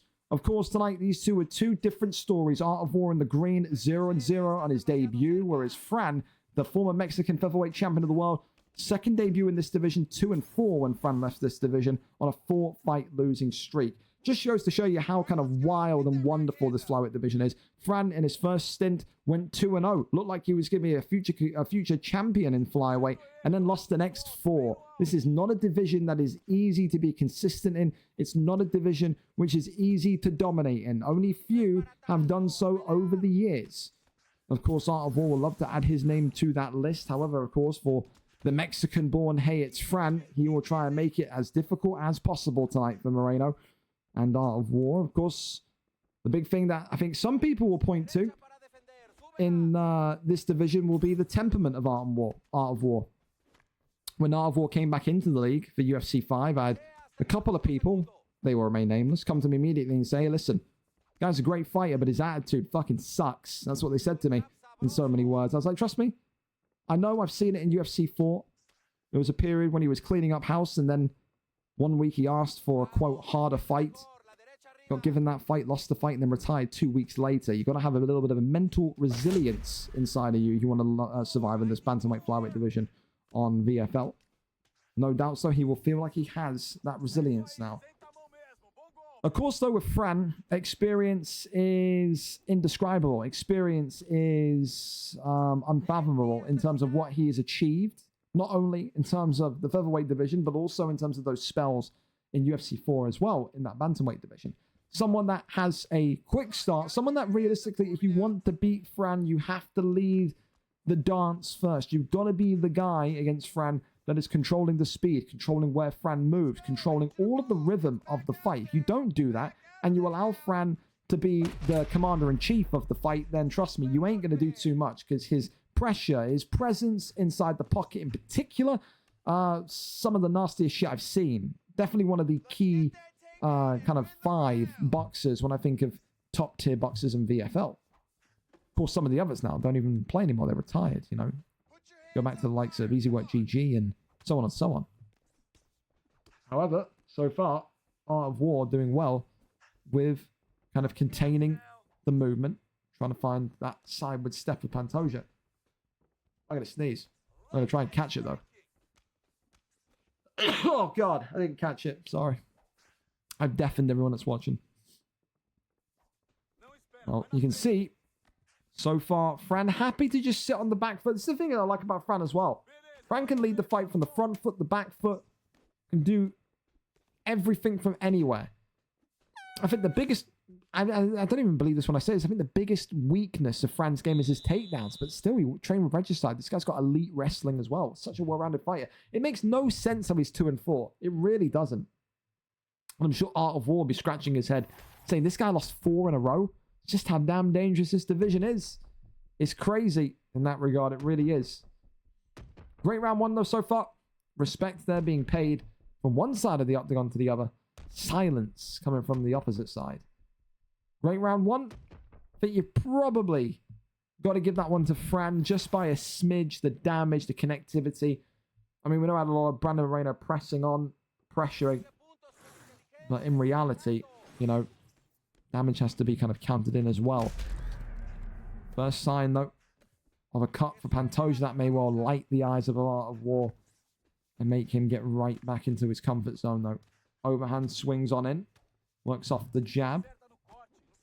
Right hand goes forward again. Overhand comes on in. The 1-2 strikes continuing to fly forward. And look at this again. Fran in and out, in and out. Micro steps. 1 step out, 2 steps in. 1 step out, 2 steps in. However, look at this from Art of War. Great striking here.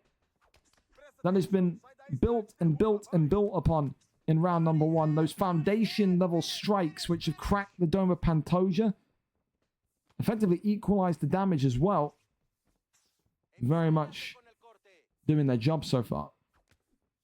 Overhand that swings in. Or the little uppercut was pulled out of his way. You see that? Kind of went with that right arm to try and kind of catch him and crack him. That's a great reversal into a judo toss as well. Absolutely brilliant from Art of War. With 3 minutes on the clock as well. Not where Fran wants to be. I'll tell you that much for absolutely free. Rains down the big strikes here. Fran just avoiding that devastating elbow of Brandon Moreno. Continues to try and find his positioning. Crawls over onto that top mount now. Kicks him up and away. Really nice. Looks after that double jab, but Moreno still flying forward. Avoids that one. Little snapshot there of the jab also. To see what he can find. A right hand again. Wow. Let's open up that cut more now. Left hand there again. Right hand flying in. Love that. Just again, that kind of 3 or 4 kind of piece combination that is kind of comes out in batches, in bunches. Is not afraid to kind of pause, evaluate, execute is Fran. Blocker Fran, though, is fucked. I mean, you're never going to hear that commentary from Joe Rogan, are you? Yeah, well, listen here, John. Fucking block's fucked. It's fucked. Look at that, top right of your screen. Fran's in a difficult place. Going into round 3 in particular, the block's been completely blitzed and blazed. One comes in as the uppercut that was being teased again. 15 seconds left of round number 2 of our final prelim fight of the evening.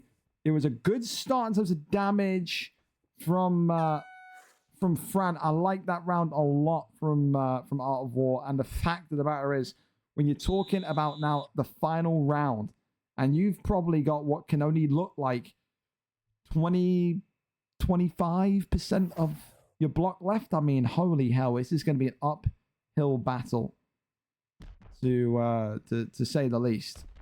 Fran's going to need to have all basics of defense nailed down. He's going to need to have all the basics of his offense as well nailed down. You're going to have to be so careful with your shot selection.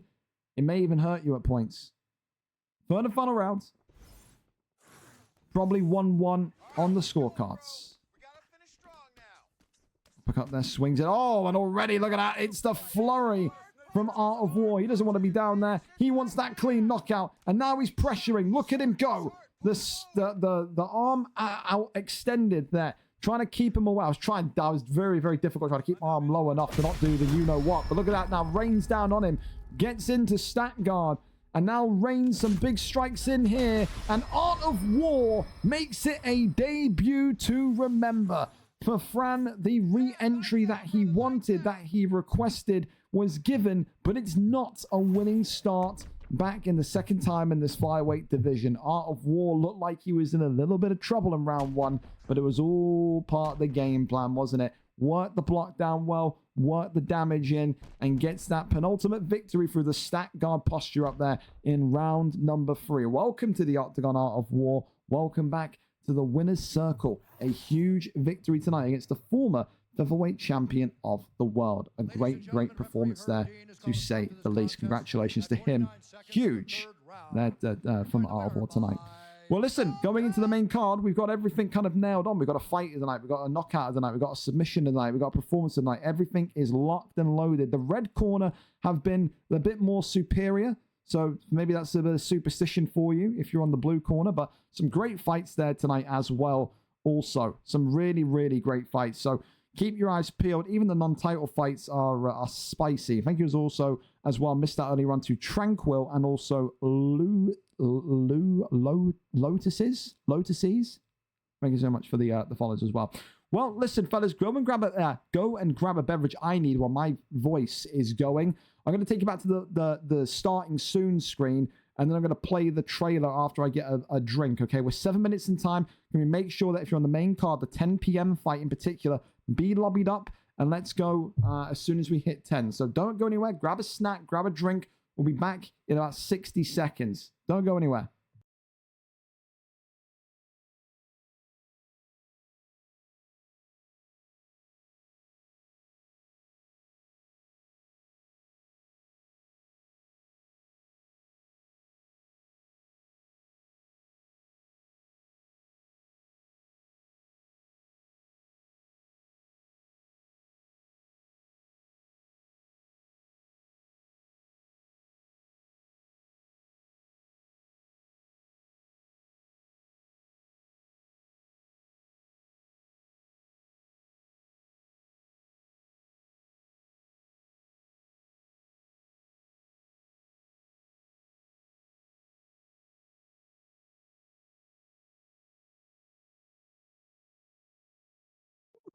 You ain't got jujitsu.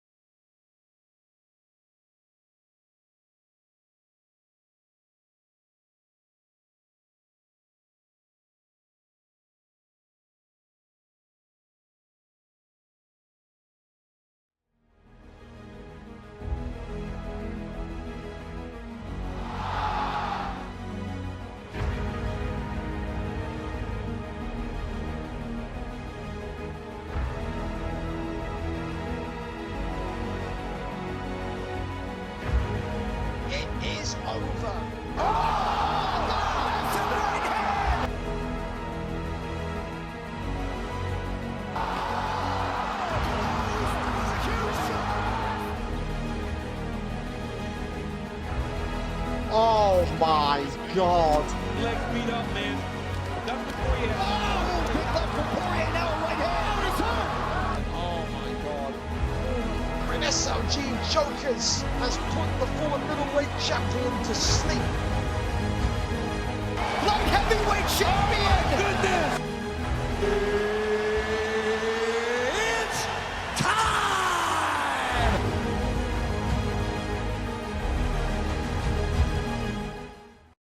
Blockbuster nights filled with blockbuster fights. Hey, the prelim card was so good. Everyone was on time. Well, for the most part. A couple of internet issues. But hey, it happens. We move. We do what we need to do.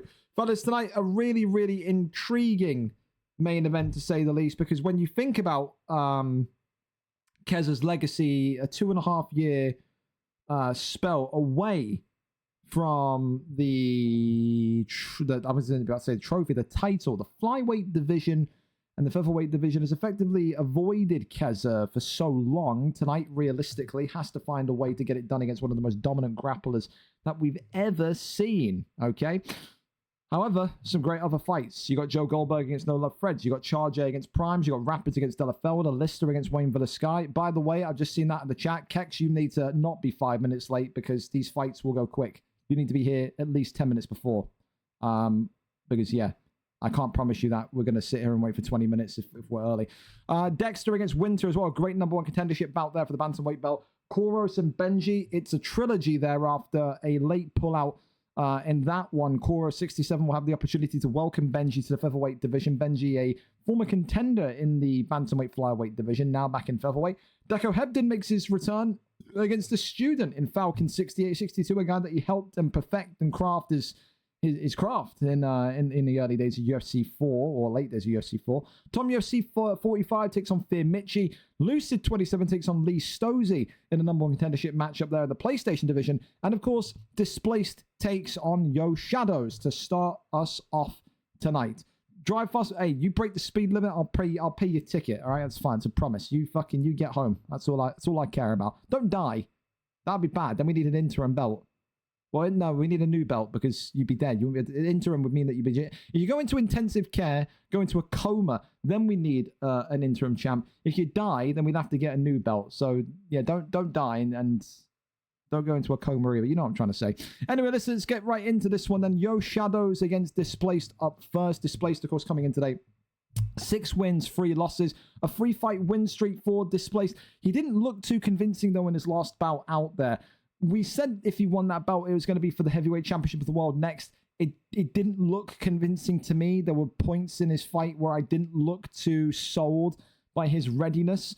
Tonight, he has an opportunity to once again show me that he is indeed ready. His opponent tonight, Yo Shadows, a very dangerous 3-0 fighter with elite kickboxing. Displaced will fancy himself as one of the best wrestlers in the division, whereas Yo Shadows will say to me, I'm one of the best boxers in this division. Regardless, both of them are on a 3-fight win streak. It is simple. Win here tonight. The title shot is next for you against the American IGC Dino. Who gets it done? Number 4 versus number 8, 6-3 against 3-0. Both men on 3-fight win streaks. You have until the end, or the beginning, sorry, of this fight. As soon as Herb D waves us in, you've got to get your prediction cards in. Don't miss out on a chance to win some free money. Go, fly, run. Let's go and see who's live for us. Will it be? Who will it be? Who will it be? I got someone asking me why I've been blacklisted. Don't care. Not interested. Go and ask one of the FIFA admins. I'm not the guy. Displaced and Yo Shadows. Shadow link plus. Do we have a link? Do we? Oh, Shadows put his link in at 8:21. Look at that. He was so keen. He did it 2 hours early. Love that. Okay, here we are. With that, 5-star fighters are completely legal. Main cards, there are no restrictions. Fight to your heart's content here. Absolutely. Let's see. And pray that there's no issues with the connection.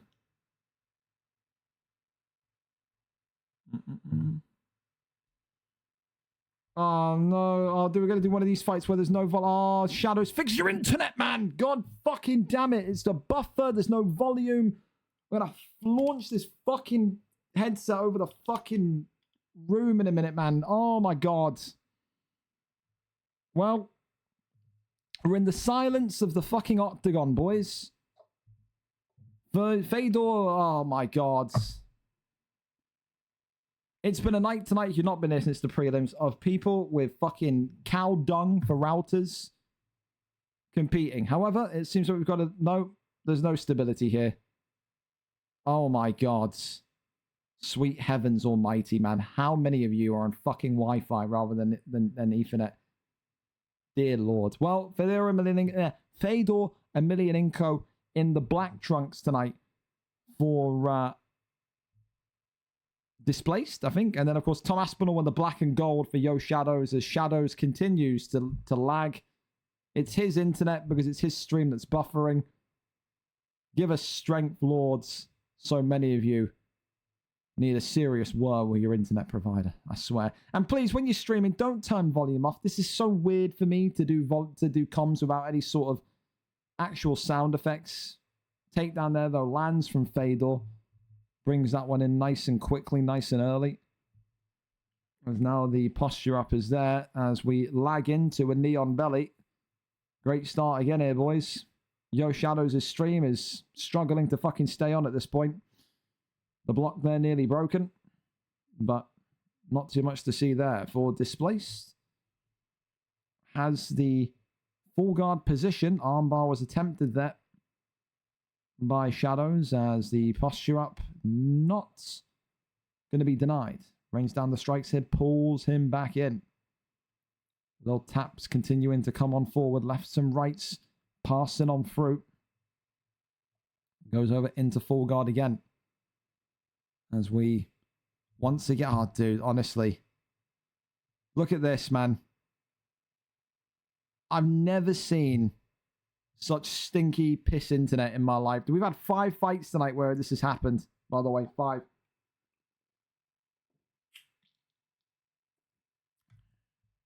And trust me, I'll do a speed test live on stream. It ain't me.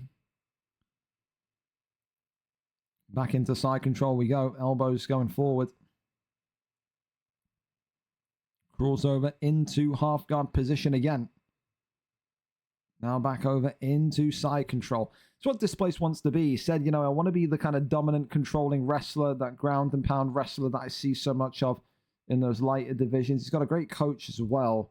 Works with a lot of the guys in the higher up divisions to try and kind of perfect his craft. But can you really perfect your craft when you're fighting in a laggy minefield like this? I mean, you're going to have to try and find the way to get through it. Try and find a way to get past it. Only thing you can really say is that, you know, with that lag, maybe you'll be able to catch your opponent out when he can't get any of those denies in. But so far, there's not really... It's the same as what we saw before. Not really a lot of substance from Displaced. A lot of control. Yeah, a lot of control.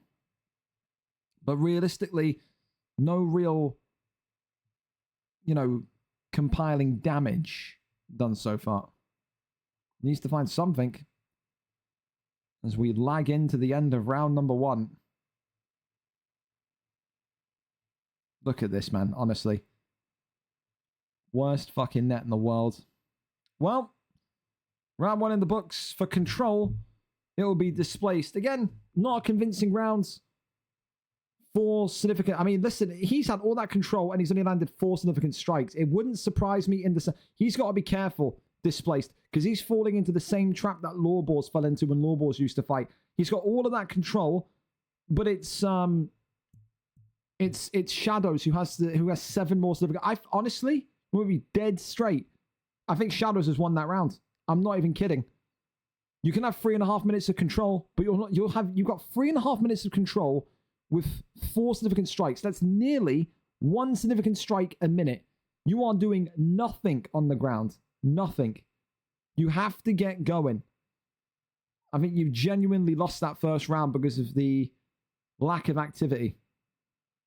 So right now, you can see Fedor Displaced coming out a little bit more aggressive. Oh, we're going for a flying armbar. Well, that'll do. I mean, that's aggressive. That's obscene.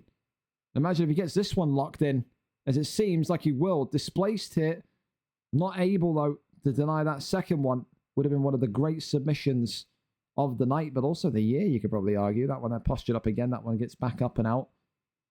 As this one very much lagging back to a standing base.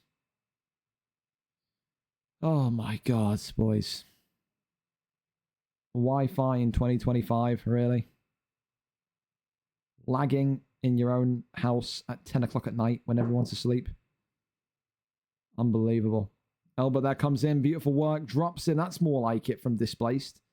I can't even get hype about the fight because it's just so stop-starty because of the connection. But for Aspinall, though, on the back foot now, to say the absolute least. There's another takedown. Lands that one. And now he'll look to control. Because this is the thing. This is all right. If you can get that knockdown with that head kick like you did there and then control it and stop anything from happening, that's the perfect game plan.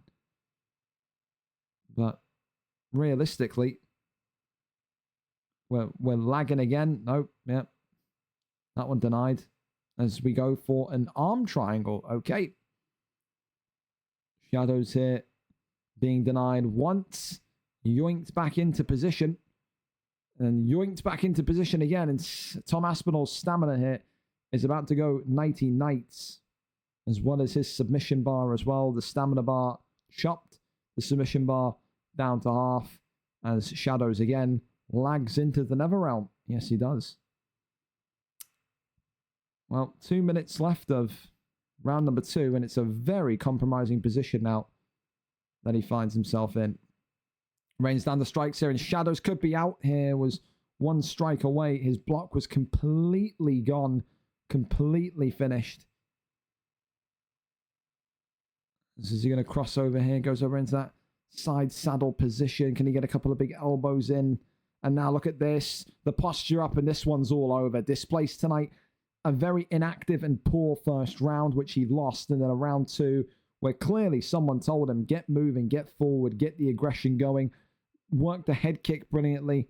Drops him, finishes him with some ground and pound after that submission is locked in. Fellas, again, I have to keep saying it, and I don't want to be a dick. I really don't. But, like, bro, it's so difficult to commentate fights when the connection is that bad. And, again, it's the streamer. Because when the stream buffers, that is your connection. If it wasn't your connection, your stream wouldn't be buffering. That's how it works. So I can only beg and ask you, again, sign up to fights. Absolutely. I'll give everyone a shot. I'll give everyone the opportunity to fight live. But please, come with decent connection, man. You have to.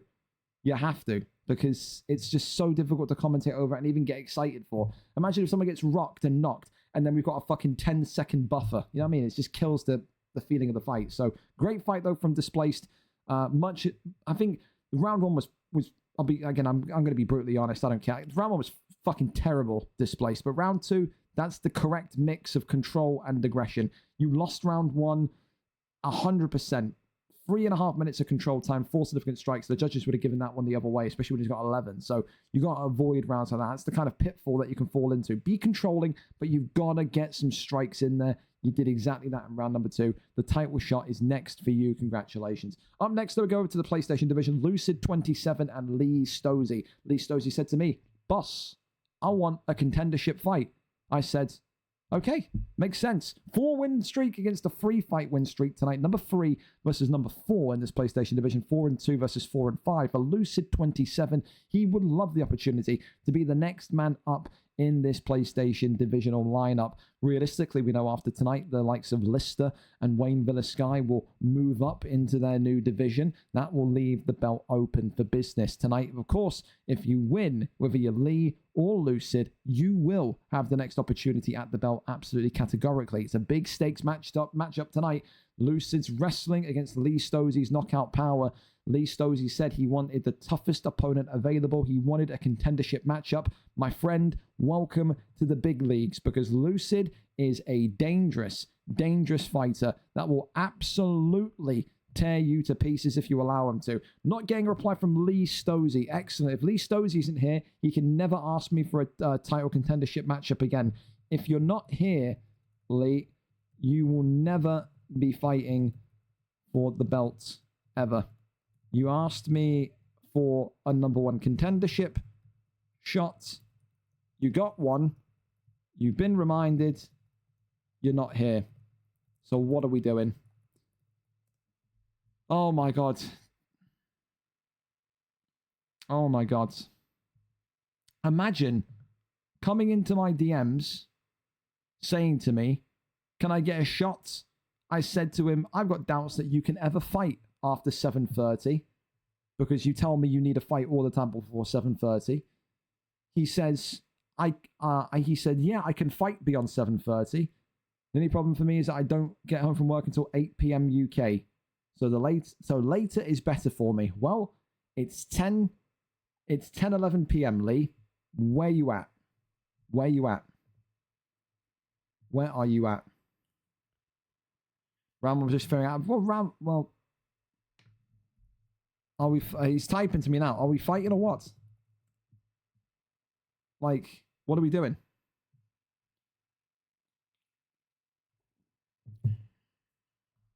What are we doing? Are we fighting for the belt or not? Looks like he's flapped at it. Well, he's typing to me. So, you can type to me. You can demand a title shot. I got the time zones fucked. Good. Hurry it up. Hurry it up. Thank you. There we go. So we have a fight. We have a fight. Fantastic. I imagine it's going to be you. Fellas, please be on time. I've got the time zone fucked. The card's been out since Monday. None of you have an excuse. Zero. You're confused about the times. I am one DM away. I make it as easy as possible to follow the times. I do. Be smart. Be attentive. Be quick. Job, good evening. Good evening. Main card's already off to a bad start. I wouldn't say a bad start. It's just people don't know how to read, dude. You know what I mean? It's just that. Well, who's live? Is it going to be you, Myth, or what? I need some sort of comms here, like on the stream. What's... Lee Stosey's live. Fantastic. Smashing. Smashing, smashing. All right. Well, we're late, but thankfully, we're here. Let's get moving. Let's get going. Thankfully, we're not too far behind. Said we pretty much started on time, basically. But, yep. Need everyone to be lobbied up. Again, I say it all the time. When the fight before yours is happening, you need to be lobbied up ready. None of this, I got the times wrong. None of this, I didn't know what time I was fighting. It's been there since Monday, boys. It's been there since Monday. None of you, nobody on this main card is new having the first fight tonight. You all know better. Okay? So be on time. Be on time. So we wait and we see Lee Stosey, a late arrival against Myth, PlayStation contendership matchup. As we're about to lobby in as well today, a light heavyweight matchup. So 5 stars in light heavyweight. You'd think Lee Stosey probably goes with Pereira. For Lucid, I mean, do you go John Jones? Is there a better wrestler in the division than John Jones? He's definitely more of a controlling, grappling style fighter. Free. It's not a title fight. Please hurry. Again, why am I being asked about rounds, dude? Come on. Come on. Please hurry. Come on. Do.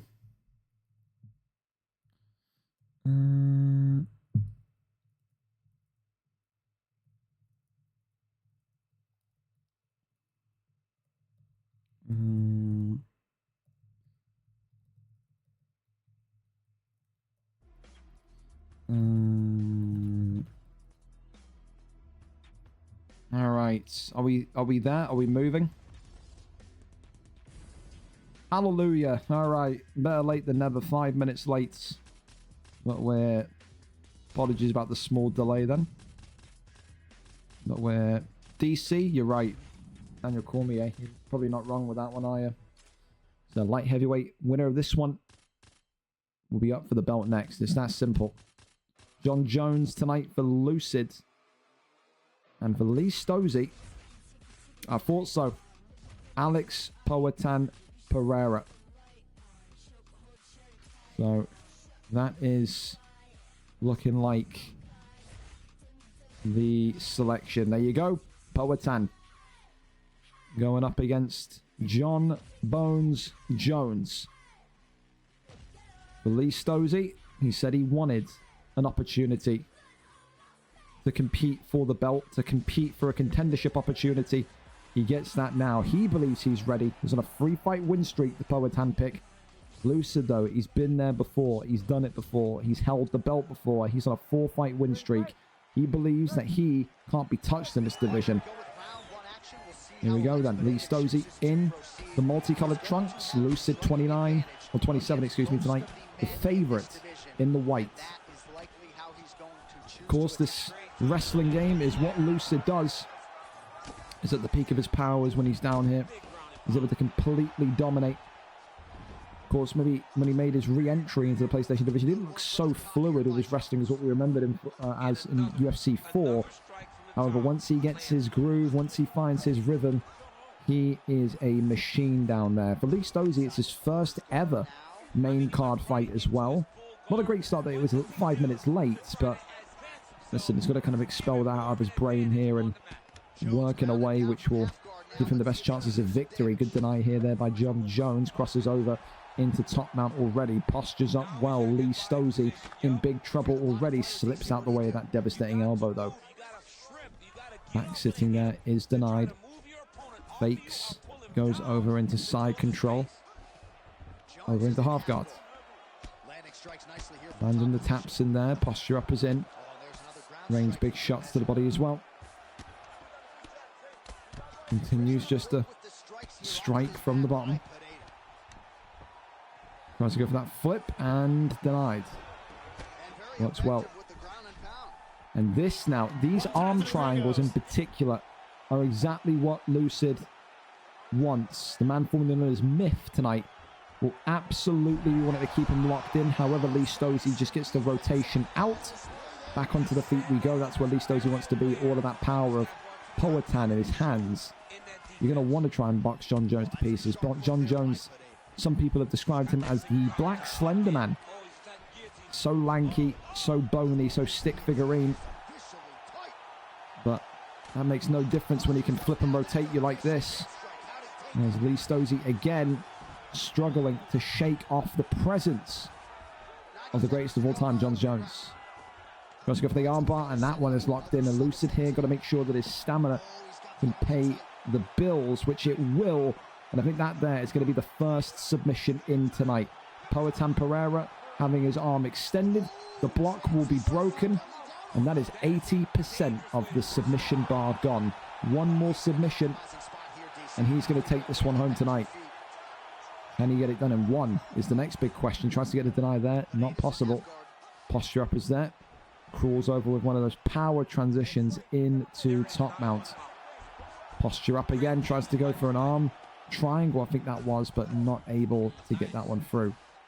Rains down a bunch of strikes here. Testing out that new block and stuns him with the elbow dropping from posture up half guard. This one going to head into round number 2, but I can't lie to you, boys. It's not looking great right now for Lee Stosey. Great round for John Jones. Great round for Lucid 27.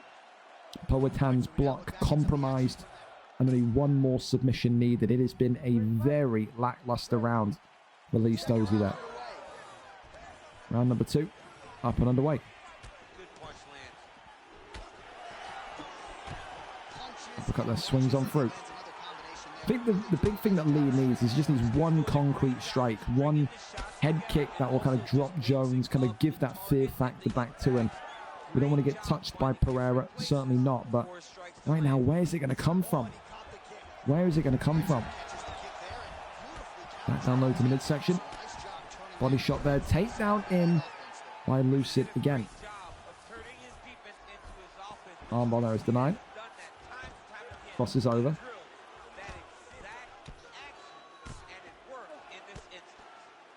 Got to see here if Stosey can... Oh, there you go. There's a big reversal. Needed that one. Pulls him back in, though. And there you go. Gets right back to his feet. Lee needed that. Oh, flying knee. All right. That's a big thing as well with your Lee Stosey. You know that takedowns are coming in. Work those leg kicks. The leg kicks make the takedown even more difficult to land. It's something that definitely people, I think, often forget in this game. Try and boot the legs off of John Jones here. Shoots and takedown again, turning takedown, lands again, another takedown, takedown after takedown. Lucid 27, clearly trying to break the record of takedowns tonight in a fight. Or completed takedowns, we should say. That one there's denied again. Brilliant. The denies are just fantastic. Locks him up into crucifix. Not able to throw away the key, though. Side saddle is not a bad position to be in. You can work those curvaceous elbows through. Rolls him through, though, into back sitting. And this could be the end here. And look at this. Lucid Myth, the former champion, going to take the back of Poatan Pereira and will book himself the next championship opportunity. Round 2 submission tonight. Lee Stosey said, I want the opportunity to contend. He got that. He saw what the top of the mountain looks like tonight, and it looks scary. Lucid gets it done and will be next for that PlayStation Gold. Congratulations to him. A brilliant performance there by John Bones Jones. Up next, though, we keep this show going. The featherweight division has no rest, and this is a blockbuster fight. Tom UFC against Fear Mitchie. Tom, of course, a former featherweight champion of the world, never defended the belt, won it, and then immediately lost it. 7 wins, 4 losses for the French Mancunian, as he describes himself. Of course, on the other side of things, Fear Mitchie, just below him, number 5 in the rankings, 7 wins, 4 losses also. 3 wins in 5 for Mitchie, 4 wins in 5 for Tom. Tom, a former champion. Mitchie with an opportunity to test his mettle against a former champion tonight. If he wants to move for that featherweight strap, he wins here tonight, he would make a huge, huge step for it. It's pretty much as open as this. If you win here tonight, you are one of 2 people that next up will move towards the strap. Smiley AUFC is pretty much there waiting. Question mark is who joins him. Will it be Tom or will it be Fear Mitchie? An opportunity to fight for gold next if you win this one. Both of them 7-4. Number 4 versus number 5. A great, great, great fight indeed. Let's go over and see exactly who the picks are set to be. Tom is live for us. Can't wait to see this one. This one had Fight of the Night, Hall of Fame credentials all around it. Excited to see what this one erupts into. Both of these two known for their fast starts as well. Mitchie, a devastating Canadian fighter. And again, Tom UFC, former champion for a reason. Inside the pocket, he is disgusting. As well, interestingly enough for me, maybe not for you, but for me, Tom UFC tonight opting against going with Ilia Topuria. So giving up the Topuria pick and preferring the Volkanovski pick. Usually that indicates that the fighter that wants Volkanovski believes that they can make this a brawl, get in tighter, work those confined spaces more, and really make the Topuria pick pay. Topuria's got a little bit more reach, a little bit more snappiness, extension in his boxing. Just one of those tonight where you've got to make the use out of your pick. We know about Topuria as well. If you get Topuria into a top mount position, you are laughing. He has got an incredible top mount. People talk about his boxing, people talk about his speed, but his wrestling is also up there with some of the best. But these two, so far, no interest in wrestling. Look at how quickly they're going into it. Just immediate pressure into the pocket, out the pocket. Neither of them wanted to take the backward step. Volkanovski keeps getting on, though, with those clean shots. Tom clipped nice and early, though, by Topuria. Topuria can just have that extra half step outside the pocket because of all of that reach. He knows that, shoots for the ankle, does Mitchie, and gets the first takedown. Really smart considering he's compiled that damage onto Tom nice and early as well. That one there shoves him back, and now against the cage, so good get up.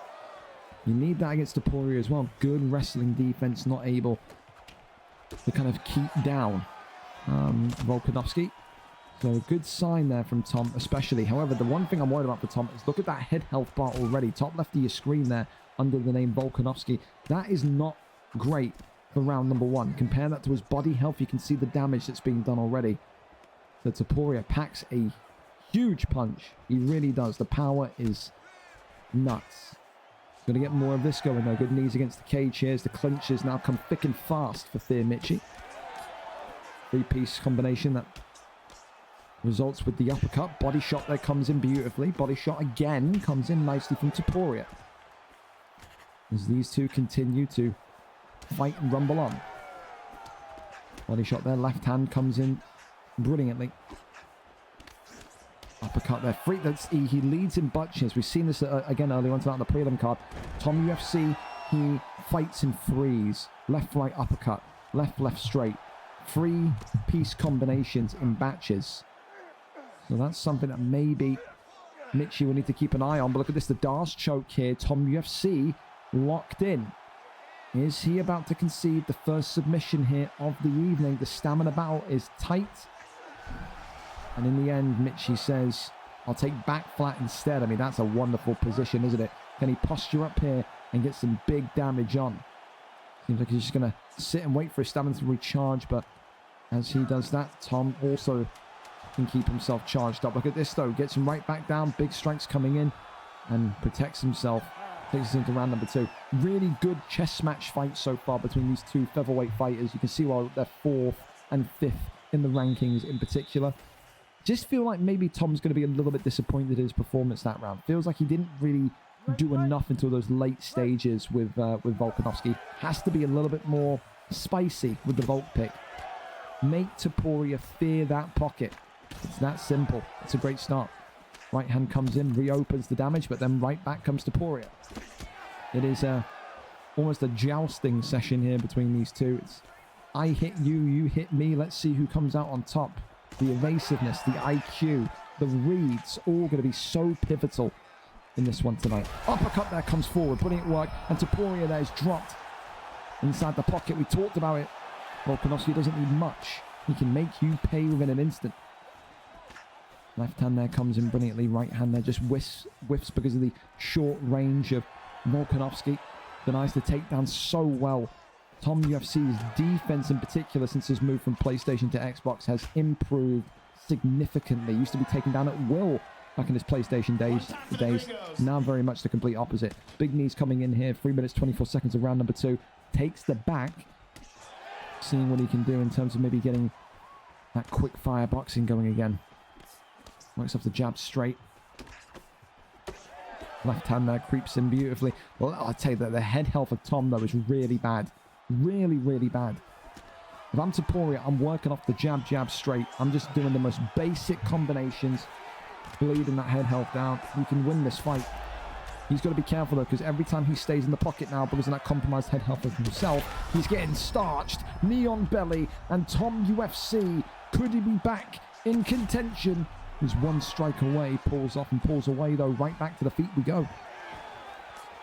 Overhand comes on in brilliantly, 2 minutes left of round number 2, shoots the takedown. Topuria needed that one, gets that one. You need this now, a little bit of calmness before the storm of round number 3. I think if you're Topuria, you've got to keep this fight grounded. And this is more than grounded, this is top mount of Topuria. This is the dreaded position we talked about. Volkanovski clipped. Posture up. Oh my goodness me, and Tom UFC may be about to have his arm taken. It is a stamina battle and a half here, the submission minigame, and he extends the arm, but Tom, it's barely anything. What is that, 5% of the bar? Pitiful. However, the main important thing is that it takes the block down. If I'm Topuria, get back into top mount, posture up, rain down the strikes. His block is going to be compromised. It will be. Here we go, raining it down. Big shots here. And another big stun. Mitchie playing it so well, playing it so smartly. A back and forth whirlwind featherweight fight so far. Tries to go up and gets up into sprawl. Range shots here to the midsection. That one there avoided in terms of the slide out. And this will go to the third and final round. Great fight. Really good fight. Both of them using the strengths of themselves and targeting the weaknesses of the other. I think it's very simple. I think the longer this fight stays on the feet and the longer this fight now kind of has inside the pocket, Volkanovski wins. But then again, you got to think about that block of Volkanovski. It's going to really tell in the first kind of exchange here. How low is Volkanovski's block? It's not bad. Could be better. Definitely a cause for concern and a cause of calmness, no doubt, for Tom. Can't be getting tagged too much yet. Just continues to move with Topuria. Follows that kind of guidance of Topuria. Left hand again. Flies forward. Michi dealing with the distance and the spacing well. Big knees here against the body. Against the cage now. Volkanovski, he's going to try and take the back and take Topuria down. Tries to pick him up and slam him. Nothing there. It's a shot. It's a great bit of IQ there just to get the shot off. Reopens the wound on Michi boy as well. So Fear Michi wants to have an opportunity to fight for the belt, but Tom wants to win the belt once more. Volkanovski in the pocket. Taken down. Again, he's needed that one, hasn't he? That one was way too close for comfort. Armbar there now being looked for. Submissions could be the way that this one starts to kind of change its pacing. Goes over into sprawl. The Darce choke attempted. No, look at that. Gets into side control. A brilliant reversal for the Volkanovski pick. Right hand there, flings in again. Teep kick. Jab straight. Left hand is great. Topuria walks on backwards though. Or walks towards him as Volkanovski walks on backwards, excuse me. There's that turning takedown. Stopped there. Did Topuria need to be a little bit more brave and go for a 1-2 head kick? Could he have reached from that distance? I think he could have. I do. Michi though is absolutely gassed. Look at that stamina. I mean, not going to say that Volkanovski's is much better, but holy hell. Tries to get to top mount here. Minute and 20 seconds left of round number 3. What can Michi do? The answer is nothing. Kicks him off, gets him back up. And now here we go again. Final minutes of round number 3. So far tonight, both red corner fighters have won. It would be 3 red fighters in a row if Tom UFC with Volkanovski pulls this one out. A bad omen for the Blues tonight, potentially. Another takedown there connects. Armbar is denied. And does a submission for Topuria. Maybe raise eyebrows in terms of maybe who wins this fight. Rains down the strikes as we enter the final 10 seconds of this fight. Great fight. For me, personally, it's been very tense. Fight of the night has a new home. Great fight tonight, fellas, regardless of you winning or losing. Takes 2 to tango. Really high level fight. Love that. That was a summary. The perfect description of what a top 5, number 4 v number 5, 145 a fight should be. So well played to you. Fight of the night bonus goes into your hands. But more importantly, who gets the win here tonight? Let's listen in. Ladies and gentlemen, after 3 rounds, we go to the judges' scorecards for decision. All 3 judges score the contest 29-28. For the winner by unanimous decision, Alexander the Great Volkanovski. Difficult to disagree. I feel like Tom did enough. Definitely, I feel like he survived those nervy moments. There were little moments in the fight where you think Michi, when again Volkanovski was walking backwards in that 3rd round, could he have gone for a long distance 1-2 head kick? I don't think there's going to be too many complaints there. A very close fight, 2-1 in the end.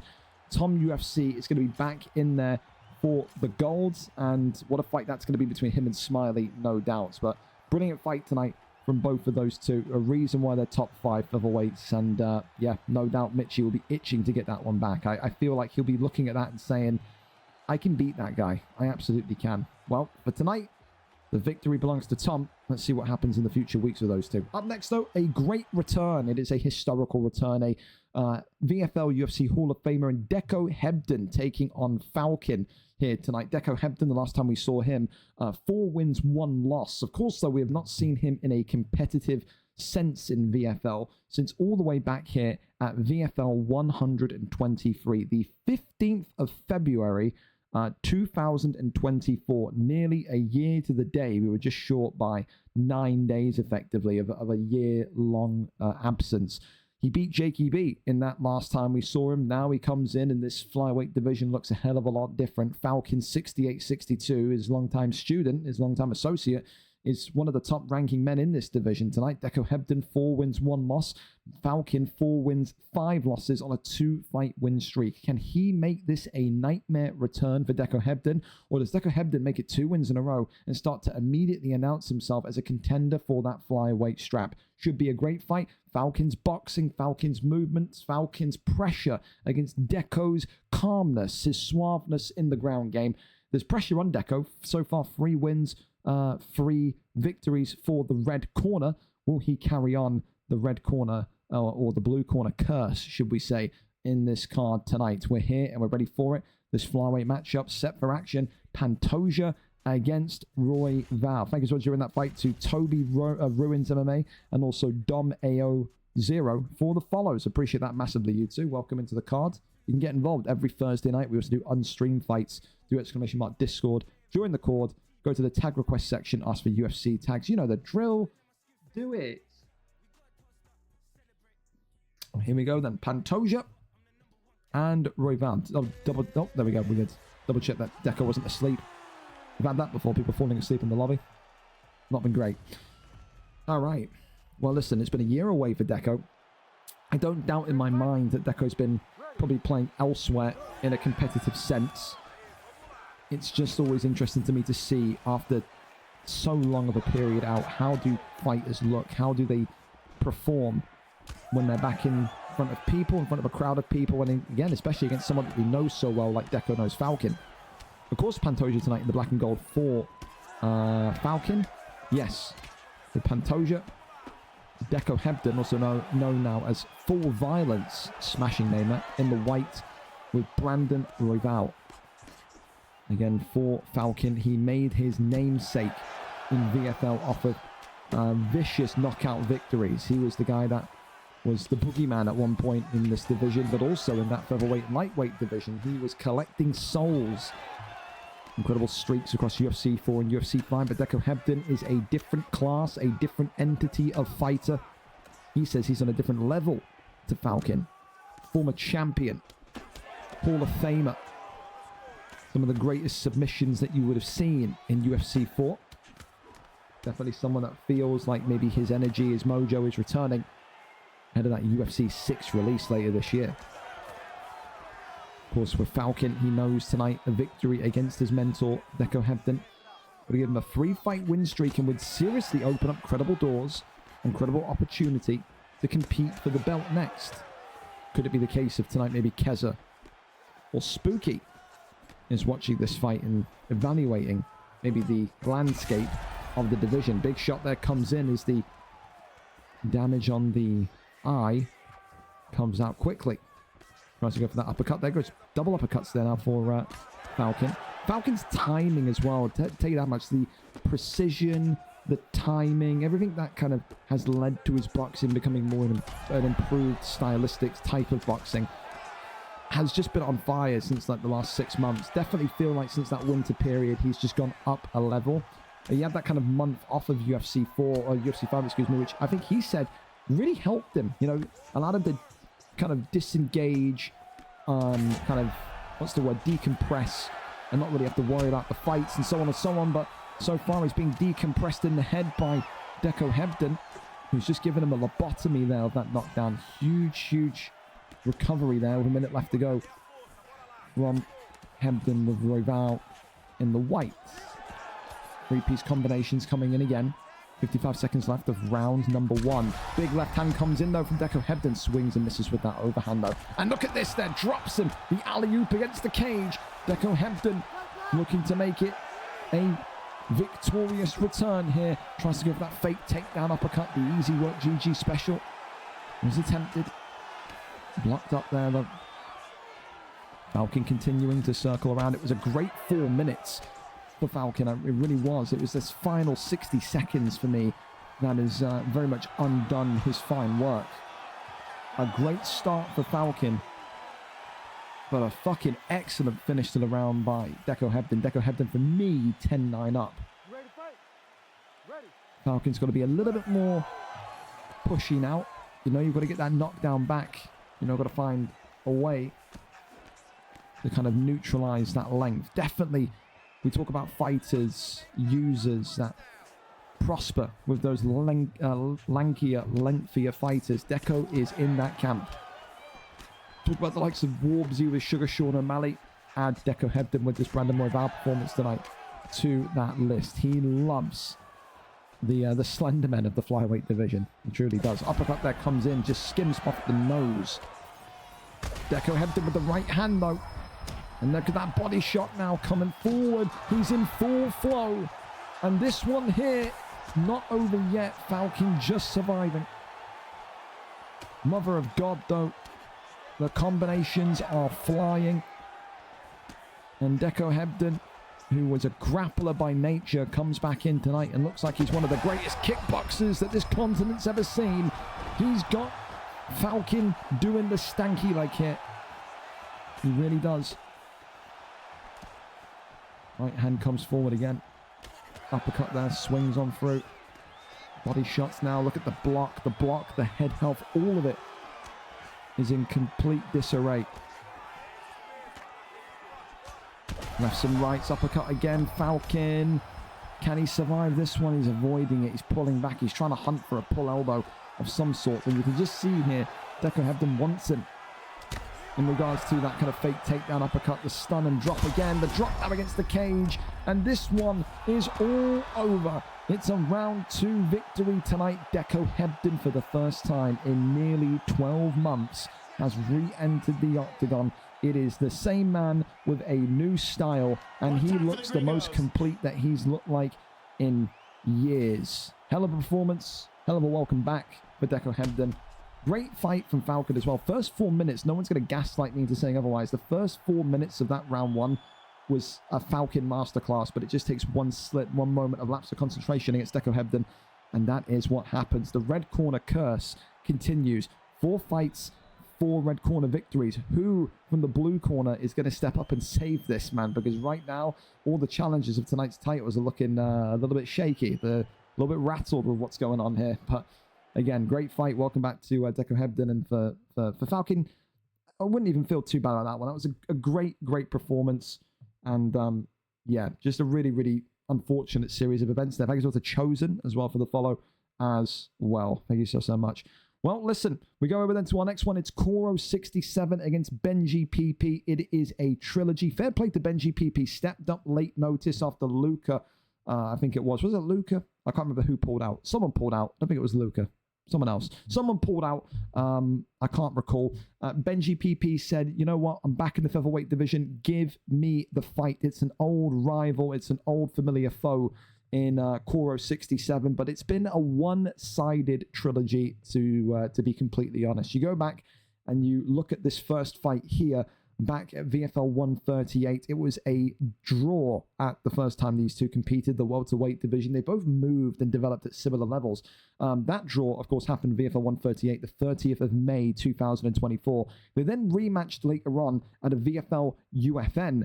This one was for the welterweight championship of the world. They both wanted that fight again. They got it done the 30th of July, and it was Benji PP who got it by round 5 submission. I say one-sided because a lot of people back in that 138 card said that they thought Benji was robbed. Benji should have won the fight because of significant strikes, because of control time, and that Koros effectively scummed a draw. There has always been this kind of, I don't know, disrespect to Koros when it comes to Benji, where saying, you know, where you're saying Koros is almost there, but not at Benji's level. Benji, of course, for the last couple of months has been in that bantamweight flyweight division, going up against the likes of Dirty Dave and Dexter and so on and so on. Koro67 aspires to reach that division tonight. Maybe, just maybe, there is one more twist. Are we going to have the first ever 1-1-1 trilogy?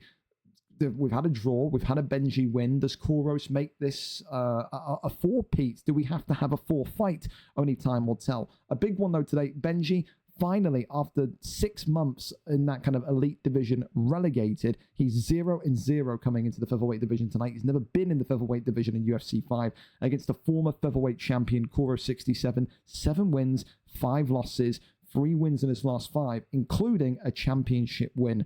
Kouros will be rubbing his hands, he'll be licking his lips and saying to himself, this is the perfect opportunity to come in there and avenge that loss from about 6 months ago. Who wins this one? Kouros 67, Benji PP. Benji with a win and a draw over Kouros. Can Kouros level the playing field tonight? Should be a great fight, to say the least. We're here, we're set, we're ready to go to Poria tonight for Kouros 67. Who will Benji PP pull out of his back pocket? He said he was excited when he heard about this featherweight division. A lot of people feel like the featherweight division is their playground. They love being in this featherweight division because of the options available to them. Brian Ortega, though, seemingly going to be the selection. What have people said about Brian Ortega before? His lack of punch power. Aljamain Sterling, I feel, is a much more clean option for Benji. You've got great boxing. People underestimate the boxing of Aljo. But they've also had that incredible control of Aljamain Sterling as well. Ilia Topuria in the black and gold for Kouros 67. The man hoping, chasing that victory against his arch nemesis here. Whereas Benji PP in the green looking to make it 2 wins in his last 3 fights against Kouros. He has never lost to Kouros 67. Drew in the division of welterweight. Beat him for the welterweight strap. Now wants to beat him in his featherweight debut. And of course, if Kouros loses this tonight, it would set him back, and even more so than it already has last week, in terms of competing for that featherweight gold again. Kouros will feel, though, that his boxing has developed. It definitely feels like it has in the 145 division. Benji PP will say that his wrestling has only become more and more, I think, solidified since being in that bantamweight flyweight division and recording a good amount of wins. Let's not pretend like Benji went down into bantamweight flyweight and was just being whipped and he was 0-10. This guy had about 5 or 6 wins down there.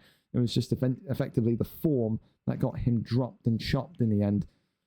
Of course, the motivation of those that go down to 145 from the bantamweight flyweight division is that they can always find a way back in. No doubt Benji will be hoping tonight that this is the start of the comeback trail. We saw it with Fran. Fran went into this division, killed it, murdered it, became the champion again, graduated as champion, got his move back to bantamweight flyweight. Benji can exactly do the same if he's consistent enough. I don't even know I'm grappling. I'm winning on the feet. Kouros though split open early. Again, that boxing of Aljo. People sleep on it, dude. It's so speedy. I think it's so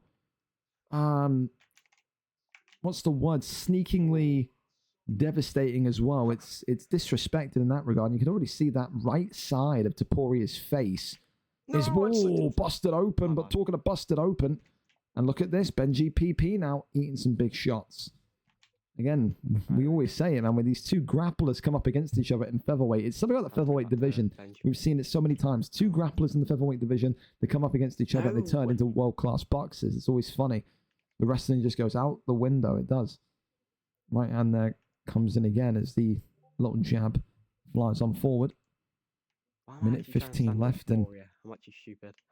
Right hand there comes forward as Aljamain Sterling just maybe thinking about maybe shot selection, but works off a double jab there. Teeps Topuria backwards. Topuria teeps Aljamain backwards. Ankle pick. Teep was very much it, bro. coming forward as Benji continues to talk to Kouros 67 here. There's another couple of big shots there down the pipe. Body shot comes on in. Uppercut there. Creeps forward. Oh, beautiful knockdown. Yo, poor first round from me. And Benji PP has said it's a poor first round from him. I think besides the knockdown, it's been very equal. I do like this round for both. Round and sub him. Here we go. Well, he's saying he's going to come out this round and sub him. So Kouros 67, be on guard. The takedown is coming. See how quick I sub him.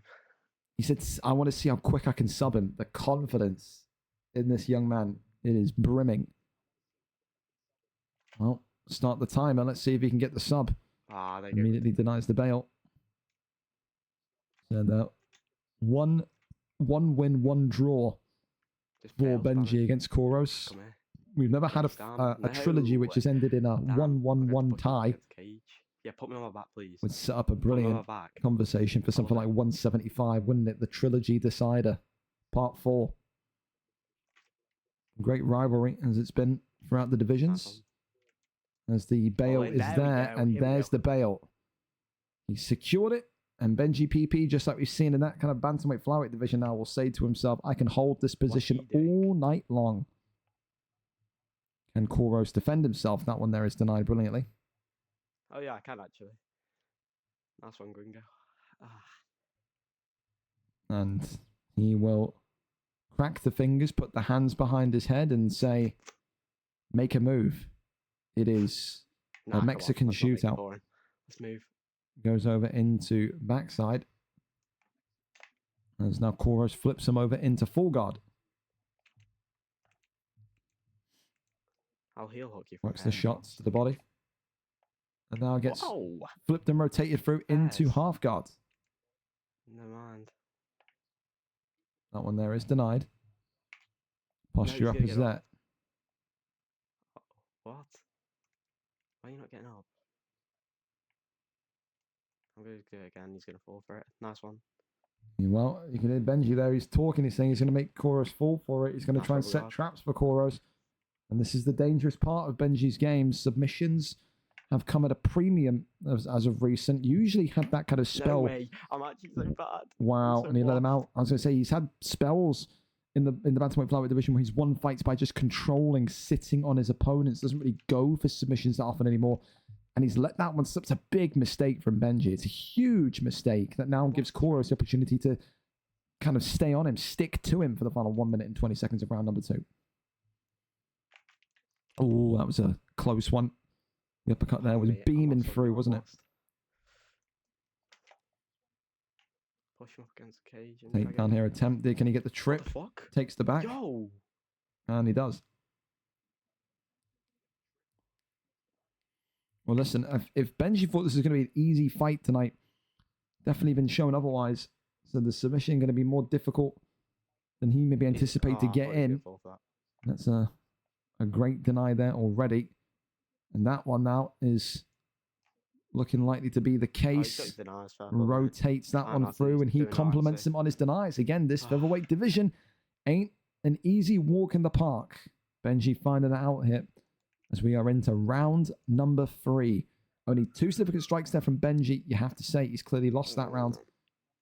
But third and final round, let's see what happens here. Can Koros make it a 1-1-1 trilogy tie?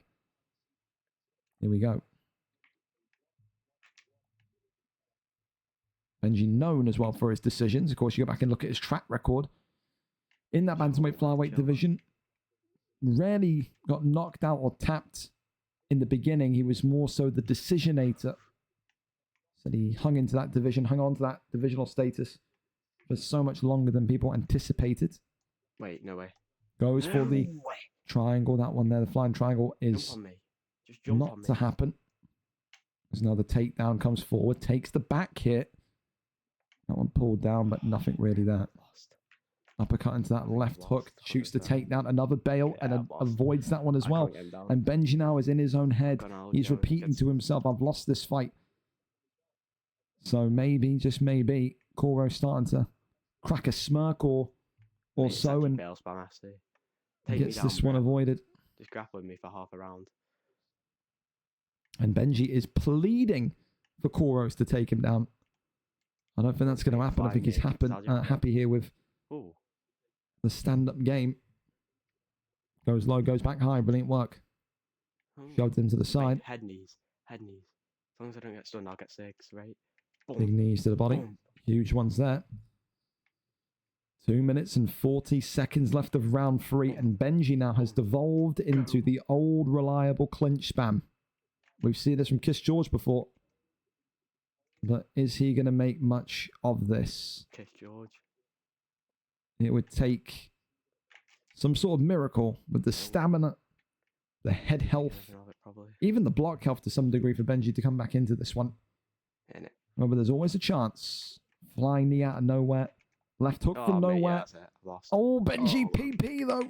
Knocked down. Manages to save himself. Pops right back up. Koros 67 trying to get the teeps going. Body shots there coming in again. Left hand.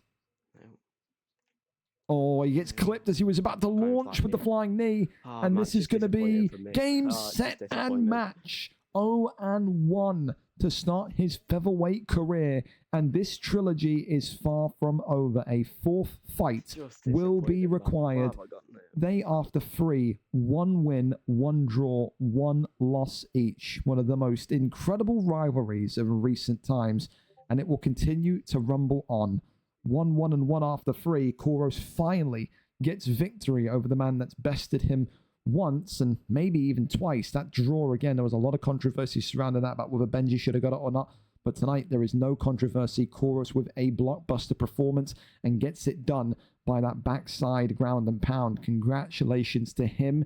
It's another red corner victory. Boys, the blue corner, you got to pick it up. Someone on the blue side of this card has got to... Someone could actually win the prediction card for the first time ever by saying all red or all left side. Could you imagine? Well, listen, we go over to our final non-title fight of the evening, and it's a big one between Dexter and Winter XJ. Dexter and Winter both competing for the opportunity to fight once again for that bantamweight strap. Dexter, of course, 15 wins, 4 losses. He is the man standing in Winter's way. 14 wins, 12 losses. Winter tonight has an opportunity to make it 2 wins in a row. If he can do it against Dexter, who's only lost 4 times, to incredible fighters, the Dirty Daves of the world and such, it would definitely book his position back in that kind of main category. He's difficult to compete against, this Dexter. Not only is his ground game on point, not only is his submission game on point, but this is a guy that trains against the Europeans while being on New Zealand ping to maximize his chances. Winter, breaking news, wanted to actually pull out of this fight when it was made because he doesn't want to fight against the ping of Dexter. The reality is, if you pull out of this fight, there's no other fight to give you. There's no way you can ever really compete for the belt because you're avoiding the #1 guy. People have come in against Dexter. People have done very well against Dexter. He is a beatable... I don't want to be a dick to Dexter. I like him. Guy's nice completely, but it's not like he's 15-0. This guy's lost 4 times. Jovi Rami has knocked him out. Dave has beaten him, so on and so on. There are ways to get around it. It just depends on how focused you are and how much of a strategy you have. For Dexter, it's quite simple. 20th fight today. He wants to end it with a win in the column. Can he stop Winter's hopes of getting up there? Thing for this as well, if you're Mark Jeff today, you probably got the New Zealand jersey on. You're rooting for Dexter because if Dexter wins this, it pretty much means Mark Jeff is next for the belt against Kiss George. 2-fight win streak has to be. So let's see what happens here. Dexter against Winter, #1 versus #2. 15-4 against 14-12. Does Winter break the blue corner curse that is here tonight? We are there, we are set, and we are ready for liftoff. Let's see what the picks are going to be. Aljamain Sterling against Merab Devashili as the UK takes on New Zealand. This should be big. Absolutely, absolutely. 5 title fights to come after this fight. Keep your eyes peeled. Some great bouts there. Here we go then. Merab Aljamain Sterling for Psychotic Genius, also known as Dexter in the green. Winter opting with Merab in the white. People have said as of recent the best way to compete against Spooky is to fight for a decision victory. Is that going to be the case here tonight? Let's see. Of course, when you think about Winter, some of the greatest knockouts in history from a European. Once upon a time in UFC 4, he was called the marksman of Europe, wasn't he? A sharp shooter that worked the jab straight well. But how will he cope tonight against a turbulent and tenacious wrestler that will give up at nothing to secure the takedown? Tonight, Winter's got to make sure that his defense is on point. So far, 0 for 3 Dexter is on takedown attempts. So that is a great start there if you're Winter. You know you can outbox the Kiwi. It's just about if you can out-wrestle the Kiwi. 0 for 4 now as Dexter continues to struggle in landing that first takedown. Good morning after as well to Dexter. Said he's 11 hours ahead. So early hours there for him on Friday morning as he gets Winter into that crucifix. He'll be having his bowl of Wheaties and a nice cup of coffee, no doubt, as he puts Winter here into the arm triangle early. Can Winter escape and keep himself calm? This is definitely the position that people find themselves in the most against Dexter, as the first submission could be on its way. Aljamain Sterling Not able to lock one in yet. The submission continues to drain. Winter continues to defend himself. He's doing brilliantly here so far in terms of making sure he doesn't kind of get out of this one. But that one's been denied, and that may well see Merabdivashvili with 80%, 70% of that submission bar gone.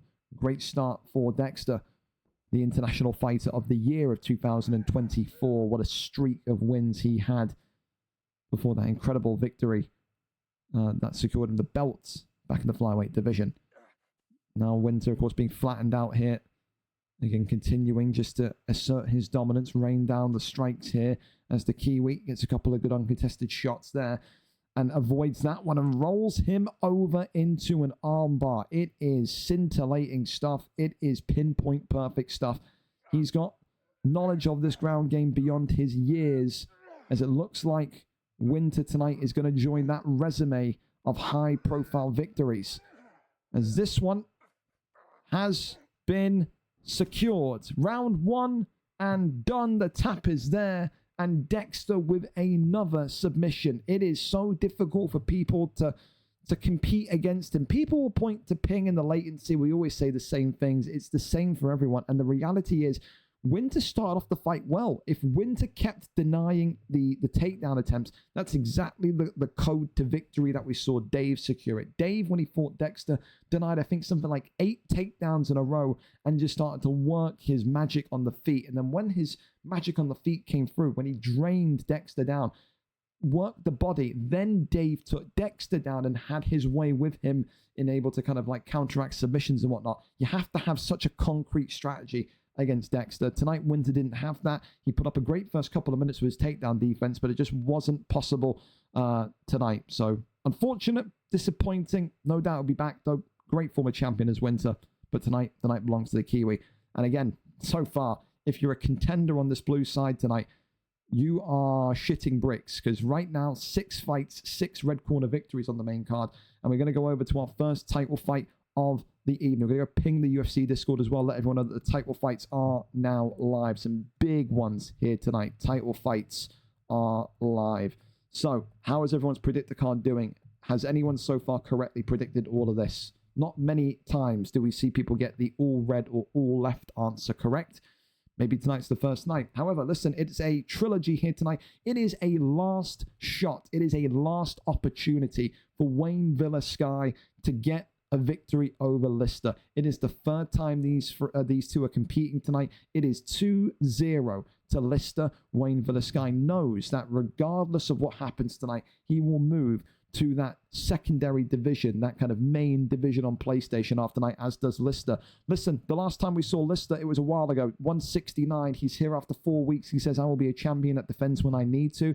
That opportunity rolls through again tonight. The last time these two fought, VFL 158, Lister won by a round 3 TKO. That, of course, was on the 17th of October. Then, of course, 2 fights later, he won and defeated Wayne Villasky at 167. So 6 weeks ago, 26th of December, a round 2 TKO. For tonight, it is the third and final time these two will do battle. Lister knows that he can end Wayne Villasky in this division with misery, and he also knows that this is the opportunity to do it, because realistically, when Lister and Wayne Villasky go over into this division, the length of time to go and get another title shot is going to be long.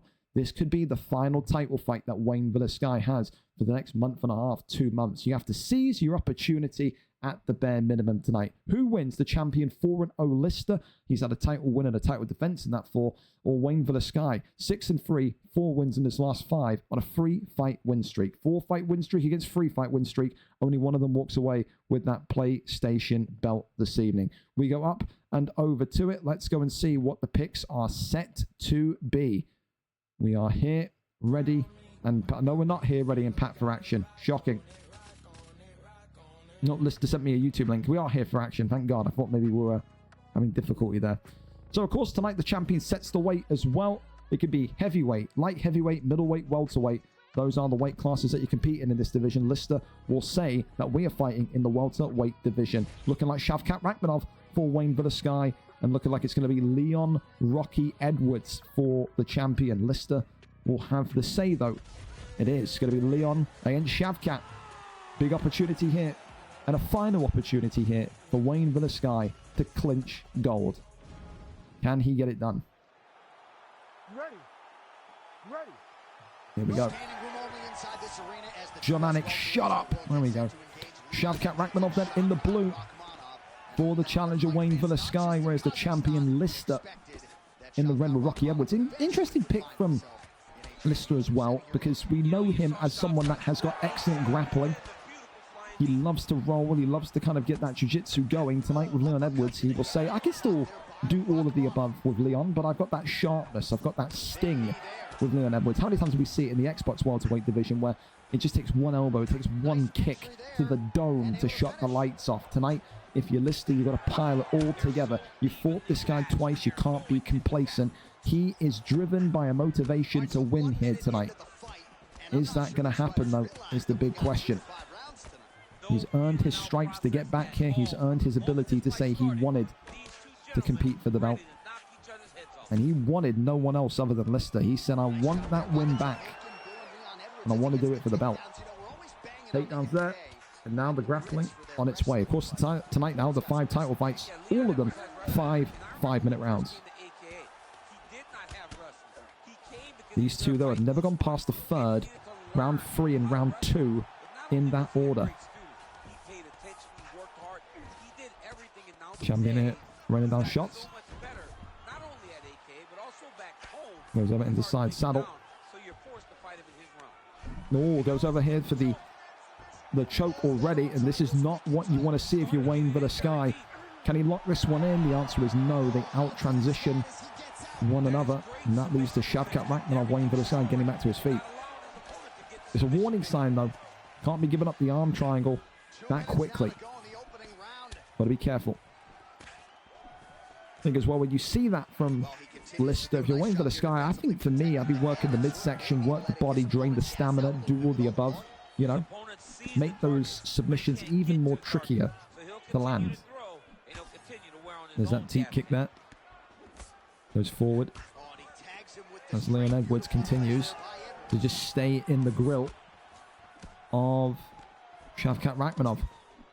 Big shots again. That block as well. It's just been peppered by Leon Edwards at the minute. Right hand there comes forward. Again, another kind of attempted straight there, but tries to sweep the leg. Nothing there. Interestingly as well, you know, Lister tonight. Maybe it's on purpose. Maybe it's completely through his subconscious. Red trunks for a red corner. Is that the lucky red corner tonight? Said 6 wins from 6 for red corner fighters tonight on the main card. Rains down the strikes. Wayne Villasky gets right back up and goes upstairs with a frame kick or spin kick, shall I say, to the head. The flying knee, though, gives Leon Edwards a little bit of damage to think about. That's a great ending point. Really close round, really competitive round. Shavkat with the more significant strikes and also got that split, that cut right at the end through that flying knee. I think realistically, you've got to give that round to Shavkat. It's the same kind of thing we said about Displaced. A lot of control time there for the champion Leon Edwards, but didn't really do enough with it. For me, anyway. You could be different. You could disagree. 3-piece combination there coming forward again as Wayne Villasky continues to just try and hunt for the victory. He would love a stun at some point, but Shavkat's head health is starting to drop here. He is eating dimes after dimes after dimes from Leon Edwards, and that's why you can't stand in the pocket and trade with the Jamaican. Huge shot. Big shot there coming forward again. Big straights, the uppercuts. Lefts and rights continuing to fly forward. Shoots the takedown, gets the takedown. Well, this is the thing now. Can you get up? Can you maintain position? Leon Edwards here, locking in a DAS. Wayne Villasky could be in trouble. Wayne Villasky is in trouble. Wayne Villasky has conceded half of his submission mark. Sometimes in UFC, we talked about it every single week, it feels like there is a boogeyman for you as an individual. Someone that you just cannot beat, someone that you just cannot do it against. In the end, that one there is avoided. Wayne Villasky gets out. Is Wayne Villasky effectively being haunted by the fact that he can't get it done against someone like Lister. There's an incredible possibility. Body shot there comes forward as the kick there lands. Uppercut there flings on forward. 2:16 left of round number 2, and you can definitely see there's a sense of hesitance, sense of anxiety from Wayne Velasquez and how he's approaching this now. He is terrified of the submission. He's terrified of being cut open by Leon Edwards as well. Transition there into side control, in the crucifix, and this is where the cut that's already established is going to get way worse. Look at that already. That health pack goes from mild orange to a darker orange. Denies him from side saddle. And look at this, gets him into another Darce choke. And this could be all she wrote. No. Tried to go for it instantly. And Wayne Velasquez gets back to his feet. Really, really tricky round for Wayne. The champion has shown incredible IQ in these early rounds. Works off the jab. Uppercut there is attempted. Another one back to the body. Deep kick sends him backwards. But I think this is just purely survival tactics from Wayne Velasquez. I think he wants to get into round number 3. See what kind of recovery he gets on that head health. What he can do. But I mean, this is not looking great here. The overhand back to the body shots. The takedown was a desperation help me takedown. Lister has done a number on Wayne Velasquez here. Just like the first 2 fights, it just seems like Wayne Velasquez just cannot get his number. Beautiful 2 rounds so far from Lister. Clearly wins that round 10-9. And now it's a case of, can you get this one over the line? Can you get this finish in round number 3? It won't take much from Leon Edwards. It really won't. Overhand comes forward. Body shot there, flings in. Trips the leg. Jumps in here. Lister going into that half guard position. Does he want the submission? Does he want the knockout? It just feels like at this point you're asking what rather than if. Goes over and back onto the feet. Onto again those stick pointy arms of Leon Edwards, continuing just to find connection on Shavkat. Keeps him backwards, shoots the ankle. To be fair, really nice opportunity there. Slips straight, avoids that one. The elbow comes glancing forward. Big knee to the body again. Oh, imagine if Shavkat gets a counter elbow finish against the runner play. Oh, front kick comes forward. He's going to need imagination, because right now Lister looking likely to get the finish. He's got him against the cage as well. If he can get the knock here, it will be over. He's just taking it very casually, Lister. He's not wanting to rush and get himself into a lot of trouble here. Strikes coming in from inside the clinch there, outside the clinch now. Overhand there, swings in. Spin kick upstairs, wow. Shoots the takedown, lands the takedown. And Edwards, oh, flipped. Well, you needed that one. Talk about moments in a fight which you need to go your way. This could be the one. Posture up is there.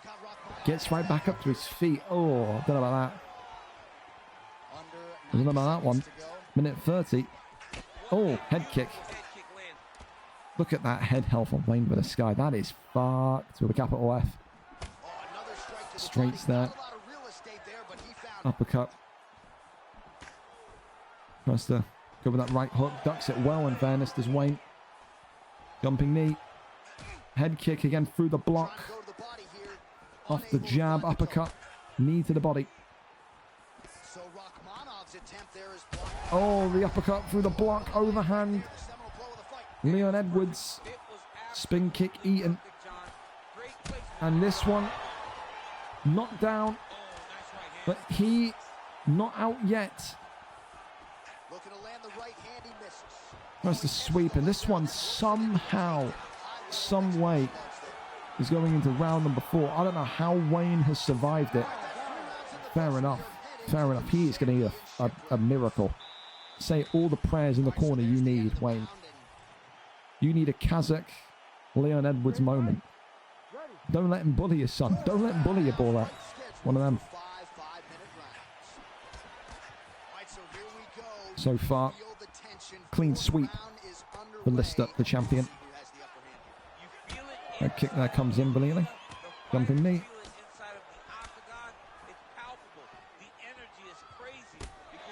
Then maybe going to come, but I expect Lister to go for something, I don't know, extravagant. I think he's hunting for some sort of knockout bonus here or something. It really does feel like he's trying to guide him towards the cage, then get something going. Big uppercut there, and there's that alley-oop strike. The uppercut into the straight. Shoots the takedown, denies the takedown. Stamina drains even more. Takes the back hit. Drags him back down to side control. And that one there, reversed. An arm triangle in. That one is stopped. And Wayne Villasky, is he out here tonight in round 4? Not yet. Lister not able to get that one locked in. Elbow comes forward, goes back down low to the body. Off the jab, shoots the takedown. And now it's obvious. Lister is just playing with his food here. He is absolutely not even wanting to go for the finish. He's trying to send a message here to Wayne Villasky. Another takedown, another ankle pick. Gets that one in to side control. Half guard. Denied. And rolls through. Leg lock, but he's got no stamina left to do it with. He's almost kind of just teasing Shavkat at this point. Minute 50 left of round 4. Lister, who could have ended the fight not once, not twice, but about 3 times across round 3 and 4. Continuing to just kind of toy here. Shoots the takedown. That one avoided. Wayne Villasky, though. Low head health, low block. And then goes into stack guard here. Rains down the strikes. And Lister, is it finally happening? He doesn't want it. He's toying with him. He's clearly sending a message. Gets him into stunned state and then goes back into side control. Puts him into a DAS. Gets out of the DAS. You got a feel for Wayne Villasky. It's almost like Lister is just taunting him at this point. Denies him, sweeps the arm, goes over into side saddle. Wouldn't surprise me if he just keeps him here for round 5. I don't know why Lister is doing this. I don't know what Wayne Villasky has done to Lister to cause this. But clearly there's some sort of underlying tension there. As this one goes into round 5. He purposely kind of let that one go again, I think, or didn't really chase it. And it goes to round 5. He refuses to finish the fight. He wants to put a beat down on his opponent. That's clearly the case here. Well, round 5. Let's see how this one ends. As Shavkat gassed and unable to really do anything and walk at this point, goes forward again. Goes over into sprawl. That one there is denied. And again, posture up or get up is ignored. Moves the backside, fakes, and now goes for a DAS choke once again. Can't get the deny once again. I don't know what the point is, Lister. I don't, but fair enough. Body shots there coming forward. Spin kick to the body.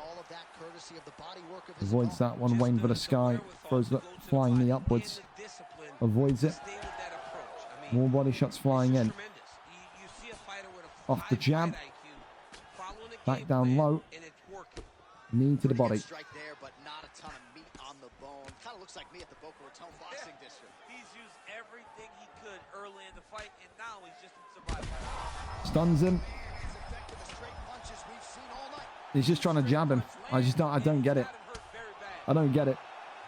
There's clearly some sort of argument that's been on there that he's refusing to go for the finish. Drops him. Will he jump? Of course he won't. Body shot there comes in, rolls forward, rolls out. Question mark kick there comes in. Uppercut again. Body shots right back from Rakhmonov. Flying knee blocked up. Punch got blocked there. The jab again as flying knee. There's nothing more than that Rakhmonov can do. He's so out of fumes here. He can't do anything. Jab right hook against the cage, and this one finally is over. I don't know. I don't know why you would prolong that, but I guess do you, man.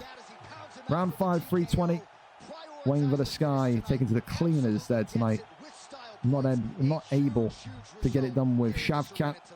3-0, 3-fight streak and sweep for Lister against Wayne Sky, and they leave the division champion and contender. The big question marks, of course, is just basically whether or not Lister is going to stick around. Lister did this thing back in UFC 4 where effectively, you know, when the division got tougher and tougher, he kind of retired.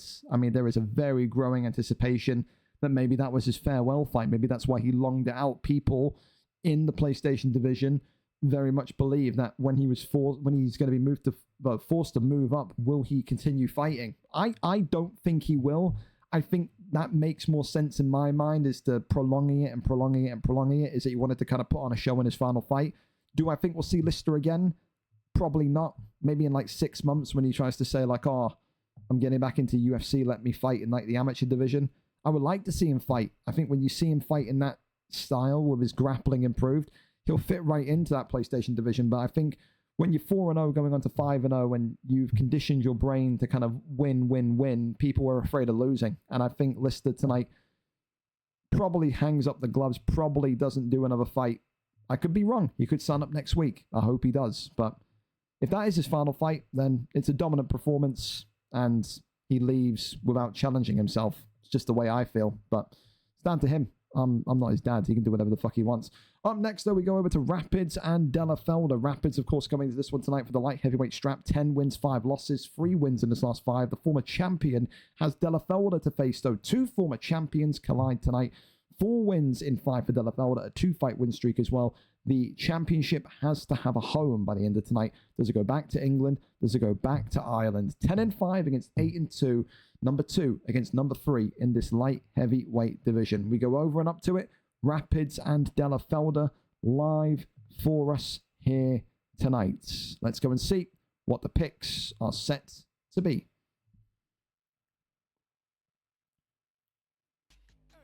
Alexander Rakic and Dominic Reyes. All right, I can get on board with that. Dominic Reyes, eh? Fantastic. All right. Let's see.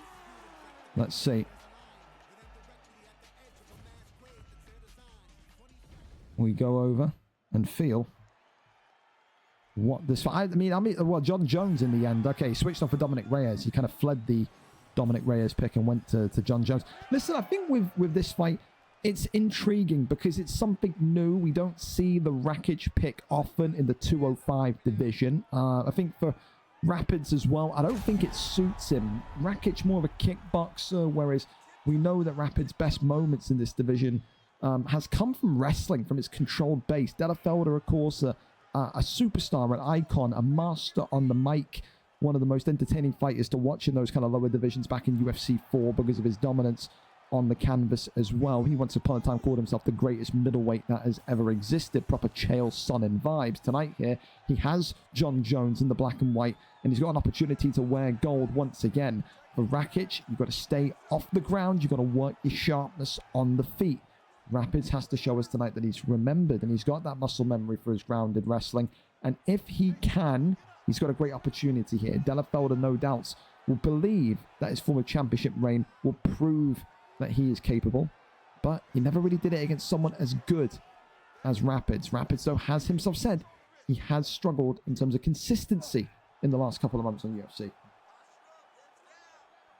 Good denies here again from Delafelder, the Irishman, continuing to lead the way here early in round number 1. Posture up is there. Goes up and over into top mount now. Now raining down the strikes here. Delafelder unable to get one connected. As the posture up is there again. More big shots raining on through. And Delafelder could be about to win the championship gold. Yes, he has. 2 minutes and 37 seconds into round 1. And it is a Delafelder classic. He gets the belt wrapped around his waist and he takes the belt back to Ireland once again. That is the Delafelder that you know and love from UFC 4. Dominant on the ground, smothering all of the above. One of the greatest, if not the greatest wrestler in his prime in that light heavyweight division and middleweight division. He once again holds gold. He once again is the man that calls the shots at 205. And he's the man that, of course, tonight breaks that red corner streak. Delafelder gets it done. The first blue corner victory today and is the new light heavyweight champion of the world. Commiserations, of course, to Rapids. A great performance indeed. But listen, for Delafelder came in tonight looking the best that I've seen him. That is a Delafelder that's clearly done a couple of training fights beforehand, because that was the sharpest he's looked with his denies in a long, long time. Up next, though, it's a huge, huge fight in this lightweight division, a division which was dominated by Luca for so long. Tonight, though, we get the opportunity to see Wales versus Germany. Charge tonight steps in against Primes. Charge 11 wins, 6 losses. 4 wins in 5, a 3-fight win streak, looking to make it 4 and pave it in gold. However, his opponent, a very talented German kickboxer, Primes, 5 wins, only 1 singular loss. On a 2-fight win streak, is hoping to become the first ever German VFL lightweight champion. He, of course, will feel like there is nothing that can stop him. He's been in the division for half the fights that Charlie's been in, a third of the fights that Charlie's been in. Chop, chop. Thank you, Ryan. But of course, tonight, there's the case of what does Charlie do if this hits the ground? You have to remember, Charlie has struggled in recent performances against wrestlers. Recently as well, Primes has only had 1 loss, a decision loss to Luca. That is the furthest that anyone has taken Luca in this lightweight division before he moved over into that featherweight division. The chips will be stacked against Charge today, but maybe, just maybe, he will feel like the time away, we haven't seen it for 3 or 4 weeks, will give him the edge in a recharge, in the ability to kind of keep focused and keep calm. We'll see who wins. The number 2 ranked Charge 11 wins, 6 losses, representing Wales, or the number 9 ranked Primes, 5-1, representing Bavaria and Germany. We are there, we are set, we are ready to go. Lightweight champion is set to be crowned, and Charge has given me the wrong link. Smooth from you, Charlie. Can't even link your own Twitch channel. Bloody fraud. All right, here we are. We're there. And we're set. Here we go, here we go. El Kakui, Tony Ferguson for Primes tonight against the Dagestani wrestling machine, Islam Makhachev. It's always been a sense of query and a conundrum for me as to why Charlie uses that Islam Makhachev. He doesn't often wrestle with him, uses him as a wrestling defense pick. So let's see, black and gold tonight for Charge representing Wales, the black and red for the German Primes with Tony Ferguson. Both of these two wanting to become lightweight champion here. It's going to be a difficult fight though. Expect one of those long slogs here tonight. Big uppercut there comes in immediately from Tony Ferguson. Head kick there as well. Thing that Primes does so well is he starts off explosive. This is a guy that can very much march you down, keep you in his laser focus kind of range. He is someone that can just connect with anything from everywhere. He uses that Tony Ferguson pick consistently, and he uses that length, that kind of slender man kind of style of Tony Ferguson to his benefit. For Charge, great hands as a boxer, but I've always said to myself, I think he puts himself at a disadvantage when he uses Makhachev, because he doesn't have that fluidity, that speed that I think he needs to box like he does. However, again, it could be all part of the game plan. He could have got a good camp in ahead of this fight. He knew for the last couple of weeks that his next fight would be for the lightweight title. He just didn't know who against. With the exit of Luka in this division, it is anyone's playground to run. Of course, for Charjay, had that incredible stint back last year in that middleweight division, assembled through the ranks into welterweight, and now here, February 2025, has the ability to say that he is a lightweight champion, going through the divisions, going through the gears. Of course, though, it's going to be anything but easy. The thing as well that Primes has is he's got that incredible ground game. We saw it once or twice in his build-up to this fight, in the 6 fights we've seen. And again, I think Luka tonight will be backing his former opponent to get this one over the line. Like I said, not many people can say that they lost to Luka on decision in this lightweight division. Charger so far, though, struggling to kind of get those consistent connected shots as he's already been split open here off the right hand. Big uppercut there, swings in as the teep kick knocks him backwards. Jumping knee there, flies forward. Body shot comes in and turns down the liver, turns off the liver. Head kick there comes in. More shots to the dome. Uppercut swings in, and there's the body shot. Goes low. Elbow there comes in.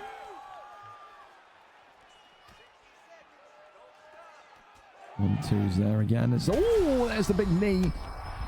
I think it was one towards the body as he shot for a takedown. And look at the head health of Charlie already. The head health of Makhachev has been put into a blender. And he is stalking Charjay now, walking him down, staying right in his in his vision, right in the pocket with him. He is not allowing Charjay to get anywhere. The right hand continues to pop him, and he drops him against the cage here. Charjay in big trouble at the end of round number 1. This one, though, going to head into round 2, but for Charjay, he is in a world of trouble. It is a lightning start. It is a blitzkrieg from the German. Tony Ferguson 10-9 up after 1. Huge rounds for El Kukui so far. Round number 2, up and underway. Potentially 5. Will it go that far? With that head health? I don't know. Shoots the takedown there. That one there stopped in its tracks. Right hand there comes forward. But I think as well for Charjay, is it maybe time to bring out Makhachev's wrestling?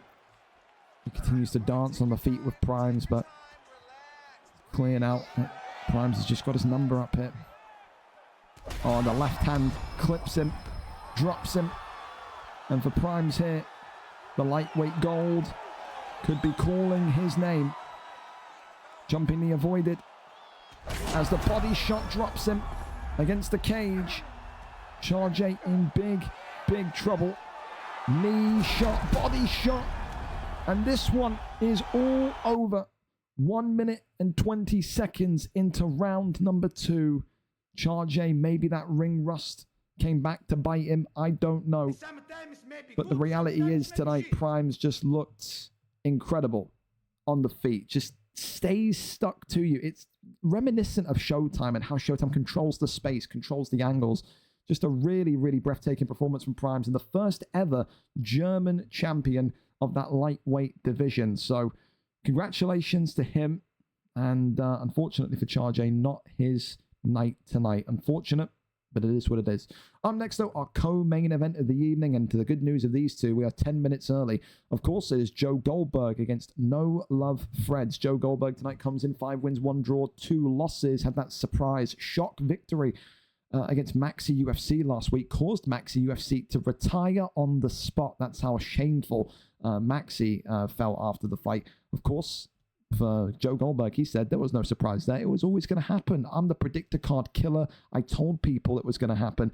Tonight, though, he's got an opportunity to take on one of the most informed fighters in this PlayStation division in the UK, man, the Brit, No Love Fred. Since he moved from this division over into this division, I thought he wasn't going to cope, I'll be honest. Started off his career with a loss, went on a 4-fight win streak. The former champion of this division now has the opportunity of saying that he is the first ever PlayStation man to win both PS sets of gold. Will he do it today, though, is the big question. 5 wins, 1 draw, 2 losses, a 3-fight win streak for the champion, and his first defense against 4-1 number 5 ranked No Love Freds, who is looking to make it 5 in a row and make it gold. Let's go over and see what the picks are set to be. The champion sets the weight. The champion has first pick. Who and where are we going? The lightweight division has been a fan favorite of this PlayStation title class for time, and it will continue to be. It is Khabib Nurmagomedov, the man that got the job done for him last week against Maxi, against what looks like to be Alexander the Great Volkanovski. Huge opportunity tonight for Freds to get this one done. Co-main event, and it's live. For Joe Goldberg, there is so much riding on this fight, not only in terms of his legacy as a champion, but also future super fights. The opportunity to fight ThaSpookyGeauxst for both the PlayStation and Xbox Gold is there. Being the PlayStation champion right now, it's a great time. Oh my God, and already he's dropped him. Sweet mother of God. Lightning fast start for No Love Freds, and that's giving Joe Goldberg something to think about. Not even 5 seconds into the fight, and the challenger already has a confirmed knockdown. Do not blink, you will miss it. Joe Goldberg saying, I'm not taking any more chances after that on the feet. And now this is where that Khabib-type style wrestling will come to roost. Absolutely. Works the body shots there. Collapses on down. Got to think here as well for Freds, how much has he been drilling the wrestling defense? We know that he was a provocative wrestler in a sense of his last championship reign in the other division. He would often pick the light heavyweight division, pick Daniel Cormier. He would work off the double jab and then shoot the takedown. He was the man that was kind of doing the wrestling in that division before it was even a thing. So this is a guy that's not afraid of the ground. He embraces it. And no doubt, if you're on a 4-fight win streak in this division, you've had to take the fight to the ground at some point now and then. As the little taps continue to come on forward. Both kicks hit. Having to kind of fight on backwards from a kind of shock out of nowhere knockdown in the first kind of 5 seconds, 5 real seconds of this fight. And that's a great deny there already. Tries to go for the arm triangle. That one there stopped in its tracks. Also, posture up there, though, is good. Rains down the strikes here. Khabib in top mount has got the armbar. And Khabib in top mount is one disgusting man to deal with. And it looks like the arm's going to be taken. And now the top mount's going to be even more revolting. 1 minute and 56 seconds here. And Khabib, who does legally, that is legal. They both had stamina left. That was deniable. It was completely fine. Is going to look for a back-to-back sub. And he's going to get the back-to-back sub. He's going to tap him in round number 1. It was a close one. They both had stamina left. It was completely legal. For Freds tonight, he loses in round 1, and Joe Goldberg continues his rise as PlayStation champion. It was a VAR type moment. We know that you can't do back-to-back subs if your opponent's submission or opponent's stamina is on 0. I was keeping a firm eye on it because I knew it was going to happen. Goes for it. It's a completely legal sub. It was deniable. He catches Freds off guard, and tonight the opportunity at the belt vanishes instantly. And I think for Freds, he'll feel like, what even happened? Because he started off the fight so damn well, didn't he? That immediate knockdown.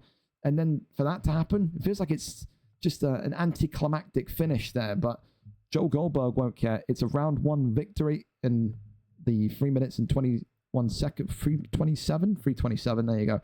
3:27 through Khabib for the poster. If you know, you know. If you don't even know my Twitter, you don't even know you get posters. That's fine. But yeah, really, really impressive victory, and a victory that, like I said, you want to get if you're Joe Goldberg, because the opportunity of the super fight against Spooky is there. No doubt he'll want to test himself against the, I think, in my opinion, best PlayStation wrestler that we've seen. What will Spooky be making in that performance? Will Spooky be thinking too far ahead? Will he sleep on Kezza? There's a lot of opportunities there regardless. Congratulations to the champ, and still the PlayStation champion of the world. It is a quick, fast and simple one. So there you have it. Up next, though, listen, we go over to our main event of the evening. We're going to ping the Discord. I'm sure these two, especially Kezza, will be delighted that we're early. Main event is now live. So this one, the big one, Kezza with the opportunity to be great once again. Tonight, it's pretty simple. SpookyGeauxst has been the flavor of the month. This has been the guy that's been not only the face of the PlayStation division before his move to Xbox, but now also the underdog contender that climbed up through the Xbox ranks and got the belt against the greatest of all time in Dirty Dave. For Kezza, we know what he is like. He is charismatic, but he is inconsistent. This is someone that can show up to fights and knock you out in 10 seconds. This is someone that can show up to fights, his controller disconnects, and he's knocked out in 30 seconds. There is really a volatility around Kezza's ability to win fights in a commanding fashion, to not sell fights in a dramatic fashion. Tonight, Kezza's main enemy here, it's not Spooky, it's not his wrestling, it's not the ping, it's Kezza himself. Has to remain focused, has to remain locked in. If he doesn't, he will squander this opportunity. And it's an opportunity that may not come round again. When you look back at the history books, you know that Kezza is one of the greatest strikers in Europe. You know that. But the last time Kezza held a gold belt, a bantamweight flyweight belt, not BMF, not any of that nonsense, but the bantamweight flyweight crown, we're talking all the way back in UFC 4. We're talking, I mean, I'm having to keep going and waffling. That's how long ago it's been. The last time he won a belt, VFL 35, 130 plus events ago, the 27th of October, 2022 is when he beat Nasnim and became flyweight and bantamweight double champion. That is the last time he won a gold strap in this elite division. That is a stat for people that they would have probably never guessed because of how good Kezza is. Tonight, he has to do it against one of the most dominant Canadian wrestlers in my memory, that I've ever seen. This guy role plays Khabib so well when he's in that PlayStation division. He was always picking lightweight. He was always picking Khabib. Tonight, though, who does he pick? What wrestler does he go with? Kezza, known for his strong starts, his flashy starts, his charisma. He will want to try and knock SpookyGeauxst out early. If SpookyGeauxst gets into the floor, Kezza could be in for one of the most frustrating nights in the history of his life. Keep in mind, the stats around Spooky. The last couple of fights he's had, he's only conceded something like 13, no, not 13, I think 23 significant strikes. He does not get hit often. How does Kezza counteract that? Of course, tailor the tape for this one tonight, the main event. SpookyGeauxst, the champion, 8 wins, 1 loss. He has been on a tear in the Xbox division. For Kezza, the number 2 ranked man, 11 wins, 8 losses, 4 wins in his last 5 on a 2-fight winning streak. Does the belt come back to Liverpool for the first time since 2022, or does it stay over in the great continent of North America in the hands of one of the most devastating wrestlers of recent memory? We go over and up to it. Let's see what the picks are going to be. Let's see who is live for us. If anyone. Who's live? I don't know. There we go. Spooky's live for us. Fantastic. Here we go then. Main event time. Ready for action. Prime for action. Can Kezza get this one done? Brandon Moreno against Henry Cejudo. SpookyGeauxst, of course, picking the Olympic gold medalist here tonight. The American Canadian. You're all neighbors. You're all neighbors. That's fine. Yeah, you're all neighbors. That's fine. I bet you make your own syrup. You see, Art of War knows. He does. He does. All right, here we go. Here we go. Here we go. Here we go. A big opportunity tonight. Kezza, who has been chirping SpookyGeauxst all week, saying it's finally time, it's coming home. But will it truly come home? SpookyGeauxst, the champion tonight, in the black and gold with Henry Cejudo. Kezza, of course, in the green with Brandon Moreno. Said SpookyGeauxst does not get hit often. I apologize tonight about the 480p cap that we're on Spooky's stream. At least it's not lagging. So you may have to squint a little bit to make sure that you can see full quality and full detail. It's alright though, we love him regardless. I think already in this fight, in this starting round already, Spooky has conceded more significant strikes than he's done in all of his last 5 fights combined. So, I mean, that's good news for Kezza, of course, but no doubt there's going to be a couple of rough moments ahead, no doubt. It's about timing here for Spooky. When do you shoot? When do you throw in that first takedown of the night? When do you surprise Kezza? Right now, he is teeing away. He is rocking Spooky like he's a prime bobblehead right now. Kezza said he feels like the most dangerous version of himself since UFC 4. So he came back about 4 or 5 weeks ago and he's been motivated ever since. Every win, every collected knockout He feels like he is unstoppable at the minute. Superman punch that comes in from Henry Cejudo. Left hand there is brilliantly timed, but again, dancing in the pocket with Kezza and eating a lot of damage. Look at that head health already, SpookyGeauxst. This is a very out there, different type of fight style so far from Spooky. He is wanting to engage with the boxing, but there's the first shot. There's the turning takedown, and there is the deny. A big deny and a big statement.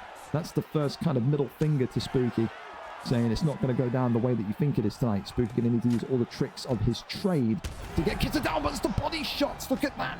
Fakes that body kick into the head kick, and that has just come from absolutely nowhere.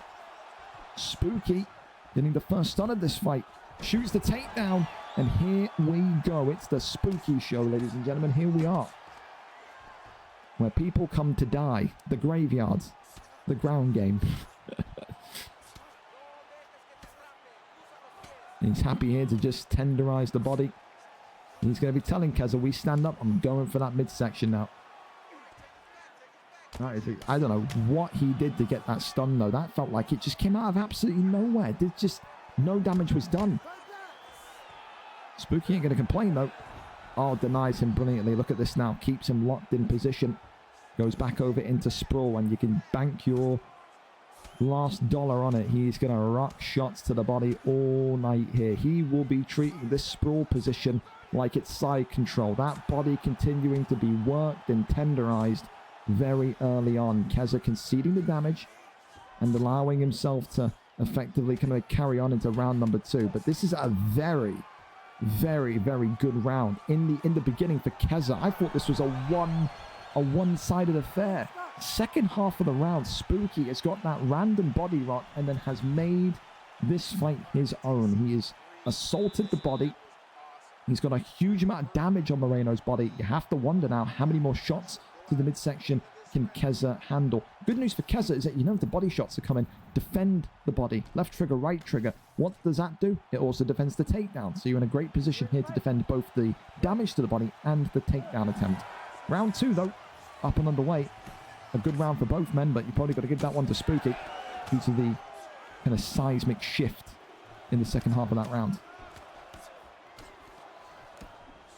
Avoids that one. There's the takedown, and there is the land. There it is. It's the American wrestler now very much wants to keep this one here. Kezza, though, gets right back to his feet, up straight away. That's the best thing you can ask for when you've been taken down by Spooky. Leg kick there comes in. Sends the knee buckling. Of course, people said, you know, if this guy was good enough to beat Dirty Dave, and he's good enough to beat anybody in this division, people really feel like he's the next great hope of American wrestling. No doubts about it. He may have a chance here tonight. Spin kick upstairs. That one there, though, just narrowly avoided.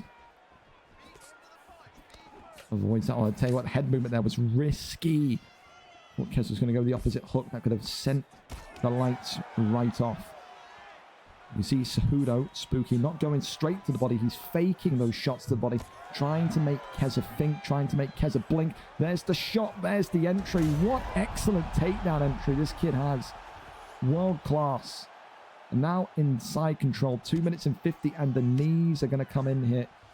He knows that the more damage he can get to the body, the better. But that one's pretty sloppy. And the champion lets him out from sprawl. He would have loved to keep him in sprawl there, wouldn't he? He really would. Lefts and rights, they're coming forward again. Big shots. Blaming on fruit.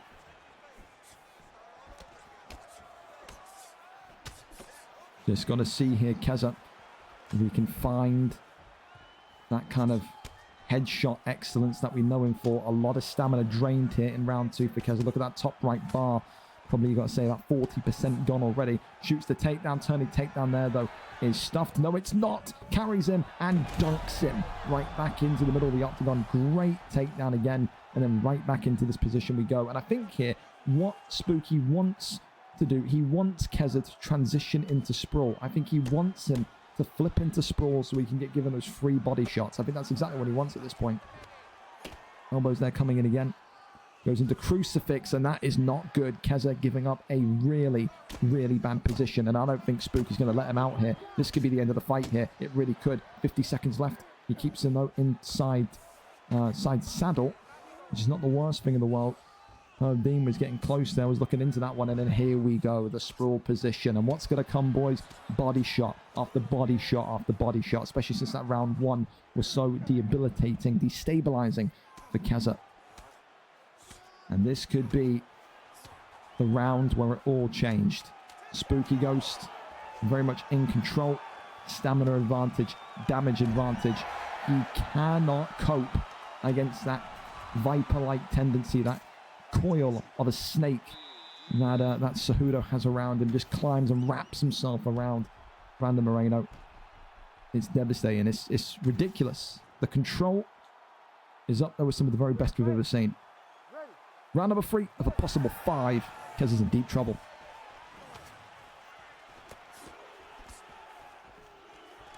Uppercut there, right. Overhand comes in. But there's one fighter ever that has effectively been able to pull fights out of nothing, pull victory out of the jaws of defeat. It has been Kezza. However, I don't think we're going to see any sort of complacency tonight from someone like SpookyGeauxst. One time for the Gringos. Scott there continues to come flying on through. Shoots the takedown and not landed. Great defense there by Kezza. Continues to push him backwards though, Kezza. Eating the 1-2-3 combination there. Brilliant work as the stamina continues to falter. And you've got to think to yourself, when do those body shots go in again? Kezza is whiffing with shots now. He's down to less than 50% stamina. And he's still got 2 rounds to go. Oh my goodness me, uppercut there. I thought that was going to be one of the knockouts of the century, let alone the year. Holy smokes. Head kick there comes in.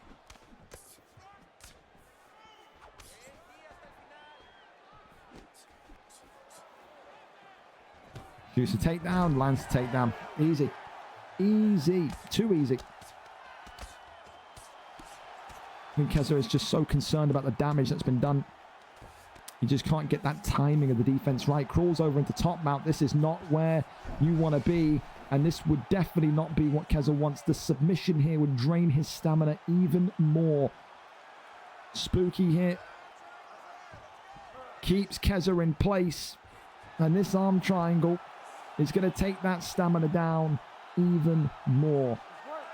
And now it becomes even harder. We're down to about 33% stamina remaining. Kezza is not in good shape. We weren't joking about Spooky's control. We weren't joking about Spooky's ability to negate damage. Seeing it here tonight. One of the best modern day wrestlers you'll see. Arm triangle locked in. And this could be the end for Liverpool's favourite son. Liverpool's favourite Scouser. As the American SpookyGeauxst has got another submission in. Not confirmed the kill yet. But Kezza's stamina is so low. One more will do it for Spooky. Goes into sprawl and back to sacking shots to the body we are. As he knows this one will be allowed to go into round 4. No doubts. I wonder what Spooky's thinking. He's had to listen to a lot of mind games from Kezza in the lead up to this fight. Kezza telling him that it was going to be his belt. Belt's coming home with him. Right now, it is looking like one of the most dominant performances of Spooky's Xbox career so far. Hell of a performance for Kezza. He's in the point now with that stamina where he can't throw more than 2 strikes, 3 strikes in unison. It is a butchering. Load him up in the cattle cart. And he has been absolutely annihilated here tonight. He really has. You ready to fight? Round 4. Can we see one of the comebacks of the league's history? Kezza is down. I would say probably every round. Stamina is gone. Head health, body health is gone. What positive thought does Kezza have in his mind to say, I can still do this? I would be mentally tapping on the stool at this point. I would. Fakes the takedown, goes for the clinch there. Elbows coming on through. Left and right. from ThaSpookyGeauxst. Left hand again. Kezza having to be so careful now. You can see he is just not able to fight with that freedom that he has because of that stamina. Oh, and the uppercut there clips and drops him. Head health now eating it, and now there's shots to the body again. Big knees. And Kezza here could be on the verge of being down and out. Body shot rocks him. Round number 4. Oh, and Spooky with an extra 1 or 2 for good notice. With a beautiful knockout. Kezza went for the extravagant and gets put on skates. ThaSpookyGeauxst with probably his most dismantling performance and his most vicious, violent knockout that we've ever seen. It was a mid-air flying knee body shot and then a couple extra after for all the trash talk he's had to endure this week. Hell of a knockout of the night, stolen at the buzzer beater. Look at that, just a body shot timed to perfection as Kezza leaps into it. ThaSpookyGeauxst is a dangerous man, is the best wrestler on form right now. And I think this guy is now deserving that opportunity to go back to the PlayStation division and secure both belts. Round 4, 144 through Henry Cejudo. A rare knockout tonight, but probably one of his absolute bests. Congratulations to the champion. ThaSpookyGeauxst gets it done again. He is on fire right now. He is. And with that, the conclusion and the end of our card tonight. Yam Yam's going to be furious that he's missed out on that one at the death, but it happens. Thank you so much as well, before we run through the results again, to Astroni YR, Astroni R, Home TLG, Grandpa Gaming as well. Thank you to you.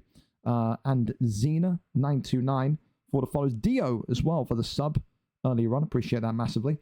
And yeah, man, just a really vicious fight. A recap then on tonight's cards in terms of champions after the dust has settled, and still PlayStation champion Lister 2000, and new light heavyweight champion Della Felder, and new lightweight champion Primes, and still PlayStation champion Joe Goldberg, and still flyweight champion of the world ThaSpookyGeauxst. Performance bonuses tonight. Knockout of the night goes to the man himself, ThaSpookyGeauxst. Submission of the night goes to Zookins with Randy Brown. That submission counter Kimura.